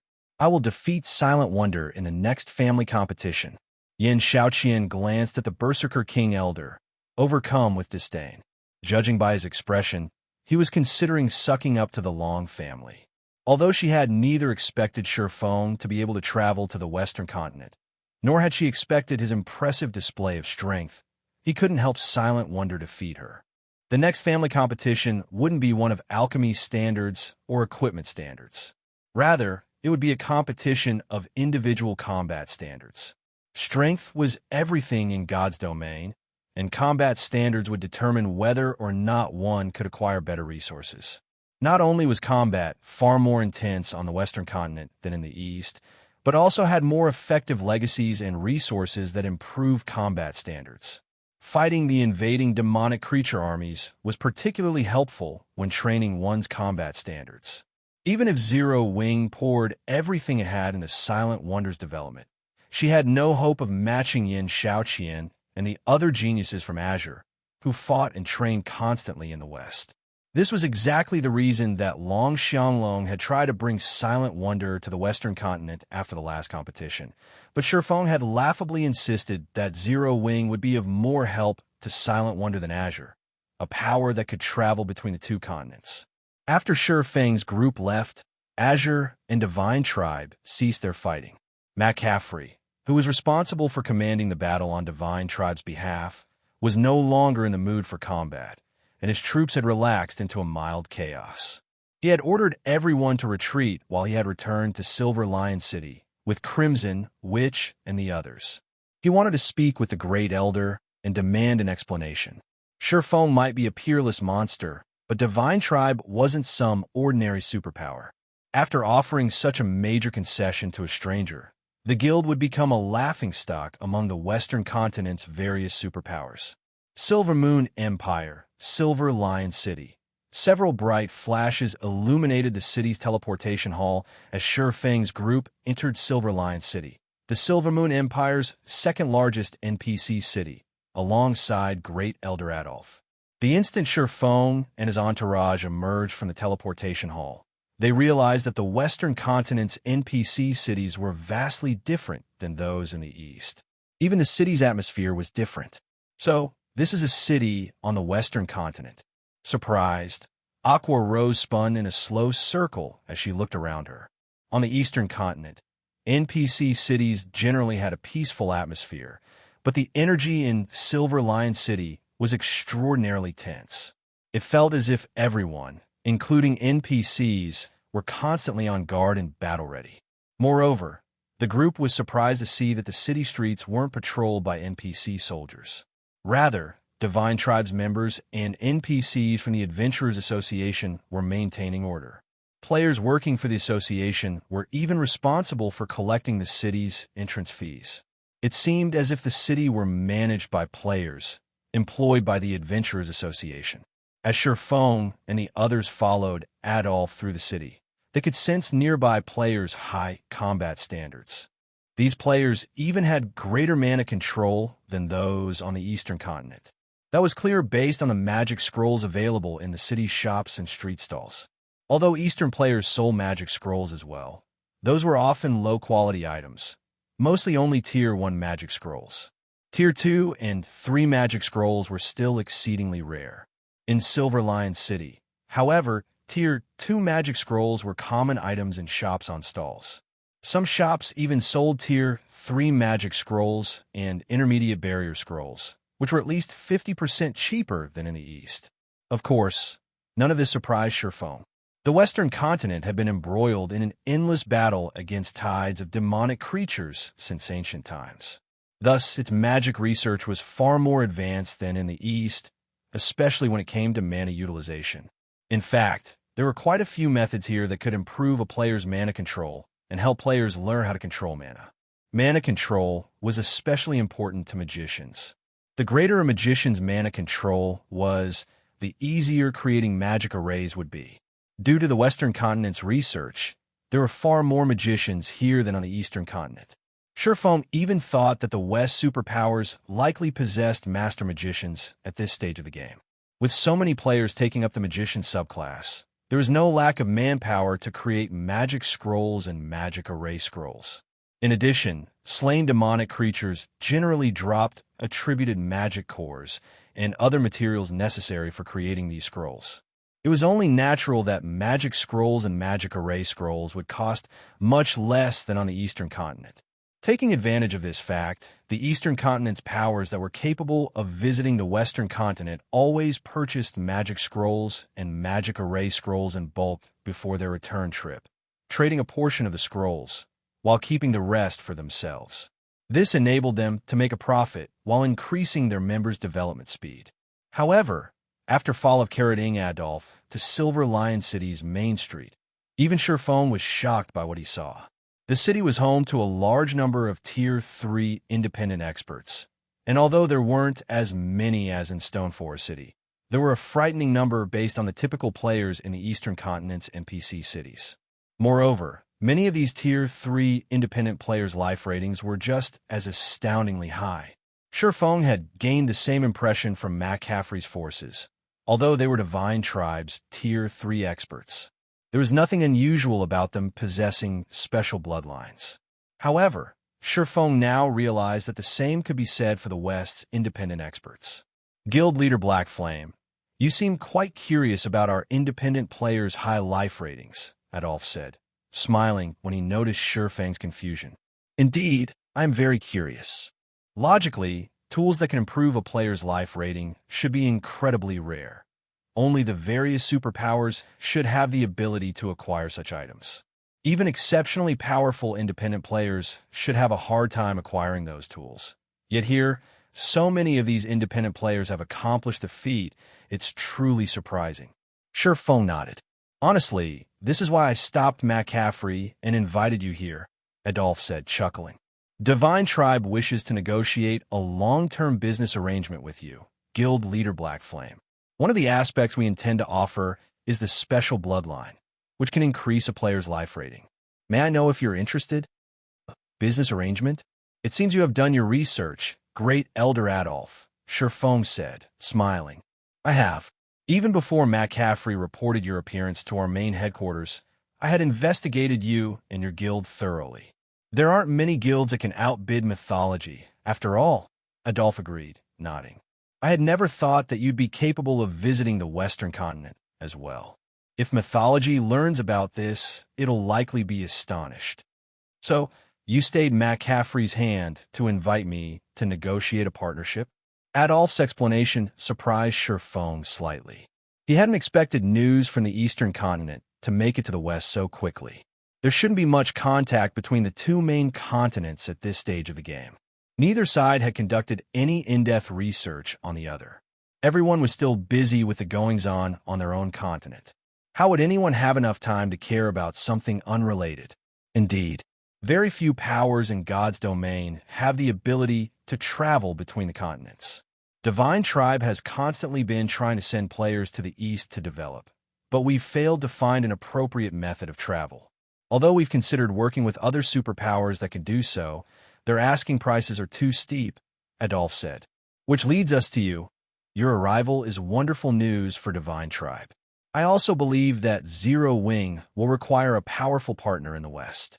Even if you're capable of supplying a large amount of resources, you don't have the required connections to sell or trade them. Read latest chapters at Wuxia World. EU, as Adolf had revealed, had investigated Zero Wing thoroughly. Although Zero Wing appeared prosperous on the surface, it was plagued by many crises. Right now, the guild urgently needed a large number of peak or Tier 3 experts to protect it. Otherwise, it would only be a matter of time before the guild crumbled under its own weight. Fortunately, Divine Tribe could offer Zero Wing the solution to this problem. You are correct. Zero Wing does need a powerful partner on the Western continent. A Divine Tribe seems to fit the bill. However, I have one request, Feng said. He very much agreed with Adolf's estimation. Initially, he had considered allying with the Azure Chamber of Commerce, but it already had the ability to travel between the main continents. Even if Silent Wonder negotiated the alliance for him, he'd only obtain limited benefits. Request. Curiously, Adolf continued, Please tell me, Guild Leader Black Flame. It's simple. I need to establish a city on the Western continent. If Divine Tribe is willing to assist in this regard, it will be Zero Wing's sole ally in the West, Feng earnestly promised. Chapter 2451, Western Continent Situation, Establish a City. Feng's request stunned Adolf for a moment. He even wondered if this guild leader was pulling his leg. If Yin Shaoqian had heard Feng, she would assume the swordsman had either lost his mind or he was dreaming. As on the eastern continent, players could establish guild towns and cities in the west, but because of a few differences, there were far fewer guild towns and cities on the western continent. One difference was the fact that the various NPC kingdoms and empires left the management of almost all of their towns and cities to the Adventurers Association, which, in turn, entrusted matters of security to the various guilds in the form of quests. This forced the various guilds to invest tons of manpower in the NPC towns and cities management, ensuring their authority. Hence, the Western continent's various powers severely lacked manpower, and very few were capable of establishing guild towns or cities of their own. There was another major difference that contributed to the various powers' unwillingness to establish guild towns and cities. The demonic creature armies. The invading demonic creatures' attacks weren't limited to towns and cities within a country's borders. Occasionally, they would also besiege towns and cities deep within kingdoms and empires. Regardless of where the various powers established their guild towns or cities, they'd still have to deal with the demonic creatures' invasion. These demonic creature armies weren't like the monster sieges on the eastern continent. They operated like kingdoms and empires' well-trained NPC armies. They could even use war weapons against towns and cities. Meanwhile, guild towns and cities didn't have the support of a large number of NPCs like NPC towns and cities. Guilds would have to hire a limited number of NPC soldiers and rely on their own members to stop these demonic creatures. It was easy to imagine how much manpower would be necessary to protect a guild town or city. This was why so few powers had established their own guild town or city on the Western continent, and those that managed the feat were undoubtedly powerful. At the very least, a power would need to be on par with a first-rate guild to maintain a single guild town or city. Only those that ranked among the top of first-rate guild could maintain 2 guild towns or cities. It'd be no exaggeration to call them pseudo-superpowers. And yet, Feng wanted Divine Tribe to help him establish a guild city on the Western continent. If he were asking this of any other superpower's upper echelon, they'd likely throw him out the door. This wasn't a partnership, it was daylight robbery. Guild leader Black Flame, are you aware of the situation on the Western continent? Establishing a guild city here is even more difficult than you imagine. Even now, Divine Tribe only has the power to maintain 5 guild towns and cities, Adolphe explained after taking a moment to calm himself. Constructing a guild city on the Western continent wasn't difficult, but protecting it was. No ordinary power could afford the amount of manpower and resources it would require. Zero Wing only had 10 players on the Western continent right now. Even if Feng were heaven-defyingly strong, he couldn't defeat an entire army of demonic creatures by himself. It would be up to Divine Tribe to dispatch a player army to protect Zero Wing City. And in doing so, Divine Tribe would likely have to invest more in the endeavor than it would gain from its alliance with Zero Wing. Zero Wing was only a pseudo-superpower in the East right now. It didn't have much influence, and it could only secure a limited amount of resources. Moreover, the manpower Divine Tribe would have to invest would be manpower the guild couldn't use in the future. It simply wasn't a worthwhile trade. I understand how difficult it is to establish a guild city on the Western continent, which is why I'm asking for Divine Tribe's help. Feng nodded while chuckling. If your guild can agree, I am willing to purchase 3 million magic crystals of rare materials from Divine Tribe at market price. Feng knew a little about the Western continent situation, so he knew that establishing a guild city here would be a major challenge, especially for Zero Wing, a guild that didn't even have a hint of a foundation in the West. However, a guild city was necessary for Zero Wing's future development. Without one, the guild wouldn't have a foothold in the West and would be subjected to the local power suppression. This was why the various powers, who could travel between the continents, always established strongholds in both places. The Azure Chamber of Commerce's Demonstone Town, which stood outside of the Fire Dragon Empire, was one such example. With its own trade hub, Azure didn't have to worry about superpower suppression, even if they grew jealous. He also needed a guild city to deal with an even greater problem. More powers would establish routes between the two main continents as time passed, and when they did, Zero Wing would face even more competition. Even Divine Tribe might find a way to the eastern continent, and when it did, it would sell its resources in the east rather than rely on Zero Wing as a middleman, earning more profits as a result. Thus, it was imperative that Zero Wing have its own guild city on the western continent. 3 million magic crystals? Adolph's eyes grew wide as he stared at Feng in shock, and his breathing grew labored. He had never dreamed that Zero Wing was so frighteningly wealthy. Are you telling me the truth, Guild Leader Black Flame?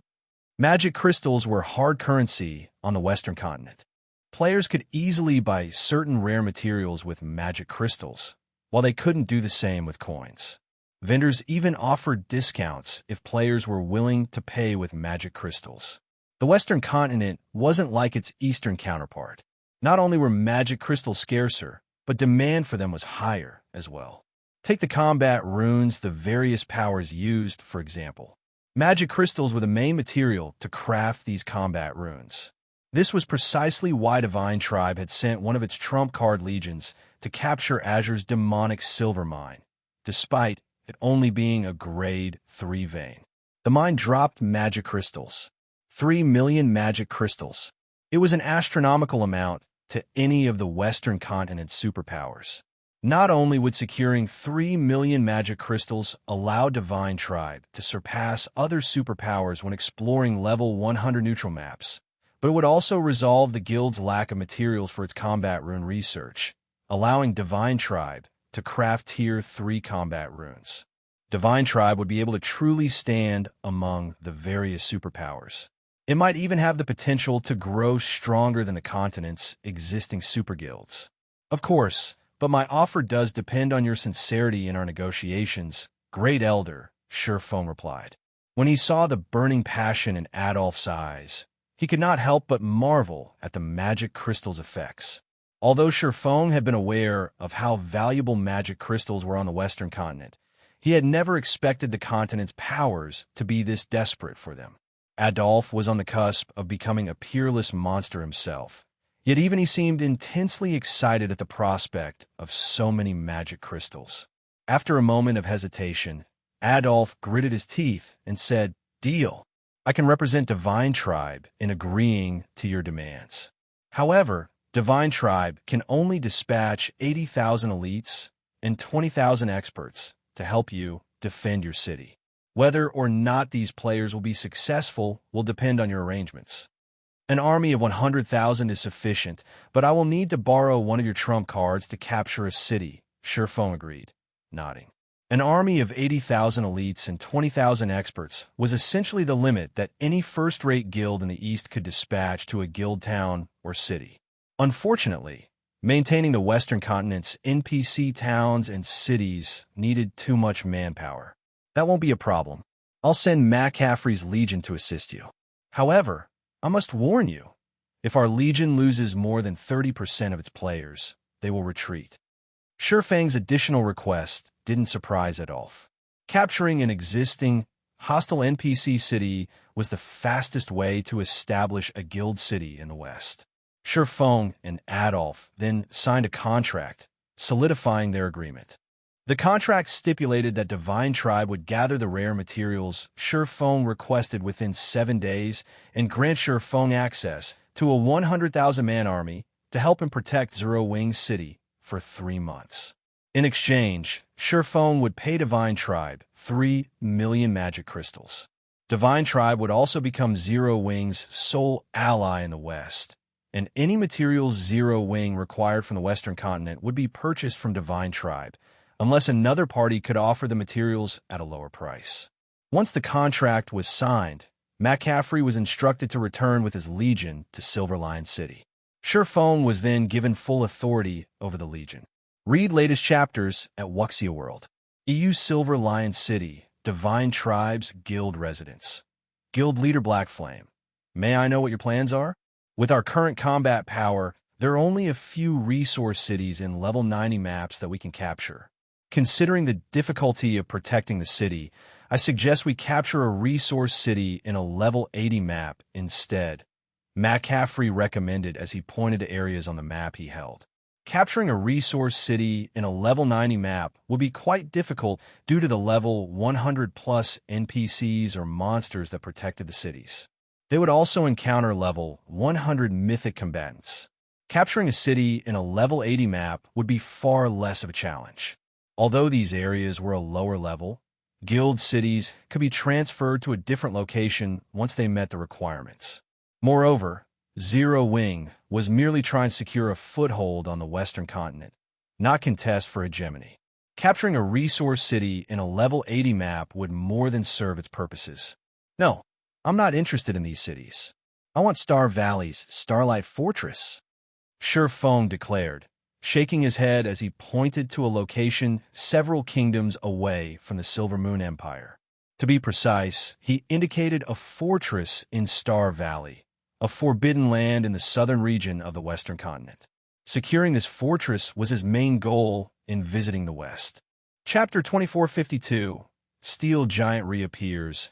As soon as Feng finished his statement, the meeting room full of several dozen players fell deathly silent as Divine Tribes members turned to give Feng disdainful looks. This guy's really ambitious. Crap. Star Valley? Does he think we're his personal subordinates? He actually wants us to go on a suicide mission. The Western continent's various superpowers were very familiar with Star Valley. They all dreamed of owning a town or city in the map. Not only was Star Valley rich in ores, but it was also home to plenty of ancient ruins. In addition, Star Valley housed one of the only two known God mod regional dungeons on the Western continent. It was everyone's target for exploration and capture. And Feng wanted to capture the Starlight Fortress in Star Valley. Guild leader Blackflame. That area is a level 100+ forbidden land. I'm afraid you overestimate the Silver Lion Legion. Even if with the Great Elder's 100,000-man army, I doubt we'll even get through the Starlight Fortress's gate, much less capture it, McCaffrey insisted. Rather than get angry at Feng's goal, he offered a bitter smile. If Divine Tribe had the power to capture the Starlight Fortress, it would have done so long ago. There were too many benefits to owning a fortress in Star Valley to ignore. No superpower could ignore the temptation. However, not a single superpower had successfully captured one of Star Valley's fortresses. McCaffrey acknowledged that Feng was incredibly strong, beyond the reach of ordinary Apex experts. But a handful of players wouldn't be enough to capture a fortress, especially one in a forbidden land. One would need an extremely powerful army to succeed. I understand your concerns, Vice Commander Affray. I've done my own research on the Starlight Fortress. I am sure, with the Silver Lion Legion's help, we can capture it, Feng explained. During his previous life, Star Valley had been extremely famous on the Western continent due to its abundant resources. The fortresses in the Forbidden Land were gold mines, and the various powers had investigated them thoroughly. Even a second-rate guild like Shadow had learned plenty about these fortresses. After considering the Silver Lion Legion's strength, Feng had decided that the Starlight Fortress was their best option. The Starlight Fortress was also one of the few fortresses that they had any chance of capturing. Star Valley was indeed a level 100+ neutral map, and as such, it was a dangerous location, even to veteran Tier 3 players. However, that was precisely the reason that Feng wanted it. Star Valley's fortresses had survived since ancient times, so they contained legacies that were far stronger than anything from the current era. The human race had had far more Tier 3 individuals than it did now. In fact, completing their promotion to Tier 3 hadn't been nearly as difficult during ancient times, but the human race had eventually lost many of their legacies in the countless wars since, making it far more of a challenge to reach Tier 3. If he could capture the Starlight Fortress, Zero Wing's Tier 3 experts would gain a massive boost in strength. Since you've made up your mind, I suppose I have nothing more to say, Guild Leader Blackflame. We can set out once the Silver Lion Legion has rested, McCaffrey conceded. Seeing Feng's confidence, he gave up trying to dissuade the swordsman. Divine Tribe had already forged an agreement with Feng, and it was up to him which town or city they attacked. Whether or not they succeeded was none of his concern. Following which, the Silver Lion Legion's 8,000 members prepared for their expedition to Star Valley. After the meeting, McCaffrey gave his report to Adolf. He wants to capture one of Star Valley's fortresses? Doesn't he realize that Star Valley is a special forbidden land in which berserk skills are prohibited? Adolf was a little surprised when he heard the news. Players couldn't rely on their berserk skills in the Star Valley, which was why the various superpowers had so little hope of capturing its fortresses. Those fortresses strengthened the mythic monsters in the area, giving them far greater combat power than ordinary mythic monsters of the same level. Without berserk skills, not even Tier 3 players had a chance against those mythic monsters. Furthermore, each of Star Valley's fortresses contained more than one mythic monster. Based on the various superpowers reports, each fortress was guarded by at least 3 mythics, some even had 5. A ton of great lords and grand lords had also garrisoned these fortresses. Just thinking about fighting all of those powerful monsters made Adolf's skin crawl. Even with Divine Tribe's trump card, the Tier 4 Hero Summoning Scroll, they couldn't capture a fortress of that caliber. Feng, however, insisted on accepting the challenge. He is adamant that he's done his research, and he's confident that we can capture the Starlight Fortress. Crimson, which explained from beside McCaffrey, her tone dripping with contempt. At this stage of the game, the various superpowers had barely scratched Star Valley's surface. They had barely begun to exploit the Forbidden Land's resources. To truly capture one of the Star Valley's fortresses, the various superpowers would have to wait until they had several thousand Tier 3 experts under their command. Without those numbers, killing the fortress's great lords and grand lords would be a problem, not to mention the mythic monsters. I want all of you to be careful. If you lose over 20% of your forces, retreat immediately, Adolf instructed after giving the matter some thought. The various superpowers have already begun to raid level 100 team dungeons, and they will conduct many more large-scale operations in the future. We can't afford to suffer serious losses at this crucial moment. Level 100 team dungeons are our guild's top priority. Understood, McCaffrey replied. He shared a similar opinion with the Great Elder. It was far better to focus their attention on raiding level 100 team dungeons than aim for an unrealistic goal like capturing the Starlight Fortress. Level 100 team dungeons had the weapons and equipment they needed to boost their strength by a large margin. That equipment would also help the guild's Tier 2 experts complete their Tier 3 promotion quests much sooner. Their guild would only grow stronger as a whole if they had more Tier 3 players. Following which, McCaffrey met up with Feng's group at the teleportation hall with the Silver Lion Legion in tow. They teleported to the Golden Sands Kingdom, the closest country to the Star Valley. The Golden Sands Kingdom was also a desolate country, with 80% of its territory comprised of desert. Once they had reached the Golden Sands Desert, the group continued for another 10 hours or so on mounts to reach the Star Valley's outer region. When the group arrived, the mighty Silver Lion Legion stunned the various major powers experts in the area. Although the Legion members had concealed their identities with black cloaks, their intense auras drove off any Tier 3 experts in their way. Finally, after another 3 hours of travel, Feng and his small army reached the top of a forested hill a short distance from the Starlight Fortress. From this vantage point, they could all see the massive tower in the middle of the forest and the sturdy walls that surrounded it. Oh, people have made it here already? Feng was a little taken aback to see a group of players fighting a short distance away from the fortress. Star Valley was a level 100+ forbidden land, and very few players had the strength to grind in its outer region, much less near the Starlight Fortress. The Starlight Fortress was situated on the boundary between the Star Valley's inner and outer regions. Even the weakest monster here was a level 105 Lord, and the strongest was a level 110 Mythic Boss. Not even the various superpowers' main forces dared to approach this area casually. And yet, a group of players fought near the fortress's entrance. It was astounding. There were only 500 members of the team, and every one of them was an independent player. What a powerful adventure team! They have over 30 Tier 3 players on a 500-man team, and the lowest level among them is level 105. This team can practically rival a top-ranked first-rate guild's main force, Crimson, which commented. Of course, when Feng's group had noticed the adventurer team, the members of that team had noticed Feng and his small army. There's so many of them, boss. What should we do?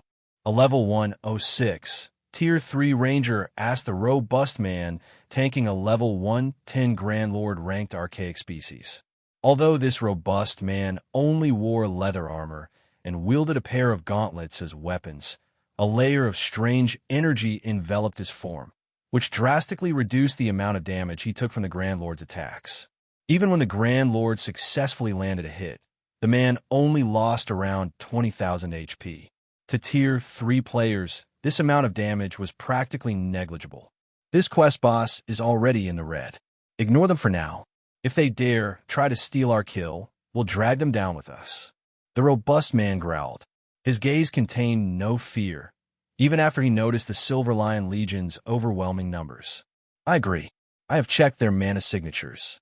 They might have more players, but only 70 of them are Tier 3 players. If it comes down to a fight, we'll make them suffer. A ruthless man, who wore similar leather armor and wielded a greatsword, agreed with a sharp nod. Any other adventurer team would have likely fled if they encountered the Silver Lion Legion, but they were different. They'd never back down from a fight, even if they faced an army of 8,000 players with several hundred Tier 3 experts. Guild leader Blackflame, should we make them leave? McCaffrey asked as he turned towards Feng. They were here to capture a fortress. Even if they were merely a slightly powerful adventurer team, outsiders could affect the outcome of their operation. However, as Feng was their commander this time, and McCaffrey decided to seek his guidance, rather than take action immediately. That won't be necessary. We'll just do our own thing, Feng said, shaking his head. He had no intention of clearing out the area. Read latest chapters at Wuxia World. If we don't force them to leave, Guild leader Blackflame, we won't be able to besiege the front gate, McCaffrey insisted, exasperated. The Starlight Fortress only had one entrance, and it was the least protected area. Thick walls that were 12 meters high surrounded the fortress on every other side, and they were treated with special magic that prevented players from vaulting over them. In addition, many level 110 Great Lord and Grand Lord ranked elemental guards paced atop the walls. Not only could these elemental guards launch long-range attacks, but they also had AoE spells. Those monsters would likely bombard them to smithereens before they could destroy the fortress's walls. Before McCaffrey could continue, however, Feng retrieved a steel giant that blotted out the sky. The Crimson Dragon Flying Ship. Chapter 2453. Crimson Dragon Flying Ships. Might a flying ship? When Divine Tribe's members saw the gigantic Crimson Dragon flying ship, their eyes nearly fell out of their sockets, including McCaffrey and Divine Tribe's other upper echelons. The Crimson Dragon flying ship was massive. They had previously thought that flying mounts dwarfed land mounts, but compared to this, flying mounts were little more than children standing before an adult. So, this is the rumored flying ship? McCaffrey could not help but marvel at the Crimson Giant and its glowing runes and magic arrays engraved on the hull. Even the ship's mana mesmerized him. As one of Divine Tribe's upper echelons himself, he had heard about Zero Wing's flying war weapon, but seeing the real thing in person still shocked him. Before a steel giant like this, monsters and player armies were meaningless. When the adventure team, fighting in the distance, saw the Crimson Dragon flying ship, some even forgot about the monsters they fought for a moment. Only after the monsters' attacks threw them did they recover their senses. What is that? Crap! Is it really necessary to go that far? The members of the adventurer team felt stifled and afraid as they gazed at the flying ship. The confidence they had held on to began to wane. Boss, what should we do? Look at those bastards. We are only a team of 500, yet they've revealed that thing to intimidate us. The ruthless, greatsword-wielding man cursed as he stared at the distant flying ship. With the weapons they had on hand, the idea of fighting the steel giant was a joke. It would be akin to fighting a tank or a fighter jet with sticks. The two sides' combat power was on entirely different levels. Meanwhile, the robust man, this adventurer team's commander, watched the ship with a grim expression. Even if he had to face several dozen Tier 3 experts all by himself, he would still have the courage to put up a fight. He was even confident he could escape with his life, even if he couldn't win. However, faced against the Crimson Dragon flying ship, he wasn't even confident in being able to escape. At this stage of the game, any player that spent considerable time in a major NPC city knew what a flying ship was, and although most didn't know exactly how powerful they were, it was easy to guess. Flying ships could fire magic cannons from the air, and even the weakest magic cannon had peak Tier 3 power. Moreover, magic cannon's attacks were AoEs. Players who couldn't fly would be nothing more than moving targets for such a vessel. Right now, their team was at the Crimson Dragon flying ship's complete mercy. If the players piloting the ship wanted them dead, they wouldn't even get a chance to flee. While the adventure team panicked, Aqua Rose and her comrades boarded the ship while Divine Tribes members watched. Vice Commander Afray, I'll try to open a break in the wall as quickly as possible.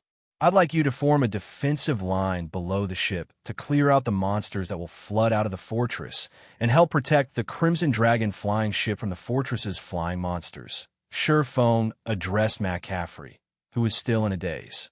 Any other power would have to enter the fortress through the front gate, but with the Crimson Dragon flying ship, it didn't matter where Feng's army attacked from.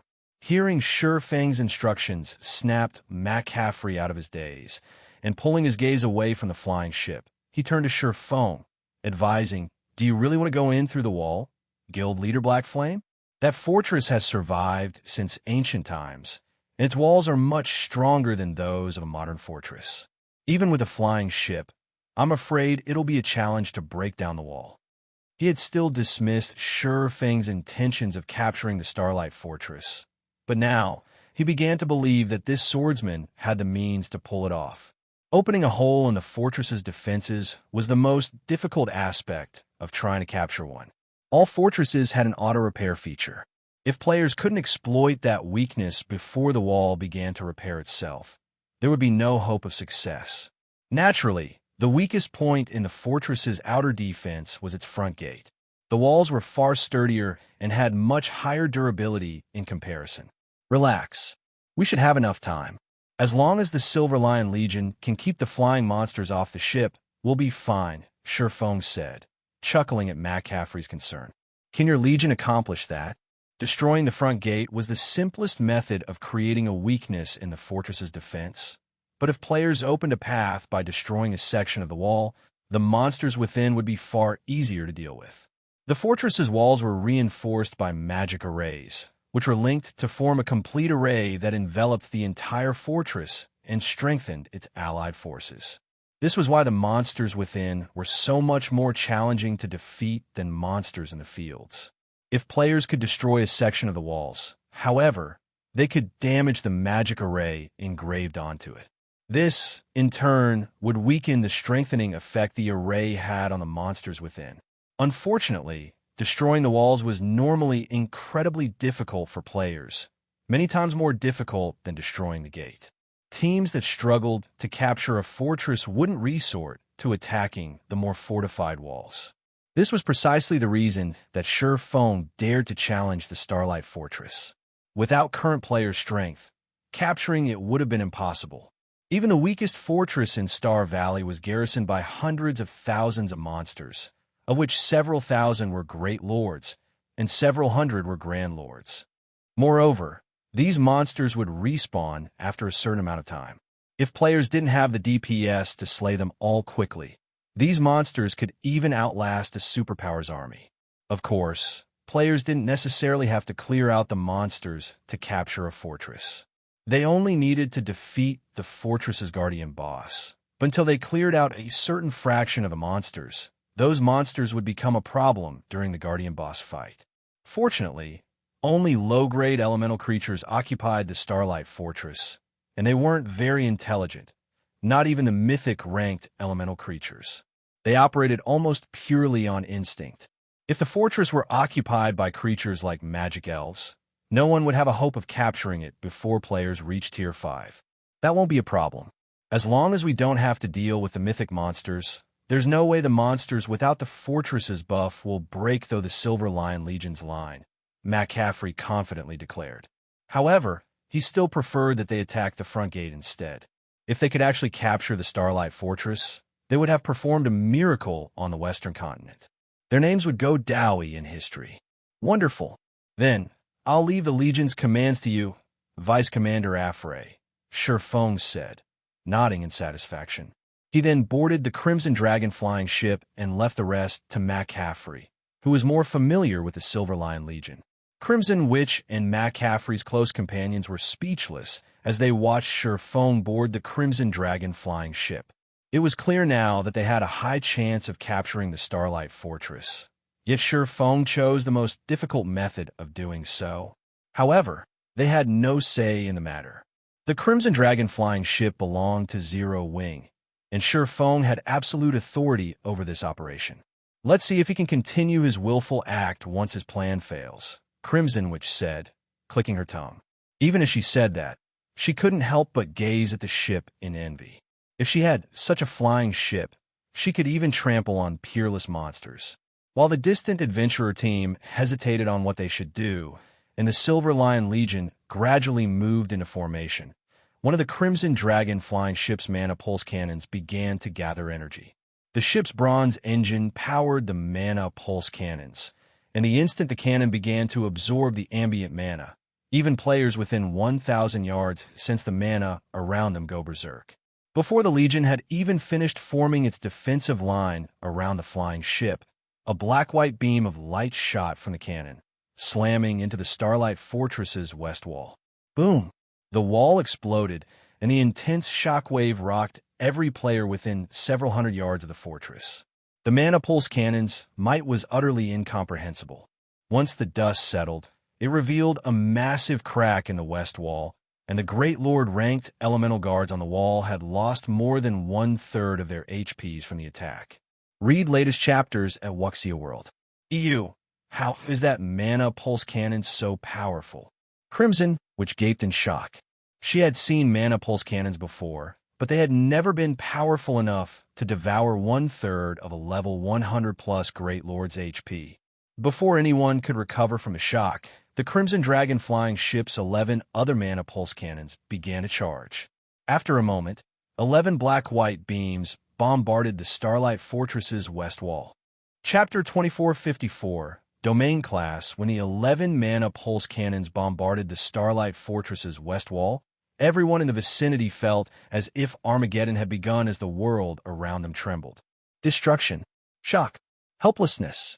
Everyone gaped as they watched the beam attacks destroy the west wall, tearing space as they passed. Isn't this flying ship a little too strong? Crimson Witch wondered. Not only was the Crimson Dragon flying ship's mana pulse cannon extraordinarily powerful, but the ship also had 12 of them in total. It was practically a flying fortress. Inwardly, she was relieved that she hadn't started an all-out battle against Feng's group by the demonic silver mine.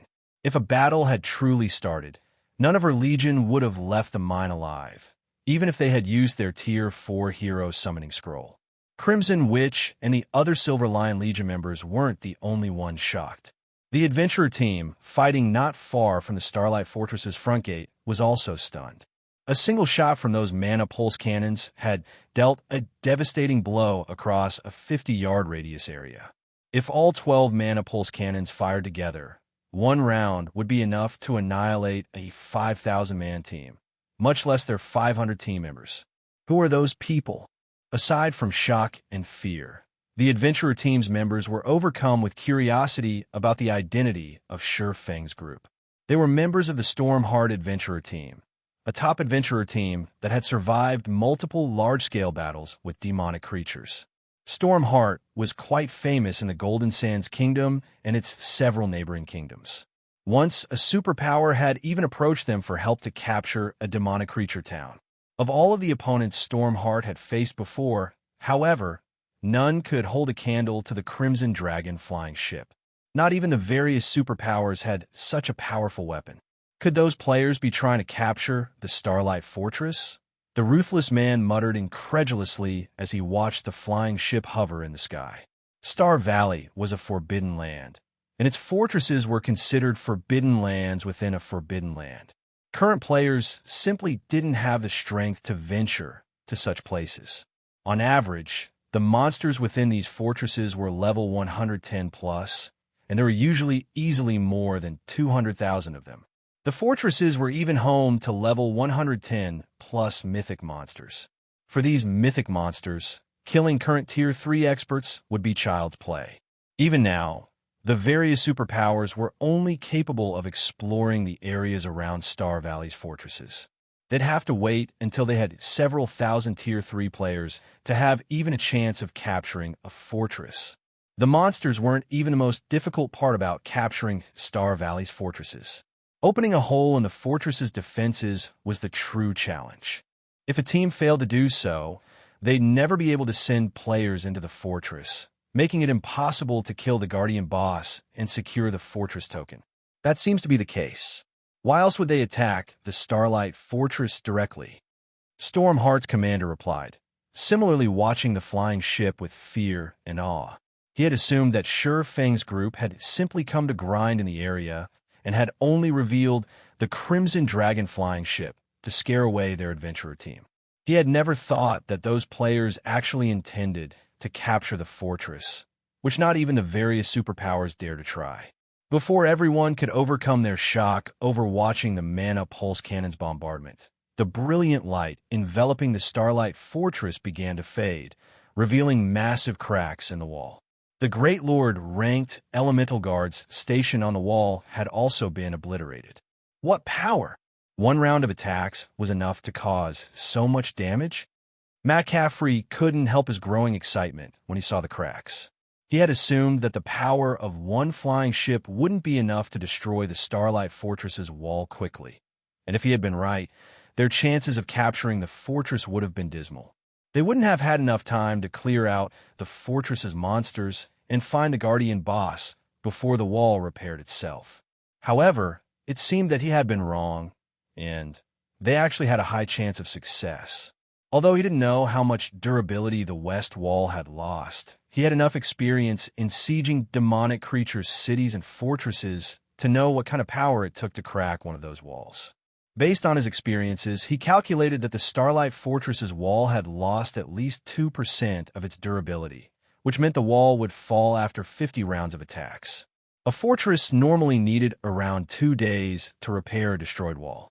If they could destroy the wall with 50 rounds of attacks, not only would they have enough time to clear out the fortress's monsters, but they'd also have enough time to kill the Guardian boss multiple times over.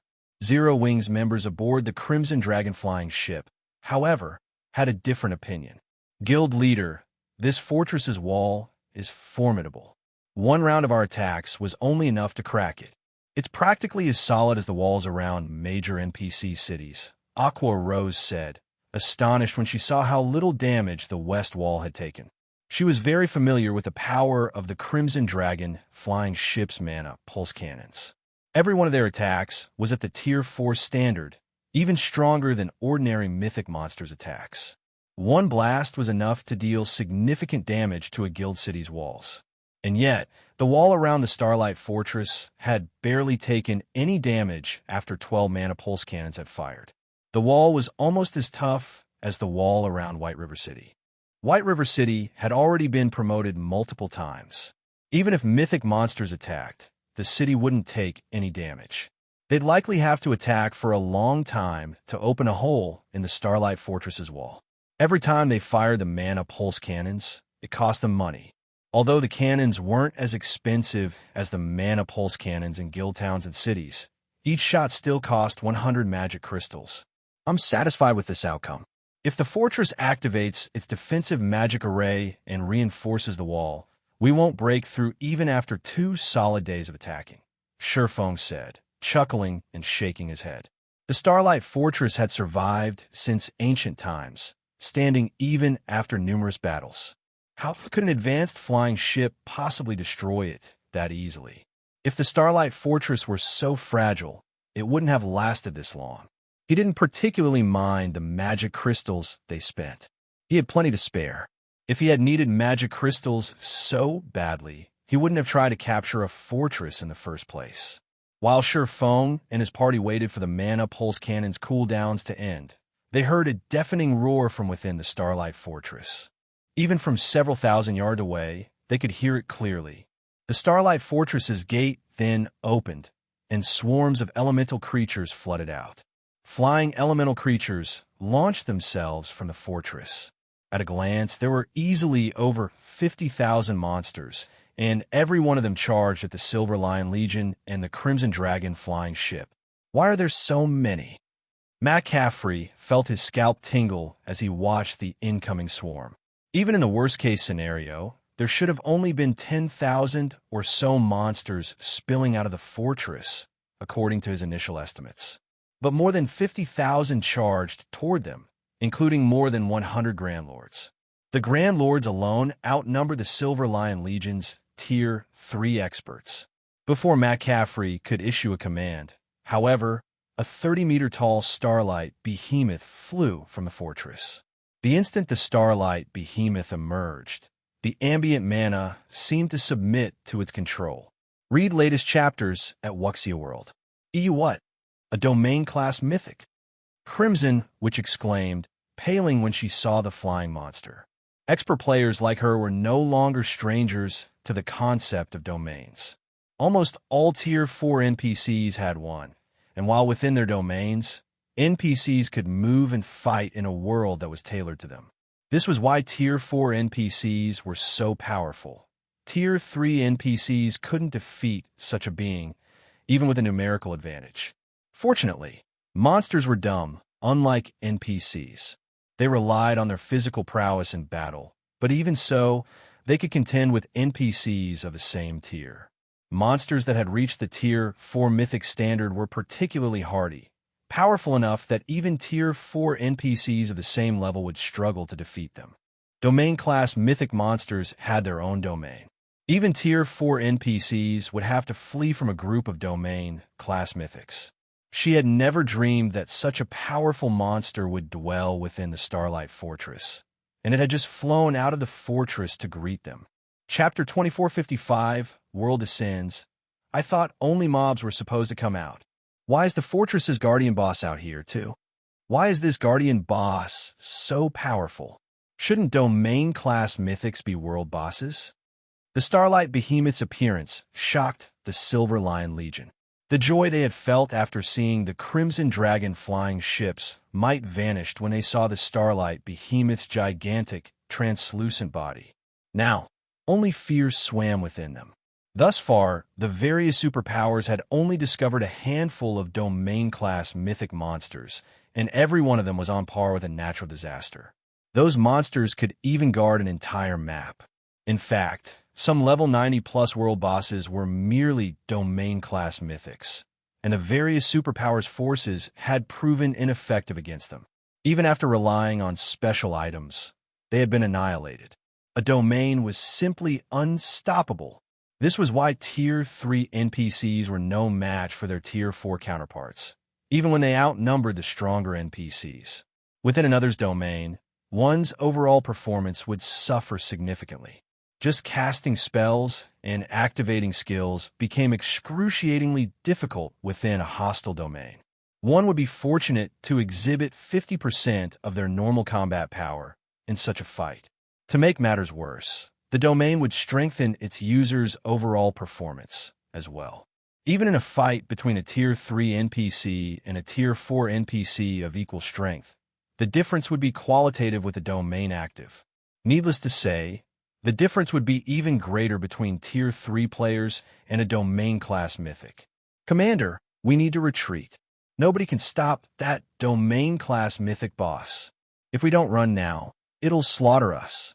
The ruthless man from Stormheart shouted at his commander, Crow, when he saw the Starlight Behemoth. Not only was the Starlight Behemoth individually powerful, but its domain would also strengthen the army of 50,000 monsters. Such a force would have no issues taking down a guild city, much less the Silver Lion Legion's 8,000 members. With the fortress's elemental creatures focused on the Crimson Dragon flying ship, they had a chance to escape. If they waited until these monsters destroyed the ship and massacred the Legion, they'd be next. It seems our raid is impossible. Inform everyone to retreat. Crow commanded as he gazed at the Starlight Behemoth. He had wanted to linger to witness the historical moment the Starlight Fortress was captured, but that no longer seemed like a wise idea. Of the various superpowers he knew of, none could even defeat a level 90+ domain class, mythic ranked world boss, not even the 5 great superguilds. Meanwhile, the Starlight Behemoth was a level 113 domain class mythic boss.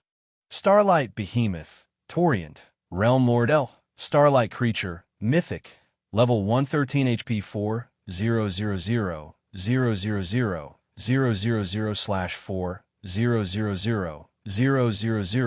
000, 000, aside from the Starlight Behemoth's basic attributes. Its 4 billion HP alone would be enough to inspire despair. With 4 billion HP, the Starlight Behemoth would regain 40 million HP every 5 seconds with its battle recovery. If players couldn't deal 8 million damage each second, their attacks would be utterly worthless against the monster. Tier 2 experts had a hard time dealing more than minus 10,000 damage to a level 100+ mythic monster, and their attacks would be even less effective against a domain class mythic. Only Tier 3 players could deal more than minus 10,000 damage to such a monster. Assuming that a Tier 3 player could deal minus 20,000 DPS to the Starlight Behemoth, a team would need over 400 Tier 3 players to overcome the Guardian boss's battle recovery. Or was a power supposed to find 400 Tier 3 players at this stage of the game? Not even the Crimson Dragon flying ship would make much of a difference. Flying ships were war weapons. They might be useful against dumb mobs, but against a mythic monster that could fly, the ship would even struggle to land a hit. Furthermore, the Crimson Dragon flying ship's mana pulse cannons had very long cooldowns. To put it simply, it would only be limitedly effective against a domain-class mythic boss. While the Stormheart Adventurer team fled, panic overwhelmed the Silver Lion Legion as they watched the Starlight Behemoth fly toward them. The Starlight Behemoth is too fast, Vice Commander. We won't have enough time to get everyone out of here safely. We'll have to leave some players behind to slow it down. Please, issue the command. Crimson Witch begged McCaffrey as she watched the Guardian boss approach. None of them had expected the Starlight Fortress to house a domain-class mythic. Feng had doomed them all. Since the situation had already become desperate, the only thing they could do now was figure out a way to reduce the Legion's losses as much as possible. The Silver Lion Legion was Divine Tribe's strongest force. If it were annihilated, the guild would suffer. It seems we have no choice. Hearing Crimson Witch's pleas, McCaffrey reluctantly pulled the Tier 4 hero summoning scroll from his bag. Current Tier 3 players had no hope of stopping a level 113 domain class mythic. If none of them could stop the Starlight Behemoth, the Silver Lion Legion would be slaughtered. He had no choice but to rely on the Tier 4 hero to pin the Guardian boss down, buying enough time for everyone to escape. It might be possible to rely on the Tier 4 hero to raid the Starlight Behemoth if it were alone, but it wasn't. Not only did the Guardian boss have the support of 50,000 monsters, but its domain even strengthened the monsters around it. Not even 4 Tier 4 heroes could defeat this horde. While McCaffrey prepared to use the Tier 4 hero summoning scroll, Feng walked onto the flying ship's deck and quietly watched the Starlight Behemoth's army. Crap, he's not even going to run. Does he assume he can use his flying ship to get away? Maybe he's in denial. He was clearly hoping to capture the Starlight Fortress, but now that there's a domain-class mythic, his hopes have been dashed. The Silver Lion Legion's Tier 3 experts, who were panicking on the ground, were confused when they saw Feng on the Crimson Dragon flying ship's deck, appearing relaxed. The ship could fly and quickly, but its speed was nothing compared to the domain-class mythics. Once the flying ship, which relied on mana to remain in the air, was within the Starlight Behemoth's domain, its movement speed would plummet. If Feng turned the flying ship around and fled now, he'd have a chance of getting out of there alive, but if he waited until the ship got caught in the Guardian boss's domain, neither he nor his ship would escape. However, While the Silver Lion Legion's members wondered if the sudden development had dealt too much of a mental blow for Feng to handle, the swordsman pulled a golden ring from his bag. He raised the golden ring and began to chant an incantation.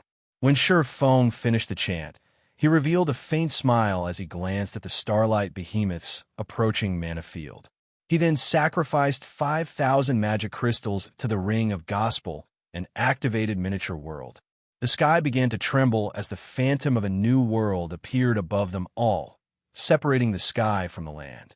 Everyone immediately sensed that their connection to the outside world had been severed, and a frightening pressure overwhelmed them. This pressure didn't originate from a single point, but assaulted them from all directions. They all felt as if they had just been plunged into a hostile plane of existence.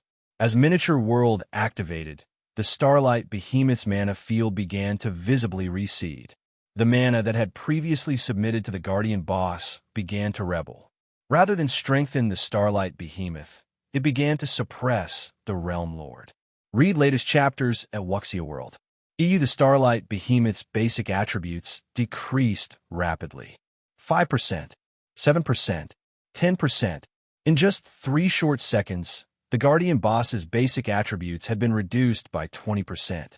As for the elemental creatures following it, not only had they lost 30% of their attributes, but their movement speeds and reaction speeds had also significantly decreased. Impossible. He shattered a mythic-ranked realm lord's domain. Crimson, which exclaimed, her jaw hanging open as she watched the Starlight Behemoth's mana field vanish completely. Chapter 2456, Flying Ship vs. Starlight Behemoth. He destroyed the boss's domain and suppressed it. What did he do? Crimson, which wasn't the only player shocked to watch the Starlight Behemoth's domain shatter. No one could believe their eyes. They had never thought that Feng had such an ability. Current players were no match for a Tier 4 being's domain.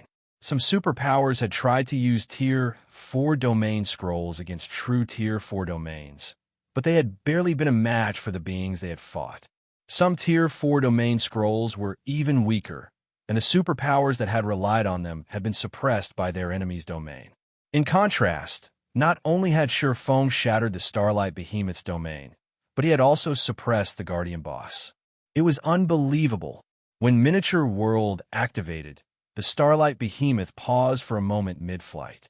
However, it then bellowed angrily, and its entire body began to radiate dazzling starlight. It was trying to expand its domain again and break free from Miniature World. Unfortunately, no matter how much the Starlight Behemoth struggled, it couldn't escape the skill's effect. Mana control even has such a huge effect on magical items. Miniature World's results even stunned Feng. He hadn't actually expected the Ring of Gospel skill to suppress a Realm Lord to such an extent. All tools were ineffective against world bosses. Players had to rely on their own power. However, the Starlight Behemoth was not a world boss, and thus, tools could be used against it. This was certainly a benefit since players couldn't use Berserk skills in Star Valley. He had used Miniature World to suppress other mythic monsters, but until he had gained his mana body, he hadn't been able to use the mana concentrated within the Ring of Gospel. Now that he was a master magician as well, more or less understood how the Ring of Gospel's magic arrays operated. He could now guide some of the concentrated mana into those arrays. Even so, he had never thought that the results would be this powerful. His only aim had been to destroy the Starlight Behemoth's domain. He hadn't dared to hope that Miniature World would suppress the Guardian Boss as well. The Ring of Gospel proved far more effective than when he had used it blindly before. Of course, after giving the matter some thought, Feng found it reasonable. He had already upgraded the Ring of Gospel to the fragmented legendary rank, and world power was already stronger than domains. Now that he could use some of Miniature World's true power, even if it were only a fraction, a Tier 4 domain was no match for him. Not even the Starlight Behemoth could resist this power, and could only watch as the ability suppressed its basic attributes. After this discovery, Feng snapped back to the battle and glanced down at McCaffrey below the flying ship. Vice Commander Affray, prepare to greet the enemy. Try to slow those mobs down as much as possible, especially the monsters that can fly. I'll deal with the boss, Feng shouted. This, McCaffrey could not help but hesitate as he turned back to the elemental creature's army. Disregarding the horde of Lord-ranked monsters, the army had over 100 level 110-plus Grand Lords.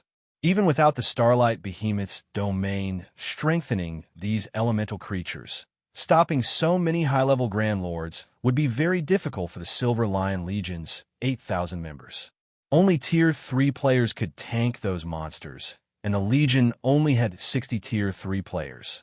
Before McCaffrey could say more, however, Feng sacrificed more magic crystals to the Ring of Gospel and activated Ring of Brilliance.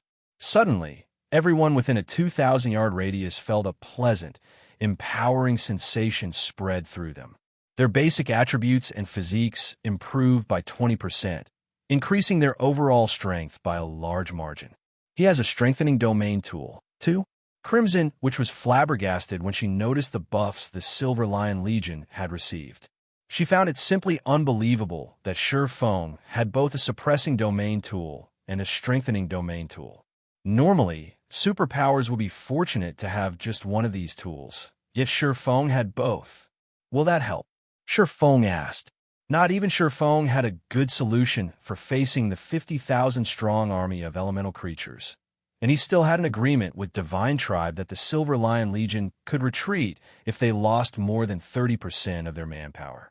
However, if McCaffrey realized that they had no hope of winning this battle, he would give up before that, which wasn't the outcome Feng wished to see.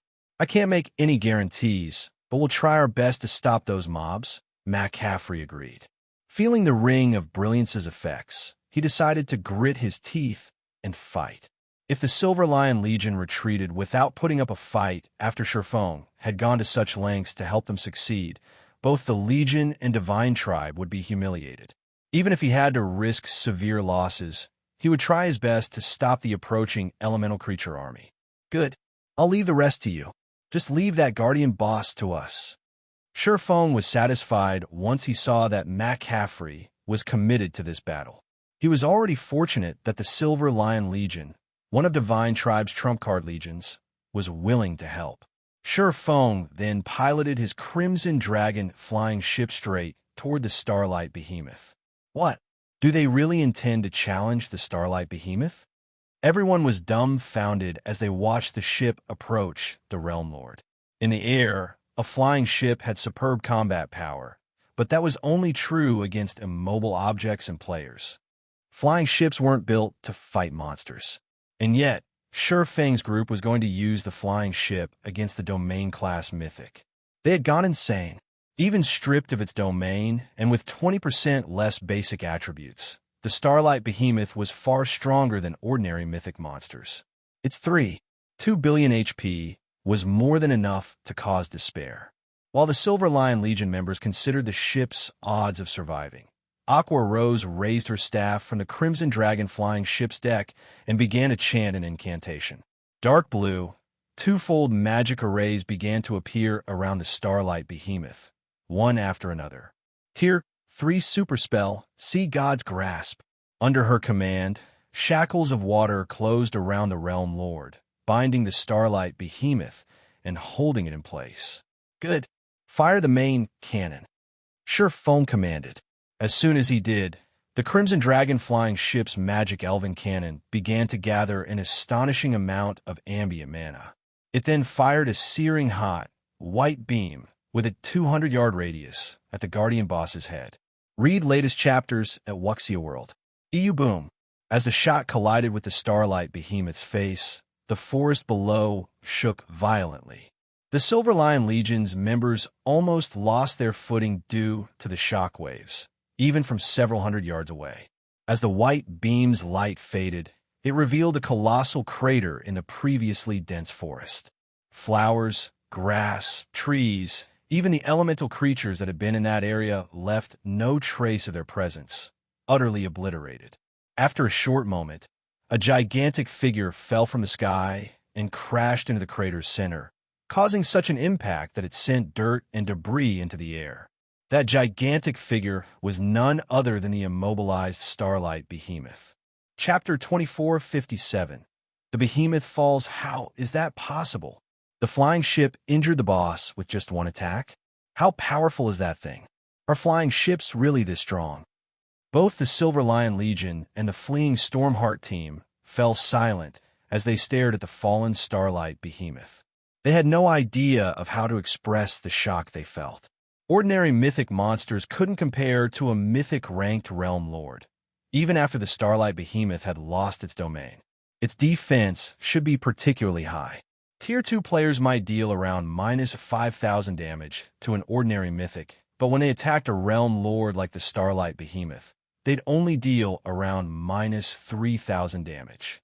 Exceeding a monster like the Starlight Behemoth's damage tolerance, to injure, it would be absolutely impossible for current players. Yet the Crimson Dragon flying ship had accomplished the feat. When Feng saw the Guardian boss on the ground, however, he wasn't surprised. On the contrary, he had expected this outcome. The Magic Elven Cannon dealt peak Tier 4 divine damage. The cannon's power was nearly at the Tier 5 standard. Although the Starlight Behemoth was a realm lord, it was not a higher life form. Its life rating was roughly the same as ordinary mythic monsters. It was merely tougher. Compared to the mutated Sunset King Feng had encountered in the Sea God's realm, the Starlight Behemoth was an infant. If the Magic Elven Cannon could even deal significant damage to the Sunset King, what chance did the Starlight Behemoth possibly have against it? Good. Bombard it with ranged attacks. Feng shouted, gesturing to the heavily injured Realm Lord. Not only would God's Domain's monsters lose a significant amount of their combat power when heavily injured, but their defense would decrease as well. A level 100+ mythic monster had incredible recovery speed, and if they didn't take advantage of this opportunity, they'd have to wait another 5 minutes before they could fire the Magic Elven Cannon again. Roar! Before Feng and his entourage could attack the Guardian boss. However, it released a deafening roar, which was so powerful that it stirred up a storm around the monster. The Starlight Behemoth then stretched open his massive maw, gathering a horrifying amount of mana within. Tier 4 spell, Starlight Roar. A brilliant beam of starlight shot from the Starlight Behemoth's mouth, and as it did, it shattered space around it. The attack was so fast that the Crimson Dragon flying ship didn't have time to dodge. The blood drained from everyone's faces. That beam attack had even more power than the flying ship's mana pulse cannons. It would annihilate any Tier 3 player it struck. Magic Shield, activate. Taking no risks, Feng activated the Crimson Dragon flying ship's Magic Shield immediately. Boom! When the beam collided with the Magic Shield, it transformed space around the ship into a sea of fire, as another thunderous boom echoed throughout the area. As everyone expected to see the flying ship severely damaged, the flames died down, and the flying ship remained in one piece. However, cracks had formed along the barrier around it. As expected of a realm lord, it devoured over 20 million points from the shield's energy reserved with one attack. Feng was astounded when he saw that nearly half of the magic shield's energy was gone. The Crimson Dragon flying ship had upper-ranked Tier 3 defense, which was even higher than most mythic monsters, yet had taken over minus 20 million damage. The Starlight Roar clearly had the power to approach the Tier 4 upper rank. The attack would even shatter a minor NPC city's defensive magic array. After its attack, the Starlight Behemoth flapped its wings and flew toward the Crimson Dragon flying ship. It intended to down the ship before it did anything else. The flying ship was, after all, a long-distance war weapon and, as such, was weak against close combat attacks. Feng, however, had no intention of letting the Realm Lord get close to his flying ship.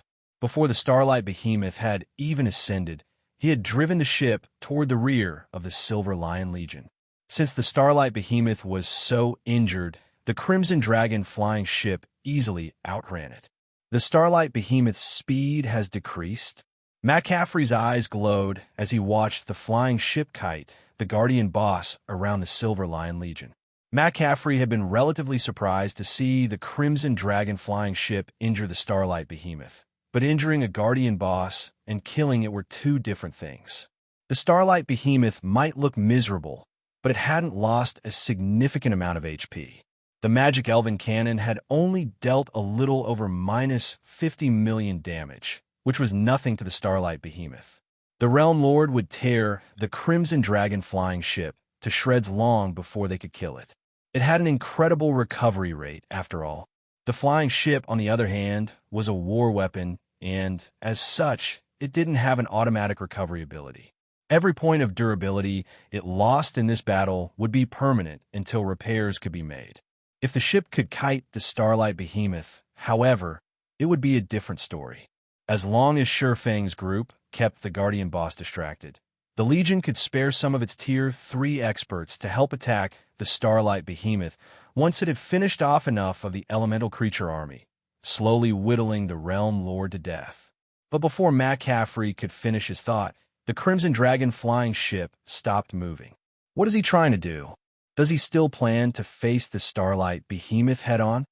The Silver Lion Legion's members were confused when they saw the ship come to a halt. They couldn't fathom what Feng was trying to do. Since the Crimson Dragon flying ship was currently faster than the Starlight Behemoth, it had the opportunity to increase the distance between it and the Guardian boss, buying time until the Magic Elven Cannon's cooldown had ended. However, Feng instead chose to let the mythic monster catch up. The swordsman was clearly mad. With how fast the Starlight Behemoth's recovery rate was, its injuries would heal completely in a matter of minutes. While the Starlight Behemoth grew closer, and the Silver Lion Legion grew more nervous, Feng revealed the Bible of Darkness and activated demon summoning. A colossal pair of doors suddenly appeared before the flying ship, and as they parted, dense dark energy flooded through, transforming a 100-yard radius into a bubble of darkness. Once the doors were fully open, an 8-meter-tall, one-horned demon flew through them. It wore a suit of pitch-black armor and was supported by 2 pairs of leathery, dark black wings. The instant this one-horned demon emerged, every member of the Silver Lion Legion shuddered. A level 125, Tier 4 Great Demon? Why has a Great Demon come here? We're doomed. There are actually 2 Tier 4 monsters. This wasn't the first time they had seen a Tier 4 Great Demon, but the one before them was a level 125 Great Demon. Every 5 levels was a turning point in God's domain, and the difference was especially prominent after level 100. At most, the Silver Lion Legion could deal with level 110 monsters. If they tried to take down a level 125 Great Demon, they'd be digging their own graves.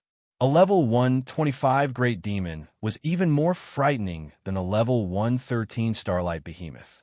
As they all began to plan their funerals, Feng pointed at the Starlight Behemoth, shouting at the one-horned demon, "Go! Kill it!" "Yes, my lord." The one-horned demon spoke in the human tongue before lightly bowing to Feng. Suddenly, the one-horned demon vanished, and by the time everyone noticed it again, it hovered within 200 yards of the Realm Lord. Tier 4 spell, Advanced Instantaneous Movement. Once the Great Demon was within range, it swung its shadow-black, steel trident.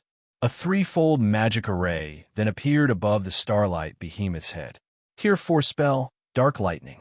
Boom, boom, boom. Black arcs of lightning descended from above, striking the heavily injured Realm Lord, and each pulled an agonized cry from the mythic monster. Each lightning strike also dealt over minus 10 million damage, and after suffering 9 consecutive attacks, the Starlight Behemoth had lost nearly 100 million HP. Everyone was stupefied. Just how many cards does he possess? Shock and confusion flashed in Crimson Witch's eyes as she watched Feng control the one-horned demon. Read latest chapters at Wuxia World. EU first, he had revealed the Crimson Dragon flying ship. Then, he showed off his ability to summon a level 125 Great Demon. Feng was practically a one-man army. The Stormheart Adventurer team's members, who watched from a distance, could not help but gape at the scene. This was the first time they had ever seen anyone beat a level 100 plus Realm Lord into submission. The level 125 Great Demon continued to tank the Starlight Behemoth, while the Crimson Dragon flying ship bombarded the Realm Lord with attacks, rapidly depleting its HP. Although the Starlight Behemoth tried to use a variety of skills to retaliate, it only dealt a little damage to the One-Horned Demon. Compared to how quickly the Starlight Behemoth's HP drained, the amount of HP the Great Demon lost was nothing. In less than 10 minutes, before the Silver Lion Legion could even kill one Grand Lord, the Starlight Behemoth, one of the Starlight Fortress's guardian bosses, fell. Chapter 2458. Unexpected loot. When the gigantic Starlight Behemoth crashed into the ground, the Silver Lion Legion members watched their experience bars rapidly fill. Each of them had earned even more EXP than when they normally slew level 100 plus mythic monsters as 100-man teams. Some players even leveled up, reaching level 106. It's dead. For a moment, the Silver Lion Legion's members, who were in the middle of their battle with the elemental creature army, were stunned after the Starlight Behemoth had hit the ground. None of them had expected a level 113 domain class mythic ranked realm lord to go down so easily. For a moment, they even wondered if the Starlight Behemoth had actually been a level 110 Grand Lord. However, the Silver Lion Legion members were all experts, and they knew that weakness wasn't the reason the fight with the Starlight Behemoth had gone so smoothly. Rather, Feng's group was just that ridiculously strong. Meanwhile, the Starlight Behemoth began to disintegrate into countless particles of light, and a moment later, streaks of golden light escaped the Realm Lord's fading corpse, scattering around it. Upon landing on the ground, those streaks of light transformed into dazzling items that radiated dense mana. Some even gathered the ambient mana around them. In the blink of an eye, the site of the Starlight Behemoth's fall had transformed into a high mana density area. Crap, isn't the boss's loot a little too abundant? A mythic-ranked Realm Lord really is amazing. The loot from the level 100-plus mythics we've killed in the past doesn't even come close. Its loot has even increased the mana density in the surrounding area. The Silver Lion Legion members' eyes nearly fell from their sockets as they gazed at the Guardian boss's loot. They had seen level 100-plus mythic bosses loot before. They had even seen world bosses loot, but they had never seen a phenomenon like this. Even though they couldn't appraise the items right now, they had a rough estimation of the loot's value based on the mana the items radiated. The items that pulled mana to themselves, in particular, should be epic rank at the very least. There was no way those items could be Dark Gold rank. Level 100 plus epic items. The Silver Lion Legion had killed multiple level 100 plus mythic monsters just to acquire one level 100 plus epic item. However, not only had the Starlight Behemoth dropped such items, but it had also dropped over 24 items that radiated dense mana. Based on their experiences, those 24 items were likely Dark Gold rank.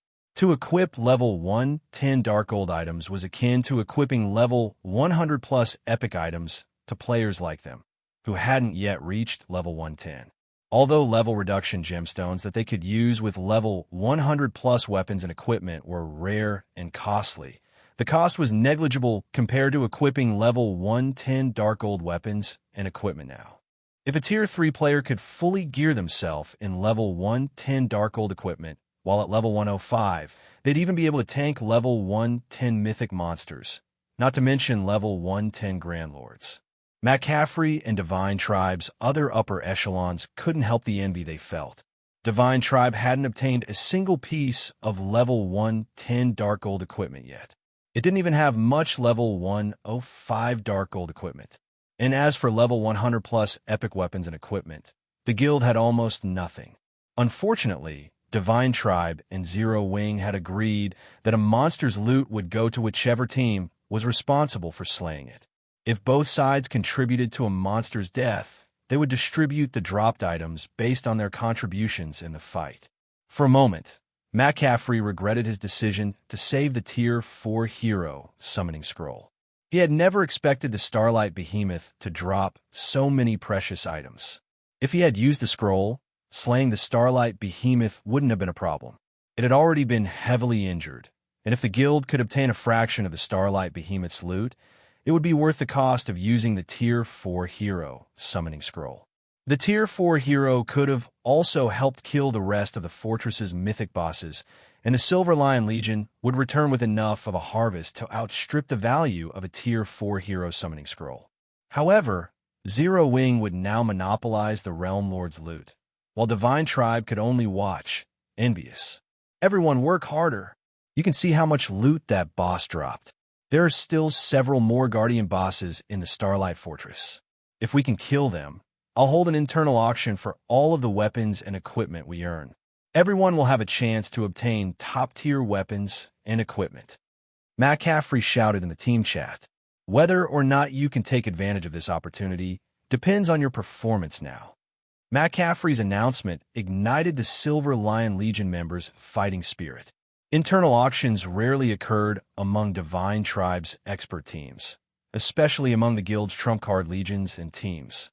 The guild usually only distributed monsters' loot among specific players, and only a small portion was available for the core members, in exchange for GCPs in the guild warehouse. McCaffrey's decision to hold an internal auction for the loot they obtained on this mission was a huge opportunity for all of them. Without the guild's interference, they wouldn't have to worry about missing their chance to contest for the best available weapons and equipment. Moreover, only a small number of players participated in this operation, which increased their chances of securing top-tier weapons and equipment. Even if the guild upper echelons on the team participated, they only had a little more GCPs than the rest of the Legion. With so many items up for grabs, these upper echelons would only win a small fraction of the loot. With their fighting spirit reaching unprecedented highs, the Silver Lion Legion stopped holding back as they desperately fought the monster army charging at them. McCaffrey even used the Tier 4 hero summoning scroll to help clear out the mobs. Seeing this astonished Feng a little. He had never considered that the Starlight Behemoth's loot would motivate the Legion to such an extent. He didn't give the matter much thought, however. The harder the Silver Lion Legion worked, the faster they could clear out the fortress's mobs. If Zero Wing's 10 members had to take on the task alone, it would take ages to clear out the entire fortress. Aqua, I'm giving you command while I tidy up the loot, Feng said before he leaped off the Crimson Dragon flying ship. Although he doubted that the Silver Lion Legion's members would try to steal his loot, the Starlight Behemoth had dropped extraordinary items. The sooner he secured those items, the better. Not only was the Starlight Behemoth a domain-class mythic-ranked realm lord, but such mythic bosses were also quite rare in God's domain. Read latest chapters at Wuxia World. EU after Feng disembarked the ship, Aqua Rose and her comrades continued to bombard the Starlight Fortress's west wall. Feng wore an astonished expression by the time he had finished collecting the Starlight Behemoth's loot and appraised the first item. The Starlight Fortress Lord's token. Confused, Feng stared at the dark gold token in his palm. Before he could figure out what was going on, he heard the sound of a system notification. Star Valley Region System announcement. A player has successfully captured the Starlight Fortress. The guild this player belongs to will receive 20,000 guild reputation points. This player has become the Starlight Fortress's lord. The Starlight Fortress will automatically open to the public in 3 days. Players may enter and rest within the fortress freely at that time. Chapter 2459. Western Continent, Shaken the System announcement repeated throughout the Star Valley 3 times, and everyone in battle fell silent for a moment at the main god system's cold, mechanical voice. What's going on? Someone captured the Starlight Fortress? The Silver Lion Legion members couldn't keep up with the sudden developments. They hadn't even made it through the walls or gate yet, so no one should have been able to capture the fortress. How could this have happened? It wasn't just the Legion's various experts who were confused. Even McCaffrey, the Legion's vice commander, was stunned. What happened to the Starlight Fortress? McCaffrey gazed at the fortress several thousand yards away, confounded. Did someone sneak in and slay the final Guardian boss? Even as McCaffrey wondered this, he tried to deny the possibility.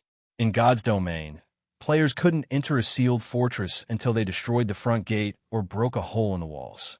Since the Starlight Fortress's walls and gate were intact, how could any player get into the fortress? Even if players could accomplish the task, the fortress was still home to hundreds of thousands of elemental creatures. All of these monsters were level 110 or higher, and the weakest of them was Lord rank. Not even a 1,000-man Tier 3 team would be able to handle the final Guardian boss in such a situation, much less a 100-man team of Tier 3 players.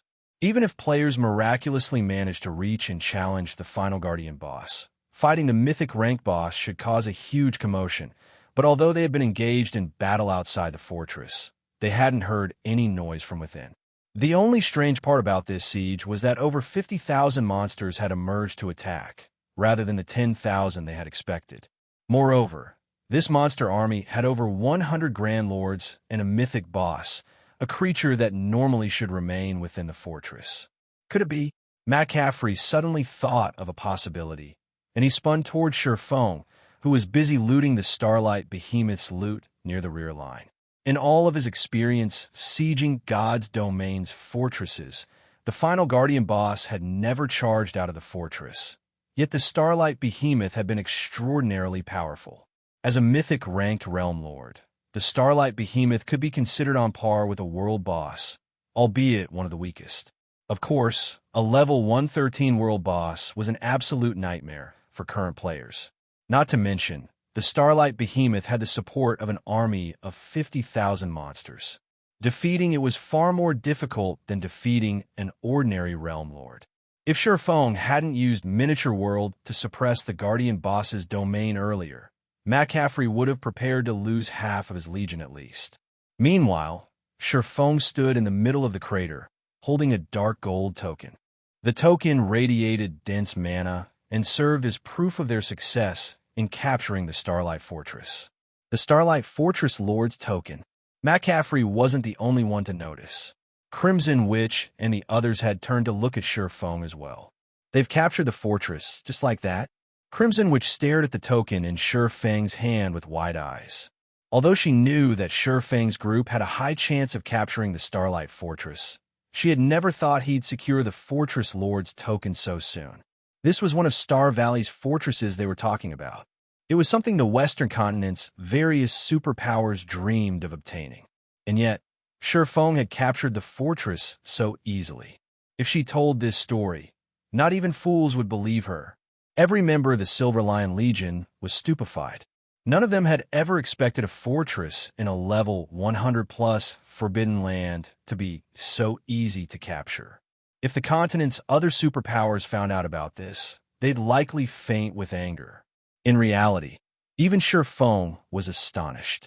He hadn't expected to obtain the Starlight Fortress Lord's token so quickly either. He had even been prepared to use the Hero's Tome to summon a Tier 4 hero. If the first Guardian boss they had faced had already been a mythic-ranked Realm Lord, the final Guardian boss might be a superior mythic. Players like them wouldn't be able to deal with a level 110+ superior mythic easily. Only a Tier 4 hero would have a chance of defeating such a monster. This has saved us a lot of effort, but we have much less time to fortify the fortress now. Feng was not particularly pleased to see the Fortress Lord's token, and he gave it a bitter smile. The fact that he had obtained the Fortress Lord's token so soon was both a blessing and a curse. Now that he had secured the Fortress Lord's token, he would have full control of the Starlight Fortress's magic array.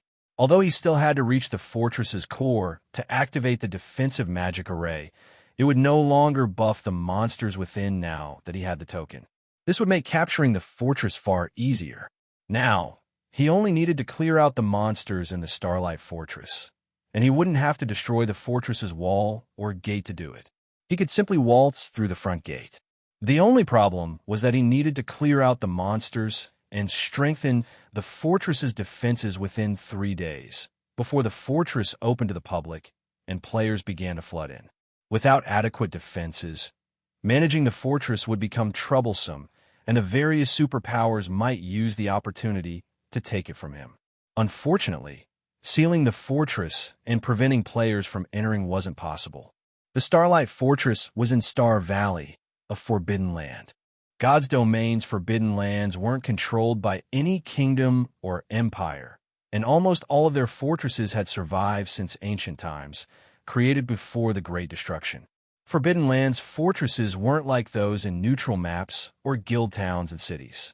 Even with the Fortress Lord's token, one would not gain full access to the fortress. They couldn't open or seal the fortresses as they wished.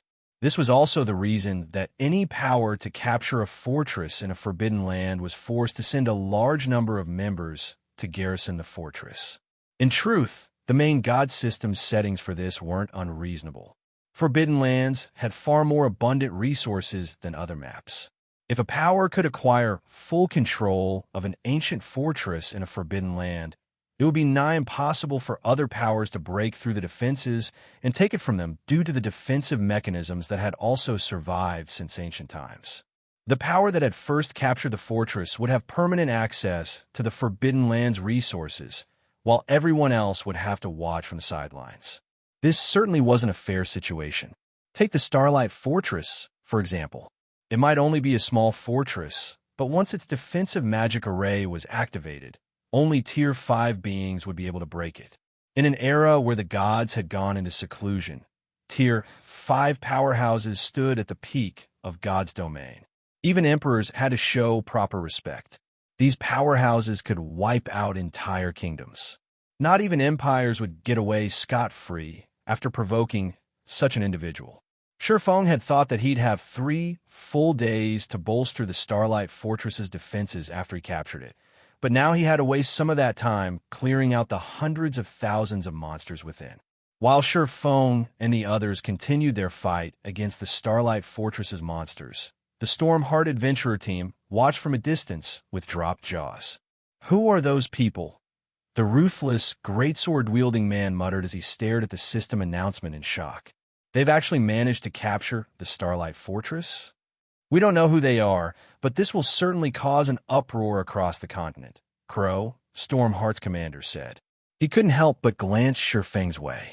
The various powers and expert teams all wanted to conquer Star Valley, but players couldn't remain in the area for very long, which slowed their exploration progress in the Forbidden Land. Although the various superpowers had frequently tried to capture fortresses within Star Valley, none had succeeded. Now that someone had, Crow didn't even want to imagine how this event would change Star Valley. While Stormheart's members discussed the matter amongst themselves, news of the Starlight Fortress's capture spread like wildfire throughout the western continent. 2460 Swarming Starlight Fortress Chapter 2460. Swarming Starlight Fortress, Silvermoon Empire, Silver Lion City. What did you say? Zero Wing has already captured the Starlight Fortress? Adolph was momentarily stunned when he heard McCaffrey's report. Impossible. Your group only left a while ago. Even if you hadn't rested, how could you have slain several 100,000 monsters in the fortress so quickly? Adolph felt as if McCaffrey were playing a joke on him. Zero Wing and the Silver Lion Legion hadn't even been gone from Silver Lion City for more than a day, and the Starlight Fortress was home to hundreds of thousands of monsters, the weakest of which was Lord rank. Furthermore, there were plenty of Great Lords and Grand Lords in the fortress, and multiple mythic ranked Guardian bosses. Even if the Starlight Fortress had opened its gate to the Silver Lion Legion, the Legion's 8,000 players would still need a lot of time to clear out all of the monsters. It'd be a miracle if the Legion finished the job within 2 or 3 days. However, less than a day had passed since the Legion had left for Star Valley, and including travel time, they had spent even less time in the area. Did McCaffrey assume he had gone senile with old age? "It's true, Great Elder," McCaffrey insisted, smiling bitterly when he saw Adolph's skepticism. "Take a look for yourself if you don't believe me. We've already entered the Starlight Fortress and are clearing out the monsters. The fortress magic array is now buffing us, rather than its previous residents." As McCaffrey spoke, he changed the video chat to display his view of the situation. Adolph's display then revealed the Silver Lion Legion's fight with the elemental creatures within the Starlight Fortress. Although the weakest of the elemental creatures were level 110 lords, and many of them were level 110 plus Great Lords and Grand Lords, The fortress's magic array suppressed every one of the monsters, drastically reducing their basic attributes and mobility. In addition, the Legion's members were surrounded by a faint purple glow, significantly enhancing their attributes and physiques. Although the Silver Lion Legion was badly outnumbered, the elemental creatures were no match for them, and the monsters continued to fall as the fight continued. Seeing this made it obvious that the Starlight Fortress was now under player control. Otherwise, the fortress's magic array wouldn't behave in such a way. How is this possible? Adolf stared with wide eyes. They were talking about one of Star Valley's fortresses. Even if several superpowers worked together, they still couldn't capture a fortress in this level 100+ Forbidden Land, much less Divine Tribe alone. Great Elder, I doubt it will be long before the other superpowers hear of this. The main god system had announced the Starlight Fortress's capture in a regional announcement. We couldn't keep this a secret if we wanted to, McCaffrey cautioned. He could sympathize with how Adolf felt at the moment. When Feng had first declared that he wanted to capture the Starlight Fortress, McCaffrey had assumed the swordsman was both insane and ignorant. The West's various superpowers had to expend a lot of resources and manpower to obtain a single town, yet Feng wanted to capture a fortress in a level 100+ Forbidden Land. Clearly, he hadn't been taking the Western continent's superpowers seriously. Star Valley had leveling resources that were unique to the area. It was also home to the West's only 2 known God Mode regional dungeons. It was no exaggeration to claim that owning one of Star Valley's fortresses was on par with owning several Grade 1 veins. If the various superpowers were capable of capturing these fortresses, they would have already done so. How could a pseudo-superpower like Zero Wing possibly succeed where the various superpowers had failed? In the end, however, Feng had succeeded. Moreover, the strength Zero Wing had displayed was far beyond anything McCaffrey could have imagined. When it came to laying siege to fortified locations, Zero Wing outstripped ordinary superpowers. In fact, not even super guilds would prove as adept as Zero Wing in this respect. The domain tools and the Crimson Dragon flying ship Feng had revealed were godly tools during an offensive siege. Watching those tools in action had changed everything McCaffrey had thought he knew about siege battles. Before the Ring of Gospel and Flying Ship, Tier 3 experts were nothing. It seems I still underestimated Zero Wing. Not only can it travel between the continents, but it has even proven capable of capturing the Starlight Fortress. Not even super guilds have such firm foundations, Adolf said, taking a deep breath to calm himself. He also reevaluated what he knew about the guild known as Zero Wing. Since that is the case, I want you to give everything you have in assisting Zero Wing from now on. Also, inform Black Flame that Divine Tribe is willing to go all out in helping his guild manage the Starlight Fortress. Not only will we send the Divine Him Legion and a 150,000-man expert army to garrison the fortress free of charge, but we'll also give Zero Wing 100 bottles of the special Enchanted Bloodline. In return, all Divine Tribe wants is a temporary residence in the Starlight Fortress. Adolf's declaration stunned McCaffrey. Do we really need to go that far, Great Elder? Setting aside the Divine Him Legion, we went to great lengths to save up 100 bottles of the special Enchanted Bloodline. If we give them all to Zero Wing, our guild's Tier 2 experts will have a much harder time reaching Tier 3 than other superpowers players. McCaffrey quickly tried to dissuade Adolf from his decision. The Divine Him Legion wasn't as strong as the Silver Lion Legion, but it was the guild's second strongest trump card legion.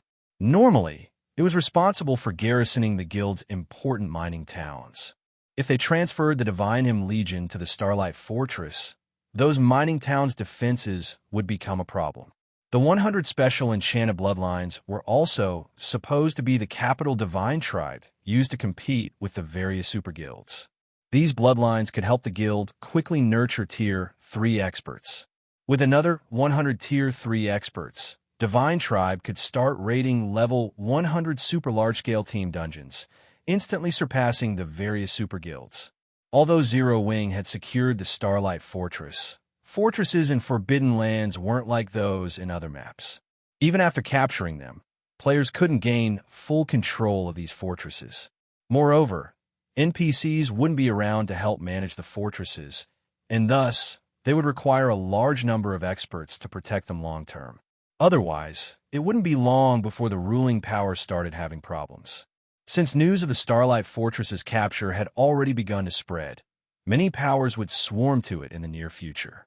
Meanwhile, Zero Wing had barely any manpower on the Western continent. Without Divine Tribe's help, defending the Starlight Fortress was impossible for Zero Wing. There was simply no reason for Divine Tribe to give Zero Wing 100 bottles of the special enchanted bloodline. MHM, we have to. You should realize that if we want a temporary residence in Star Valley, Zero Wing is our only option for an ally. On the other hand, Zero Wing can choose from many superpowers to ally with. However, small fortresses can only have one temporary residence, and we have to have it, no matter what.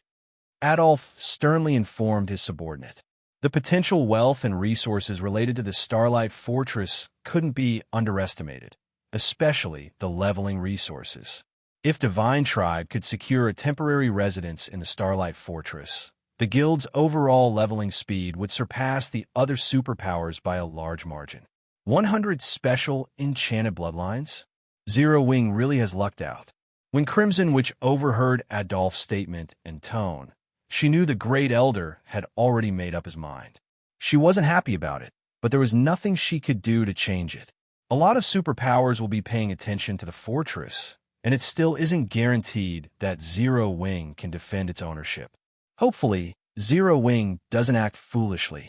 While Divine Tribe discussed the matter, the West's various superpowers began to grow restless. Interesting. It seems someone has proven capable of capturing the Starlight Fortress. Which power is it? Could it be a hidden superpower that has finally decided to spread its wings? Regardless, let's go take a look at the fortress. If this unknown power can't manage the fortress, this is the perfect opportunity to take it from them. The Western continent's various powers began to dispatch large expert teams, sending them to Star Valley. These teams only had one goal: take the Starlight Fortress. Chapter 2460, Swarming Starlight Fortress, Silvermoon Empire, Silver Lion City. What did you say? Zero Wing has already captured the Starlight Fortress? Adolf was momentarily stunned when he heard McCaffrey's report. Impossible. Your group only left a while ago. Even if you hadn't rested, how could you have slain several 100,000 monsters in the fortress so quickly? Adolf felt as if McCaffrey were playing a joke on him. Zero Wing and the Silver Lion Legion hadn't even been gone from Silver Lion City for more than a day, and the Starlight Fortress was home to hundreds of thousands of monsters, the weakest of which was Lord rank. Furthermore, there were plenty of Great Lords and Grand Lords in the fortress, and multiple mythic ranked Guardian bosses. Even if the Starlight Fortress had opened its gate to the Silver Lion Legion, the Legion's 8,000 players would still need a lot of time to clear out all of the monsters. It'd be a miracle if the Legion finished the job within 2 or 3 days. However, less than a day had passed since the Legion had left for Star Valley, and including travel time, they had spent even less time in the area. Did McCaffrey assume he had gone senile with old age? It's true, Great Elder, McCaffrey insisted, smiling bitterly when he saw Adolph's skepticism. Take a look for yourself if you don't believe me. We've already entered the Starlight Fortress and are clearing out the monsters. The fortress magic array is now buffing us, rather than its previous residents. As McCaffrey spoke, he changed the video chat to display his view of the situation. Adolph's display then revealed the Silver Lion Legion's fight with the elemental creatures within the Starlight Fortress.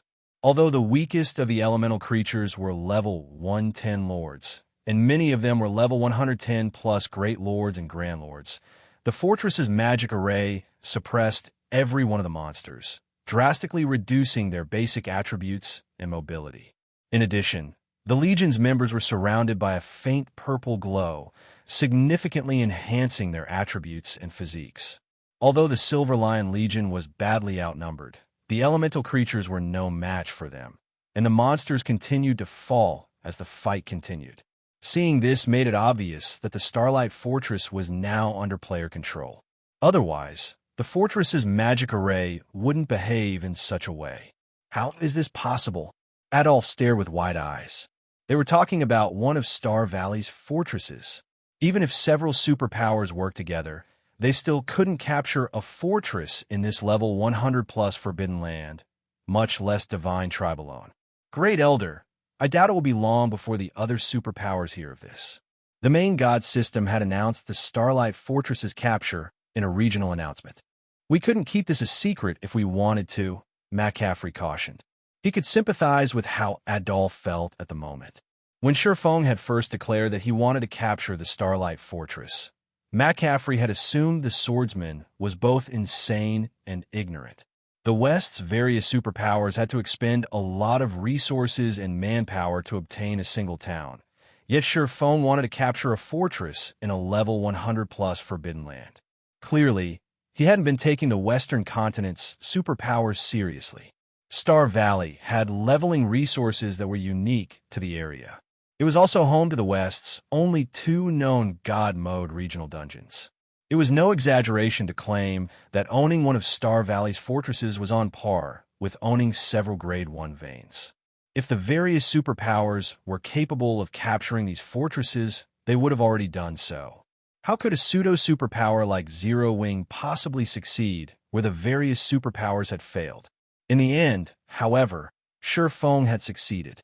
Moreover, the strength Zero Wing had displayed was far beyond anything McCaffrey could have imagined. When it came to laying siege to fortified locations, Zero Wing outstripped ordinary superpowers. In fact, not even super guilds would prove as adept as Zero Wing in this respect. The domain tools and the Crimson Dragon flying ship Feng had revealed were godly tools during an offensive siege. Watching those tools in action had changed everything McCaffrey had thought he knew about siege battles. Before the ring of Gospel and flying ship, Tier 3 experts were nothing. It seems I still underestimated Zero Wing. Not only can it travel between the continents, but it has even proven capable of capturing the Starlight Fortress. Not even super guilds have such firm foundations, Adolf said, taking a deep breath to calm himself. He also reevaluated what he knew about the guild known as Zero Wing. Since that is the case, I want you to give everything you have in assisting Zero Wing from now on. Also, inform Black Flame that Divine Tribe is willing to go all out in helping his guild manage the Starlight Fortress. Not only will we send the Divine Hymn Legion and a 150,000-man expert army to garrison the fortress free of charge, but we'll also give Zero Wing 100 bottles of the special Enchanted Bloodline. In return, all Divine Tribe wants is a temporary residence in the Starlight Fortress. Adolf's declaration stunned McCaffrey. Do we really need to go that far, Great Elder?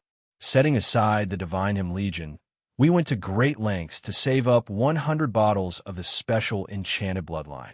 If we give them all to Zero Wing, our guild's Tier 2 experts will have a much harder time reaching Tier 3 than other superpowers players. McCaffrey quickly tried to dissuade Adolf from his decision. The Divine Hymn Legion wasn't as strong as the Silver Lion Legion, but it was the guild's second strongest trump card legion. Normally, it was responsible for garrisoning the guild's important mining towns. If they transferred the Divine Hymn Legion to the Starlight Fortress, those mining towns' defenses would become a problem. The 100 special Enchanted Bloodlines were also supposed to be the capital Divine Tribe used to compete with the various super guilds. These bloodlines could help the guild quickly nurture Tier 3 experts. With another 100 Tier 3 experts, Divine Tribe could start raiding level 100 super large-scale team dungeons, instantly surpassing the various super guilds. Although Zero Wing had secured the Starlight Fortress, fortresses in Forbidden Lands weren't like those in other maps. Even after capturing them, players couldn't gain full control of these fortresses. Moreover, NPCs wouldn't be around to help manage the fortresses, and thus, they would require a large number of experts to protect them long-term. Otherwise, it wouldn't be long before the ruling power started having problems. Since news of the Starlight Fortress's capture had already begun to spread, many powers would swarm to it in the near future. Meanwhile, Zero Wing had barely any manpower on the Western continent. Without Divine Tribe's help, defending the Starlight Fortress was impossible for Zero Wing. There was simply no reason for Divine Tribe to give Zero Wing 100 bottles of the special enchanted bloodline. MHM, we have to. You should realize that if we want a temporary residence in Star Valley, Zero Wing is our only option for an ally. On the other hand, Zero Wing can choose from many superpowers to ally with. However, small fortresses can only have one temporary residence, and we have to have it, no matter what. Adolf sternly informed his subordinate. The potential wealth and resources related to the Starlight Fortress couldn't be underestimated, especially the leveling resources. If Divine Tribe could secure a temporary residence in the Starlight Fortress, the guild's overall leveling speed would surpass the other superpowers by a large margin. 100 special enchanted bloodlines? Zero Wing really has lucked out. When Crimson Witch overheard Adolph's statement and tone, she knew the Great Elder had already made up his mind. She wasn't happy about it, but there was nothing she could do to change it. A lot of superpowers will be paying attention to the fortress, and it still isn't guaranteed that Zero Wing can defend its ownership. Hopefully, Zero Wing doesn't act foolishly. While Divine Tribe discussed the matter, the West's various superpowers began to grow restless. Interesting. It seems someone has proven capable of capturing the Starlight Fortress. Which power is it? Read latest chapters at Wuxia World. Could it be a hidden superpower that has finally decided to spread its wings? Regardless, let's go take a look at the fortress. If this unknown power can't manage the fortress, this is the perfect opportunity to take it from them. The Western continent's various powers began to dispatch large expert teams, sending them to Star Valley. These teams only had one goal: take the Starlight Fortress. Chapter 2461. Fortress's Legacy. Star Valley. Starlight Fortress. Inside the dilapidated fortress full of level 110+ elemental creatures, the Silver Lion Legion continued to push toward the fortress's core.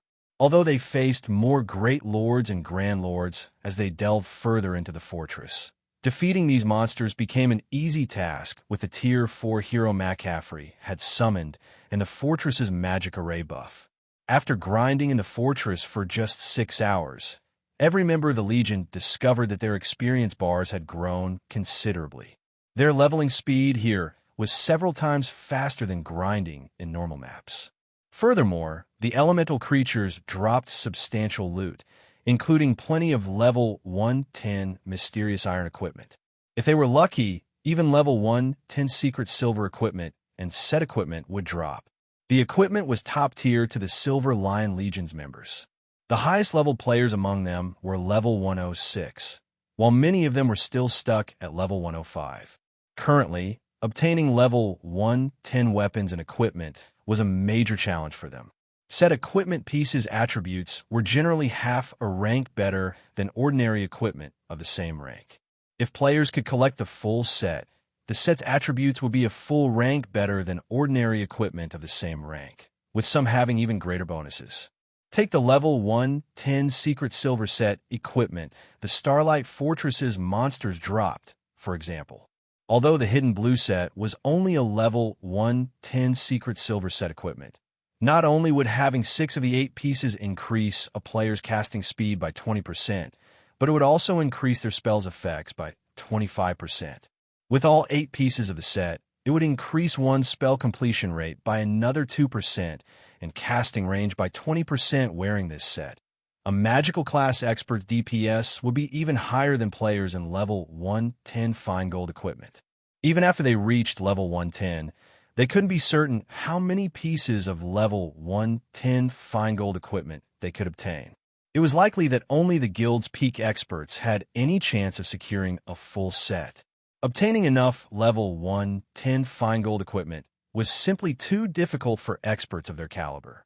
Fortunately, McCaffrey had already announced that he would auction all weapons and equipment they obtained from the Starlight Fortress.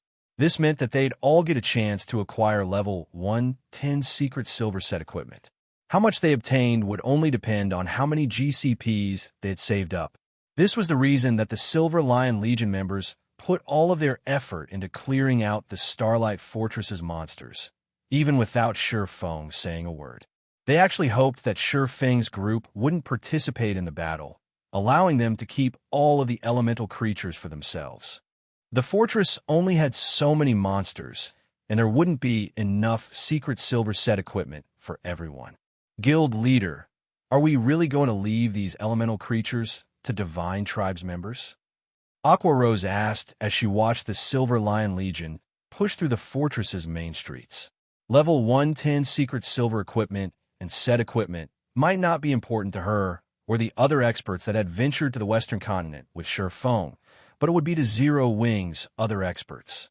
Moreover, not even level 110 common equipment had shown up on the market yet, much less level 110 secret silver equipment. They had an advantage with the Crimson Dragon flying ship, and the fortress's magic array currently suppressed the monster's basic attributes. This was an excellent opportunity to secure some level 110 weapons and equipment for the guild. Leaving all of the suppressed monsters for the Silver Lion Legion was a huge waste. That won't be necessary. Although these monsters drop a lot of loot, only the Grand Lords drop secret silver equipment, and they only have a chance of doing so. The drop rate isn't 100%. Since the Silver Lion Legion is willing to help us clear out the fortress, we should allow them to benefit from the task, Feng said, chuckling when he watched the idea of level 110 secret silver equipment tempt Aqua Rose. If we try to clear the fortress ourselves, it'll take us a long time. Besides, we have something more important to take care of. As per Feng's agreement with Adolf, the Silver Lion Legion was only here to help Zero Wing capture a city. Now that they had captured the Starlight Fortress, the Legion had no reason to continue the fight. It was well within its rights to turn around and leave. The fact that the Silver Lion Legion was willing to slay the monsters within the fortress was good news for Feng.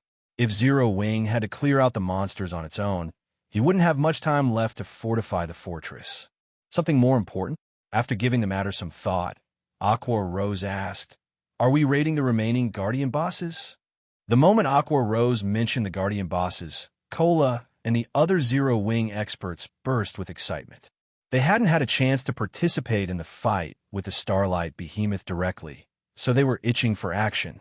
"No," Feng replied, shaking his head. "We'll be taking control of the Fortress Lord's Mansion." The Fortress Lord's Mansion? Guild leader, don't you already have the Fortress Lord's token? Aqua Rose inquired. The Fortress Lord's token was necessary to take control of the fortress as a whole, and it was the key component in taking over the Fortress Lord's Mansion. Normally, when one obtained a Fortress Lord's token, they automatically gained control of the Fortress Lord's Mansion. However, Feng now informed them that they still needed to secure the mansion. "I do have the Fortress Lord's token, but I don't control the Fortress Lord's Mansion yet. In fact, I don't even have partial control over it," Feng explained with a bitter smile. Fortresses built before the Great Destruction weren't like more modern fortresses. When one gained the Fortress Lord's token for the latter, they would gain full control of the Fortress Lord's Mansion. But that wasn't the case with ancient fortresses. Securing an ancient Fortress Lord's Mansion would prove several times more difficult than capturing the fortress itself. The true value of these fortresses didn't lie in the resident monsters' loot nor the items that the Guardian bosses dropped. Rather, the truly valuable items were the ancient legacies that were stored in the Fortress Lord's Mansion. Items such as weapons and equipment were only secondary compared to these ancient legacies. Most of the legacies ancient humans had left behind to reach Tier 3 had been lost to time, and as a result, present-day humans had a far more difficult time completing their Tier 3 and higher promotion quests. Since ancient fortresses like the Starlight Fortress had existed before the Great Destruction, they, more or less, still contained Tier 3 and higher legacies. These legacies were the true treasures within ancient fortresses. At this stage of the game, players only knew that it was difficult to reach Tier 3. They weren't aware that Tier 3 was only the beginning of their journey in God's domain. Once they completed their Tier 3 promotions, growing stronger would become many times more difficult. Why was this the case? The reason was very simple. After reaching Tier 3, players wouldn't receive any guidance from the system regarding ways to increase their strength. Take Tier 3 skills and spells, for example. These were the foundation for Tier 3 players' power. If players only relied on legacy skill points to acquire Tier 3 skills and spells, they wouldn't be considered a true Tier 3 player. To be a true Tier 3 player, one would need at least 10 Tier 3 skills or spells in their arsenal. One also needed a way to control their mana body, which was also a crucial legacy. These methods were even more important than Tier 3 skills and spells. Although Feng was already a master magician, and his control and understanding of magic arrays were far superior to other players, he only had basic control of his mana body. This was also the case for the Western continent's experts, who were particularly skilled at controlling mana. Their mastery with their mana bodies was still in the infantile stages. This was why current Tier 3 experts were no match for Tier 3 NPCs. Many of the legacies within ancient fortresses were related to mana body control, offering methods that allowed humans, who had no physical advantages, to survive in the dangerous environments that had survived the Great Destruction. Guild Leader, how are we supposed to secure the Fortress Lord's Mansion? Aqua Rose asked. She realized that Feng wasn't joking when she saw his serious expression. If they could not secure the Fortress Lord's Mansion, the Starlight Fortress would remain ownerless. If that didn't change before the fortress automatically opened to the public, Zero Wing would be left in a very awkward position. It's simple. All we need to do is pass the legacy trial in the Fortress Lord's Mansion. If we fail, we'll only control the fortress on the surface, even with the Fortress Lord's token, Feng replied. To put it simply, the Starlight Fortress Lord's token was a ticket to obtain the Starlight Fortress's legacy. How much the fortress players controlled would depend on how much of its legacy they could activate. The various ancient fortresses' legacy trials differed in difficulty. The known difficulties were normal, hard, hell, Azura, and God mode. The more challenging a legacy trial was, the greater its rewards would be, but clearing the trial would also require more players. Moreover, all legacy trials had a 1-week cooldown. Feng then led Aqua Rose and the rest of his companions toward the Starlight Fortress's Fortress Lord's Mansion. A magic array currently enveloped the mansion, and not even mythic monsters could break through the barrier, let alone players. Only the player that held the Fortress Lord's token and those that player granted access to could pass through the barrier. Read latest chapters at Wuxia World. EU after walking up to the mansion's entrance. Feng retrieved the Fortress Lord's token and started to chant an incantation. Silently, he prayed, "Please, don't let the Starlight Fortress's legacy trial be too high of a difficulty." He hadn't just chosen to capture the Starlight Fortress because its monsters were easier to deal with.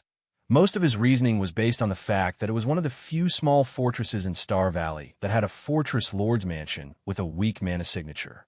This meant that the legacy the Starlight Fortress protected wasn't particularly powerful, and the legacy trial shouldn't be overly difficult.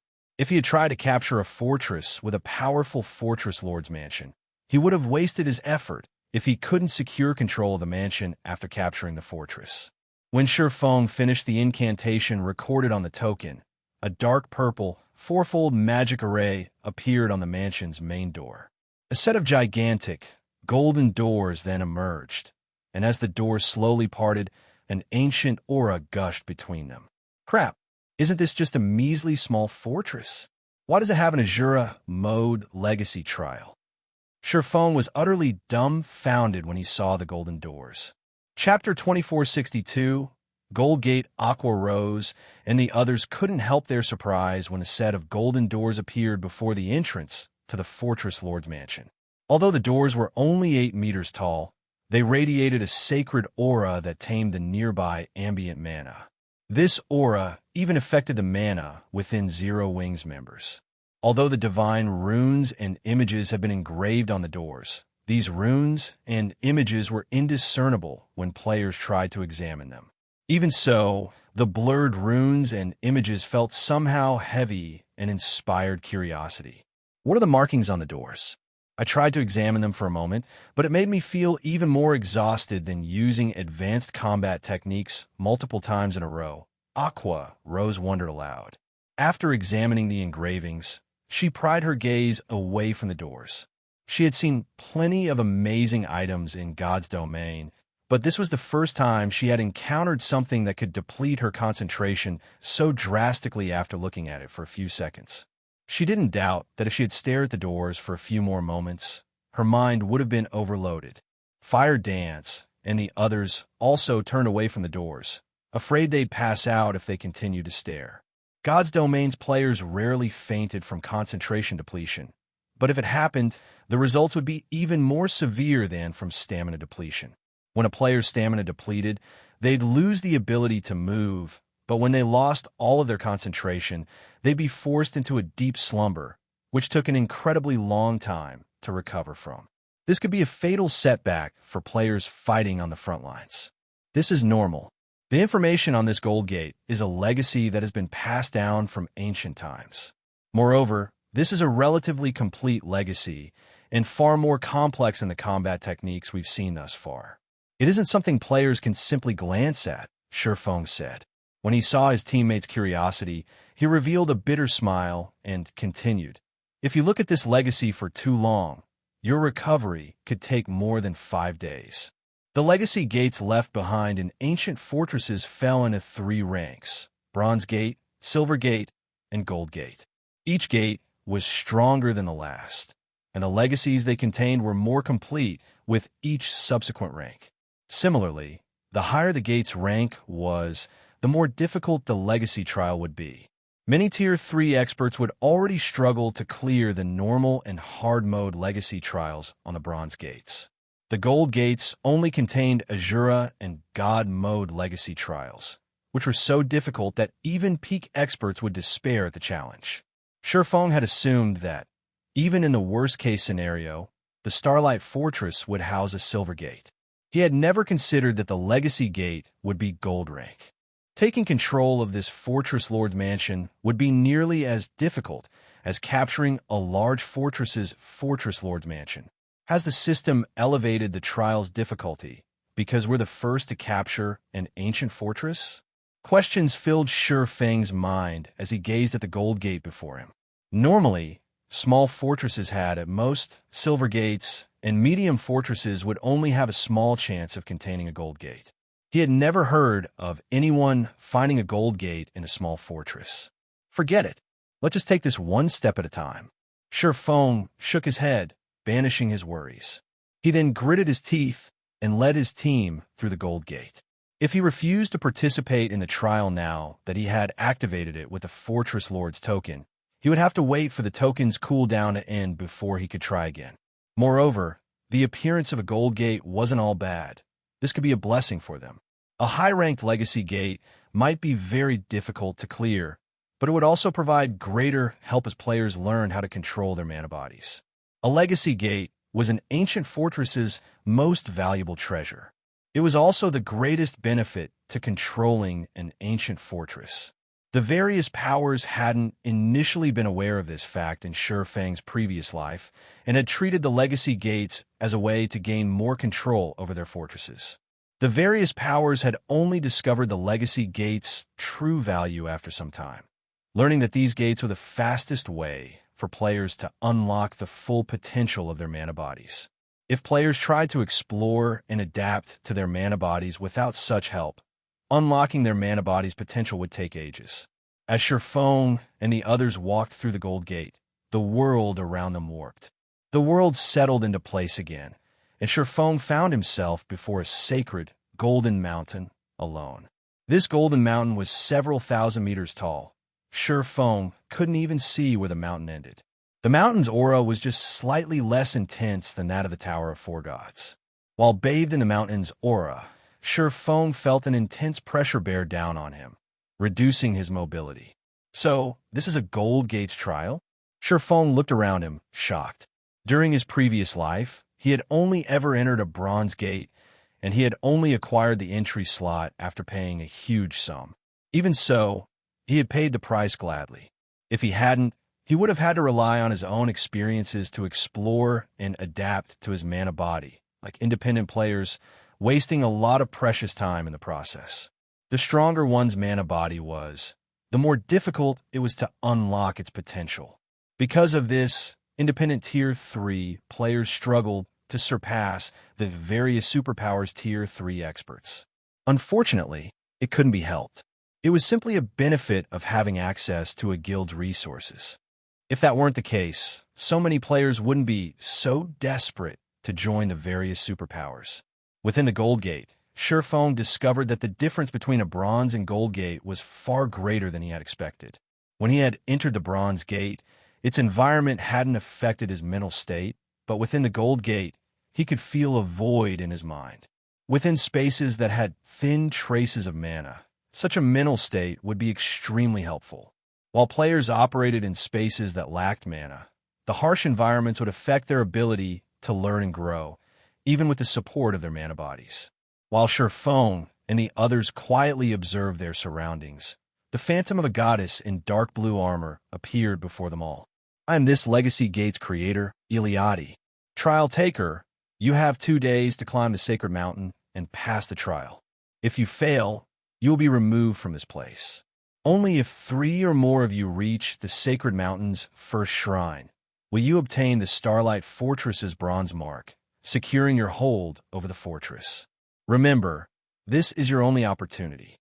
You will not be allowed to reach this place again for another month," Iliadi explained, watching Feng carefully. The moment Iliadi finished speaking, she vanished as if she had never existed. Read latest chapters at Wuxia World. EU. Fortunately, we have 2 days. Feng breathed out a sigh of relief after listening to the trial's introduction. He had only been given 1 day to ascend the sacred mountain when he had challenged the Bronze Gate in the past, but now he would have 2 days to complete the trial. Fortunately, this amount of time should be more than enough for Aqua Rose and his other companions to adapt to this environment. This was, after all, the first time they had entered a legacy trial. Before Feng could celebrate his good luck, however, 3 knights in exquisite armor appeared on the sacred mountain. Each of the knights carried swords, and the weakest among them was level 110 and Tier 3. The moment these knights manifested, they charged towards Feng. The knights were quick, and despite the lack of mana in the area, dense mana surrounded each of them. 3 knights with fully unlocked mana bodies. Right off the bat, Feng was stunned as he watched the approaching knights. Chapter 2463. Basic Unlock. Sensing the intense amount of mana that coated the NPC knights' swords, Feng wasn't willing to take unnecessary risks. He immediately unsheathed both of his swords and prepared for battle. He might not have been as worried if his opponents had merely been new Tier 3 NPCs or Tier 3 NPCs below level 100, but against 3 level 110, Tier 3 NPCs with fully unlocked mana bodies, he'd lose his life with the slightest mistake. The difference between a locked mana body and one that has been unlocked was like the difference between a Refinement Realm expert and an ordinary player. This was why some Tier 3 NPCs could serve as magistrates in the various kingdoms and empires, while others could only serve as a town or city's guard captain. Some weaker Tier 3 NPCs were even limited to guarding a palace's entrance. These different statuses were a result of the state of the NPC's mana bodies. Any Tier 3 NPC that could unlock their mana body's full potential would be an elite among those of the same tier. They were no longer ordinary NPCs, but experts. These Tier 3 NPCs could beat expert players to a pulp as easily as ordinary players. Reaching their target, the 3 NPC knights slashed their swords at Feng from different directions. The knights were perfectly in sync, as if they had been comrades in battle for over a dozen years. 2 of the knights attempted to distract Feng, while 1 attacked his blind spot. Furthermore, their attacks were powerful enough to throw great lords of the same level. If any other Tier 3 player stood in Feng's place, it wouldn't be long before they were defeated. Unfortunately, the 3 knights couldn't fool Feng. As a domain realm expert, he quickly determined their attack trajectories. Feng instantly countered the knight, attacking his blind spot, forcibly altering the knight's attack trajectory and guiding the weapon to collide with the other two knight swords. Pung, pung, pung.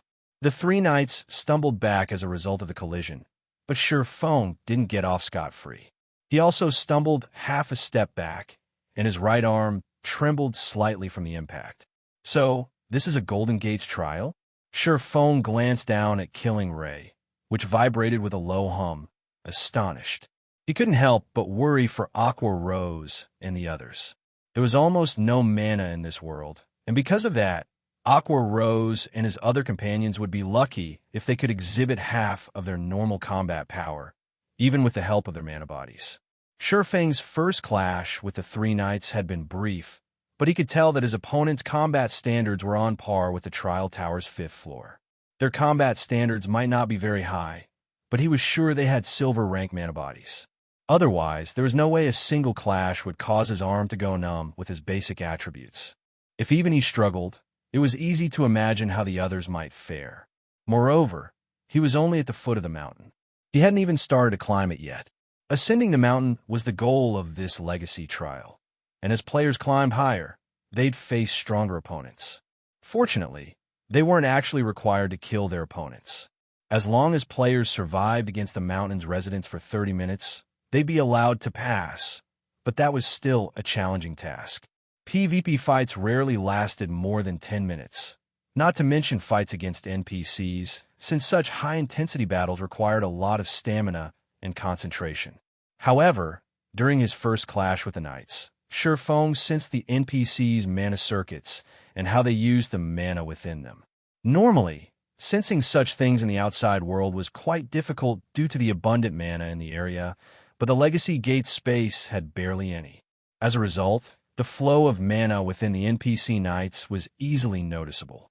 Feng wasn't a magical class player, but he could clearly sense their mana flow.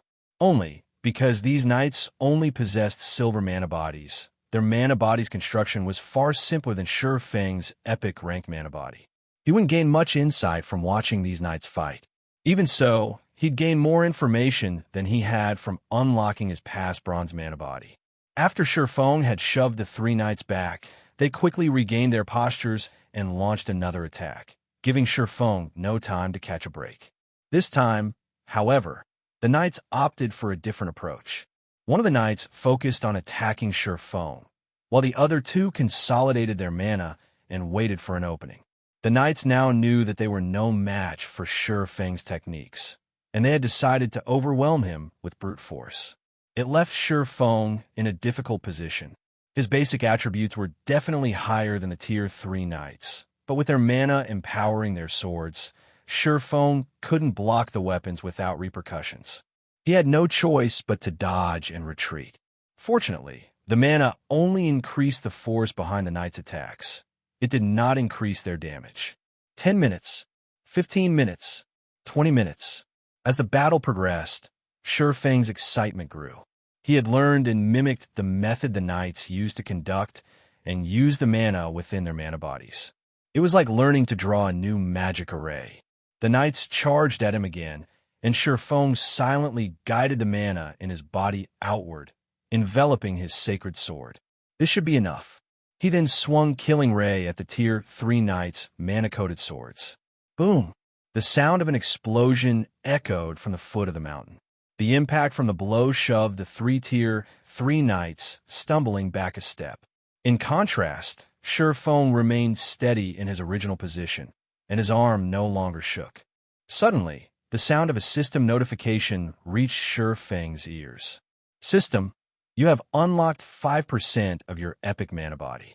I finally grasped the method to unlock my mana body. Feng was ecstatic as he glanced down at his weapon. He had finally learned to mimic the way these knights conducted and used their mana. Of course, he could not mimic the knights' methods perfectly, since they weren't compatible with his mana body. He needed to modify his approach. Moreover, he possessed an epic mana body, which had a more complex structure than a silver mana body. This was why he had only unlocked 5% of his mana body with that attack.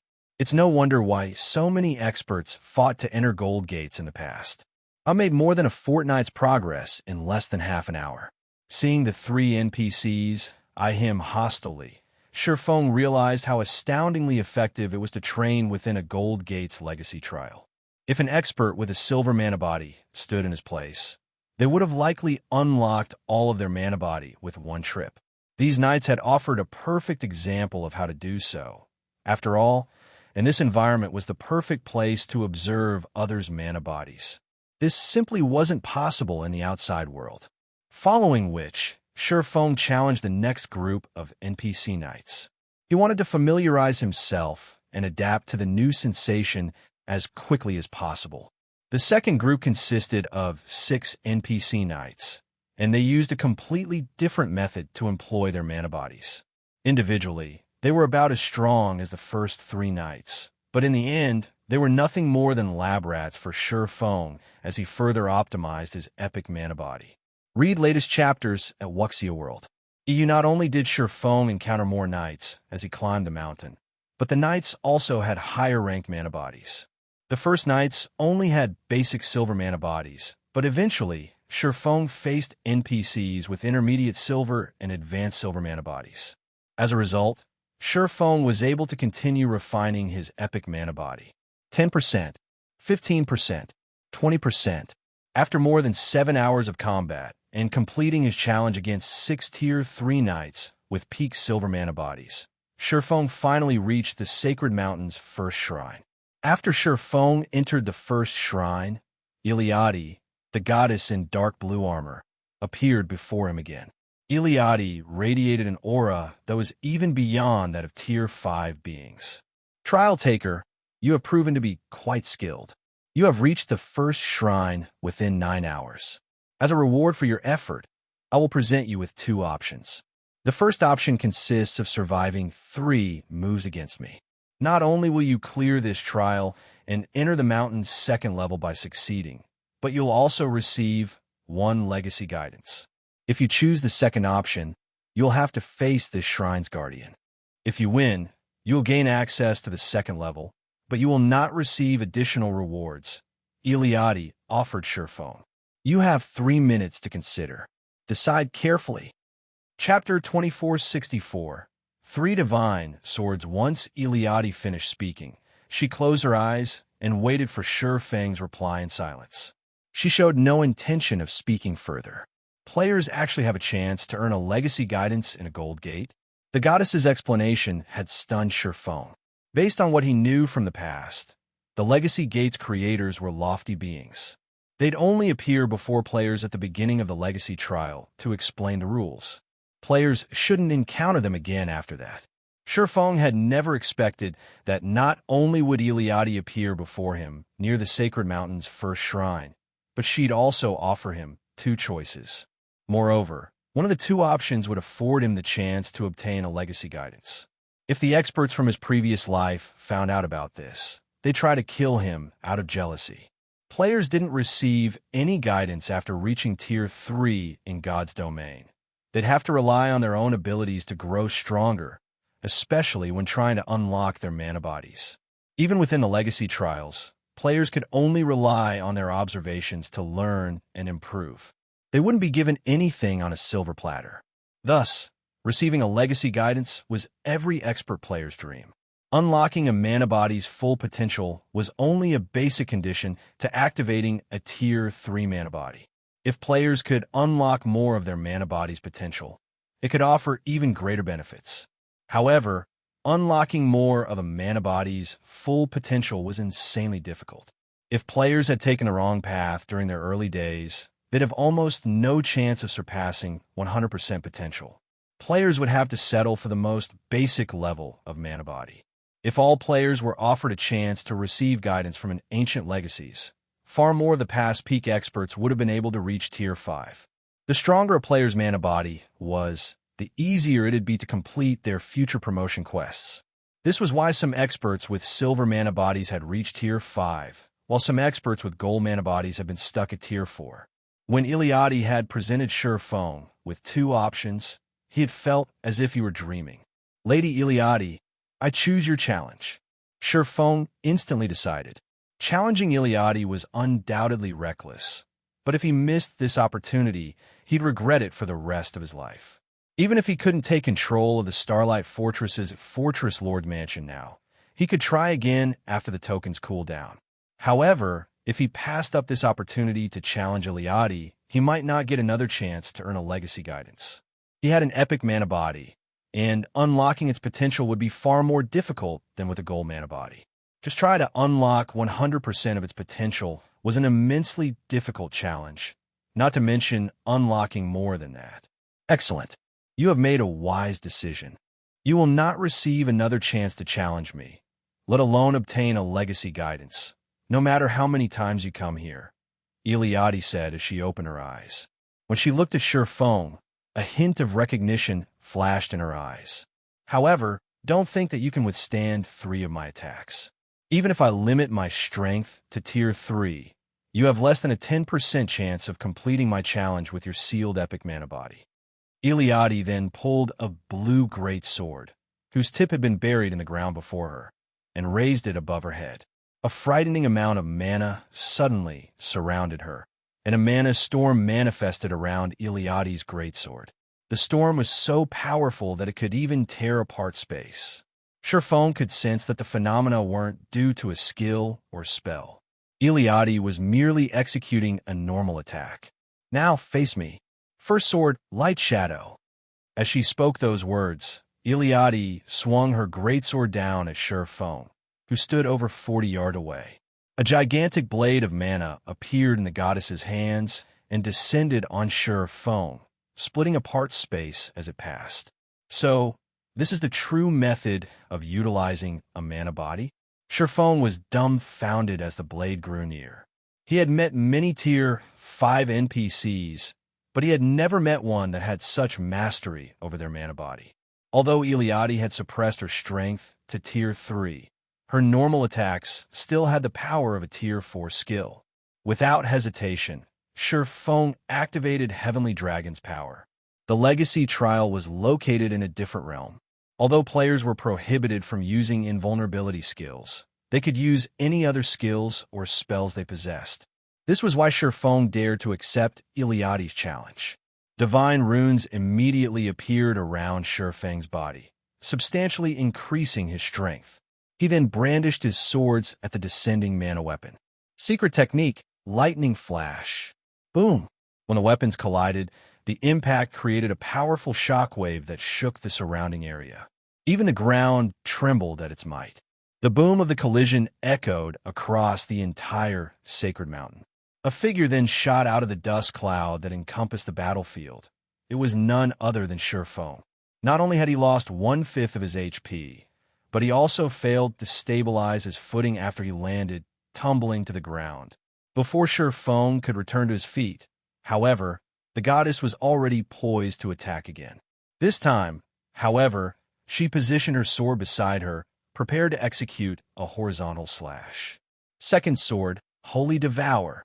Another mana storm brewed around her, threatening to devour everything in its path. This time, Feng could feel the storm suck away the mana within him, and the pressure that bore down on him made it somewhat difficult to move. Feng had no time to respond properly before the Iliadi swung her greatsword. A torrent of fire manifested before Feng, destabilizing space around it. These flames raged as if they needed to devour everything they touched, including space. These flames were more than twice as powerful as the earlier mana sword. Are you kidding me?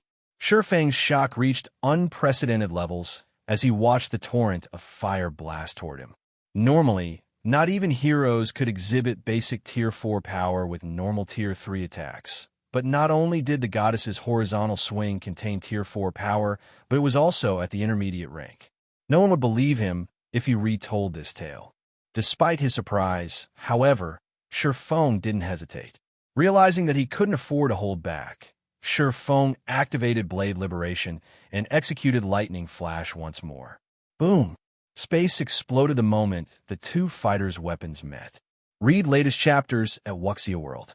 EU like before, Iliadi's attack sent Feng flying, and this time, it left him with less than 50% of his HP. However, before Feng could stand up, he heard Eliade's voice. Third sword, Holy Annihilation. Eliade showed no intention of slowing her assault. Leaping into the air, she rose above Feng and swung her greatsword downward. This time, the goddess's attack didn't include any mana fluctuations, but Feng discovered that he couldn't move. He felt as if he were surrounded by enemies, and he could only watch as Eliade's greatsword descended toward him. This attack was many times stronger than her second swing. Power of Destruction, activate. Chapter 2465. Silvermark, along with Feng's low shout, disintegration power started flowing out of the disintegration armor and set the surrounding space aquiver. At the same time, a portion of the disintegration power entered Feng's body, instantly elevating him to the Tier 4 realm. Suddenly, the spatial restrictions and frightening pressure that originally bound Feng's body weakened considerably, allowing him to move again. However, despite these changes, he did not feel safe. On the contrary, his complexion turned even grimmer than before. Previously, when he was still at Tier 3, he had felt that Eliade's current attack did not carry as much mana as her second attack. However, after reaching Tier 4, he realized just how wrong he was. Currently, the space within 50 yards of Eliade was actually filled with mana as dense as steel. In God's domain, mana's existence was akin to air. It would condense into a misty state only after reaching a sufficiently high density. However, the mana surrounding Eliade had surpassed the misty and liquid states. Normally, in God's domain, the more refined the mana was, the greater the energy it would contain. Take mana that was in a gaseous state and mana that had concentrated into magic crystals. The amounts of energy each contained were worlds apart. Seeing Eliade's frightening attack descending toward him, Feng pushed his five senses to their very limits and executed his strongest skill, Void Slash, inwardly praying, "You must block it." In the next moment, 6 sword lights appeared from the void, then merged into one to meet Eliade's greatsword. Combined with the effects of all of Feng's berserk skills, this attack could be said to be the peak of Feng's current capabilities. In fact, he had even executed Void Slash at a 100% completion rate.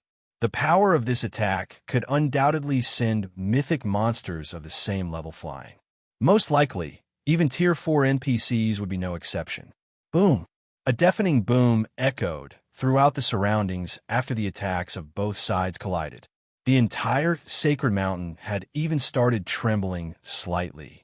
In the next moment, a figure flew out of the sacred mountain's first shrine and landed right at the foot of the sacred mountain, creating a crater that was over 3 meters deep.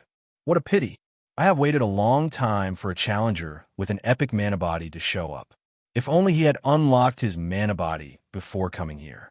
Combined with the power of a Tier 4 existence, he might have been able to withstand my final move, Eliade said to herself, sighing when she saw Feng disappearing from the shrine. However, just as she was about to leave, she suddenly sensed something. Her figure then disappeared from the shrine and reappeared at the mountain's foot. To be precise, she appeared beside the crater of Feng's crash. He didn't die? Surprise flashed in Eliade's eyes for the first time when she saw Feng getting to his feet in the crater. Despite the swordsman receiving her attack, his HP had not decreased by even a single point. Only visible spatial cracks surrounded him. However, these cracks were mending themselves, and eventually, a perfect barrier formed around him. How close? If I didn't have a Nightwalker's Cape's Void Shield, that attack definitely would have killed me. Feng breathed out a sigh of relief as he looked at the barrier protecting him. He had still underestimated Eliade's final attack. That final attack was even stronger than those of the Crimson Dragon flying ship's mana pulse cannons, practically rivaling the flying ship's magic elven cannons already. He had never heard of anyone exhibiting power at the peak of Tier 4 with merely a normal Tier 3 attack. Fortunately, he had more than one fragmented legendary item on him, one of which was even for defense.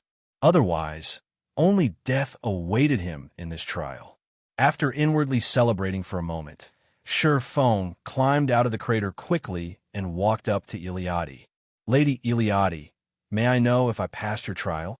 Feng asked as he looked at the goddess. Although he survived, he had been sent flying all the way down the sacred mountain. Since his agreement with Iliadi was for him to receive 3 of her moves, he wasn't sure if getting sent flying out of the shrine was already grounds for disqualification. Iliadi had not stated the conditions for qualifications clearly. "You passed," Iliadi said, nodding. "Moreover, your performance was excellent. You actually managed to receive 3 of my moves without having unlocked your Tier 3 mana body. Of all the challengers I've come across throughout the years, you're the first to accomplish such a feat. As a reward, I will grant you not only a legacy guidance, but also the Starlight Fortress's silver mark." After saying so, Iliadi drew a silver rune in the air and imprinted it on the Fortress Lord's token tied around Feng's wrist. "System, congratulations. You have obtained the silver mark and become the Starlight Fortress's Silver Lord. You may freely enter the Fortress Lord's mansion and make use of the Starlight Fortress's advanced functions. System, you have completed the challenge of the Legacy Gates creator, rewarding level +1 and 1 legacy guidance from Iliadi." Upon receiving the series of system notifications, Feng fell into a daze. He never thought that the rewards for this challenge would be so generous. Just the opportunity to receive a legacy guidance was already as valuable as a fragmented legendary item. In fact, if the peak experts of his previous life had known about this, they might have even willingly exchanged a fragmented legendary item just to receive a legacy guidance. After all, in God's domain, one's own strength had the utmost priority. External items, such as weapons and equipment, only serve to bolster a person's existing strength. Moreover, so long as one was sufficiently strong, obtaining fragmented legendary items was not that difficult a task. Take the independent experts of adventurer teams, for example. Despite these experts not having any major corporations or superpowers backing them, some of them had still reached the apex of God's domain. Meanwhile, these people had accomplished this feat by relying entirely on their own strength. However, aside from receiving a legacy guidance, he had actually received the Starlight Fortress's silver mark as well. If the various superpowers in his previous life were to find out about this, they would definitely want to eat him alive. In the past, in order to increase their authority in the ancient fortresses they controlled, the various superpowers had invested countless manpower and resources into nurturing their peak experts. However, extremely few superpowers had managed to obtain an ancient fortress's silver mark, especially for ancient fortresses that housed a gold gate. This was because the silver mark was no longer something just a handful of peak experts could attain. Obtaining a silver mark from a legacy gate required 10 experts to clear the Sacred Mountain's second shrine and 3 experts to reach the Sacred Mountain's peak within 1 challenge attempt. Moreover, the difficulty of a Sacred Mountain's second level was far greater than that of the first level.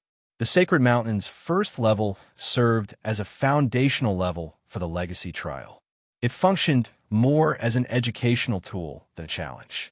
However, it was a different story once players reached the Sacred Mountain's second level. The second level and beyond would differentiate the strong from the weak. They were not meant to teach players anything, and all that players could do on these levels was figure out a way to survive. Read latest chapters at Wuxia World. In the case of the second level of a Bronze Gates Sacred Mountain, Tier 3 players would face Tier 3 heroic spirits that possessed extremely high combat standards. The weakest among them could rival half-step refinement realm experts. Even worse, players had to go up against multiple heroic spirits simultaneously. As for the third level, rumor had it that the opponents were bona fide Tier 3 heroes. Of course, players were no longer required to survive for as long as 30 minutes on the second level and beyond. Nevertheless, they still needed to last 10 minutes. If even the Bronze Gates trial was already so arduous, Feng did not even dare imagine what kind of opponents awaited him on the second level of the Gold Gates trial. Alright, you have a choice to make.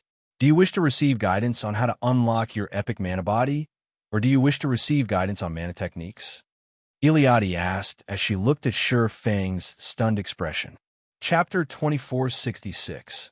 Heavenly Blue Successor, there's also the option to learn mana techniques. Feng could not help but hesitate when he heard the options Iliadi gave him. Mana technique was a familiar term, a mana usage technique that players could use only after reaching Tier 3 and obtaining their mana body. It was categorized as a type of combat technique in God's domain. Only combat techniques focused on the usage of a person's physical body for combat, while mana techniques focused on the usage of a person's mana for the same.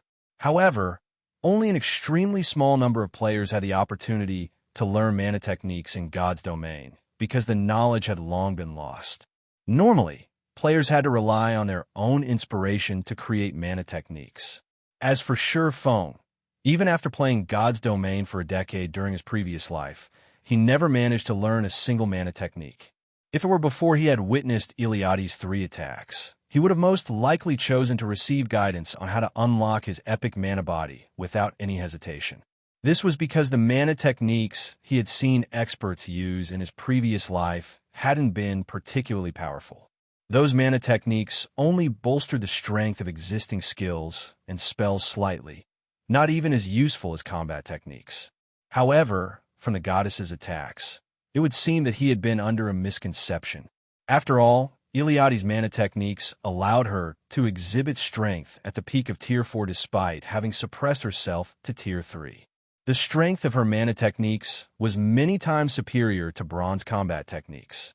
Of course, part of the reason why she could exhibit such strength with her mana technique was her high comprehension of the technique. Even so, this had still allowed Feng to get a general idea of the power of mana techniques. If he could master Iliadi's 3rd sword, Holy Annihilation, then he really would be able to move unhindered through the entire God's domain. Normally, players had to rely on legendary items to transcend tiers. Moreover, the higher one's tier was, the more difficult it would be to transcend tiers. Just the gap between Tier 3 and Tier 4 was already massive. Even with a legendary item, the best a Tier 3 player could do when fighting a Tier 4 player of equal combat standards would be a draw. It would take more than just a legendary item to win against a bona fide Tier 4 player. Iliadi's mana techniques, on the other hand, only needed one to unlock their mana body to transcend tiers. Meanwhile, given sufficient time, players could unlock even epic mana bodies to 100% potential. You have 30 seconds to consider. If you don't make a decision, I will take it as you giving up the opportunity to learn. You have only this one chance, so I hope you consider your decision well, Iliadi said as she looked at Feng. As soon as Iliadi finished speaking, a system timer appeared before him, the timer counting down the seconds. 30 seconds, 25 seconds, 20 seconds. The ticking sounds were like a countdown to death, and they stimulated Feng's mind. He had only this one opportunity to learn a mana technique. After he mastered it, he could even teach it to others. This mana technique will be a great help for Zero Wing's future. However, if he wished to unlock his epic mana body past 100% potential, he could only rely on Iliadi's guidance. Otherwise, on his own, the chances of him breaking through the 100% threshold were practically zero. You have 10 more seconds to consider, Iliadi reminded when she saw Feng still in deep thought. However, Iliadi's reminder did not catch Feng's attention. On the contrary, he sank even deeper into thought now. You have 5 seconds left, Iliadi prompted once more. Decide. At Iliadi's final reminder, Feng snapped out of his daze and took a deep breath. Lady Iliadi, I choose the guidance on my epic mana body, Feng said with determination. Are you certain? Iliadi asked, gazing at him seriously. I'm very certain, Feng confirmed, nodding. In his opinion, a mana technique was indeed amazing. In fact, the value of Iliadi's mana technique surpassed even the value of legendary items. However, gaining the ability to unlock his epic mana body past the 100% threshold was much more important since a player's mana body was the foundation for everything. In his previous life, Every player that had set foot into the realm of Tier 6 had broken through the 100% threshold. If he wanted to have a chance at reaching Tier 6, then he had to develop his mana body beyond 100%. As for Iliadi's mana technique, while it indeed could increase players' combat power by a substantial degree, tiers trumped everything else. This was especially true for Tier 6. Even if said Tier 5 player was armed with an extremely powerful legendary weapon, they would, at most, be able to fight the weakest of Tier 6 players to a standstill. Defeating a Tier 6 player would be utterly impossible. Needless to say, it would be the same when relying on mana techniques. During ancient times, humans possessed complete mana technique legacies. Nevertheless, they were still incapable of contending against Tier 6 gods. Hence, tiers were everything in God's domain. Take the current God's domain, for example. Tier 2 players were helpless against Tier 3 players. This was the case even for the various superpowers Tier 2 experts. Currently, the various superpowers could compete with each other only by using Tier 3 players. Even if Tier 2 players were amazing and could defeat current Tier 3 experts, if they were incapable of promoting to Tier 3 themselves, it was only a matter of time before they were left behind by Tier 3 players in terms of basic attributes as players reached higher levels. Excellent. When Iliadi heard Feng's determined reply, an exquisite smile appeared on her flawless face. At the same time, the sound of a system notification entered Feng's ears once more. System, congratulations. You have passed the hidden trial selection of power and received Iliadi's recognition. A hidden trial? Feng received a fright when he heard this system notification. He never thought that this challenge would actually include a hidden trial. NPCs in God's domain had different personalities. Normally, they only gave players straightforward trials. However, there were NPCs that would give players double trials. In the case of these double trials, if players failed to clear the hidden trial, clearing the surface trial would be meaningless. They still wouldn't receive any rewards. Since you have chosen to seek guidance on your mana body, it seems you have not been misled by the temptation of power. During ancient times, humans have constantly pursued the ultimate strength. Although they eventually obtained this ultimate strength, they also faced destruction because of it, Iliadi said. In a pleased tone, she continued, "You, however, did not fall prey to the power I displayed. You have passed my trial. From now onward, you are my successor and are qualified to obtain my legacy. System, congratulations. You have completed the challenge of the heavenly blue saint, Iliadi, and become her successor. Rewarding mana body legacy and holy annihilation technique legacy." After the system notification ended, Iliadi took out 2 memory crystals that gave off a colorful glow and handed them to Feng. Of these 2 memory crystals, one of them records the method to unlock epic mana bodies, and the other records the mana technique I created. You may use each of them only once. I hope you utilize them properly, Iliadi said before vanishing without a trace, leaving behind only a stunned Feng at the foot of the sacred mountain. Read latest chapters at Wuxia World. That was really close. Feng sighed in relief after Iliadi disappeared. If not for him having long known the importance of the mana body and the strength of tiers, he would have most likely chosen Iliadi's mana technique instead. After all, from what he had seen, Iliadi's mana technique would provide players with a huge boost in combat power. So long as current Tier 3 players learned Iliadi's mana technique, their combat power would soar to the peak of Tier 3, possibly even the Tier 4 standard. Meanwhile, if one possessed Tier 4 combat power at this stage of the game, they would definitely be invincible among players. Who could possibly resist such a temptation? However, if he had really chosen to acquire Iliadi's mana technique, he would have ended up with nothing at all. Now that I have obtained the mark and legacy, it's time to return. After snapping out of his daze, Feng stored the 2 memory crystals before making his way to the teleportation array for leaving the sacred mountain. He did not hurry to use the memory crystals. After all, they were one-off items. How much knowledge he could absorb from them would depend entirely on himself. It would be a huge waste if he did not use the memory crystals in an ideal state and environment.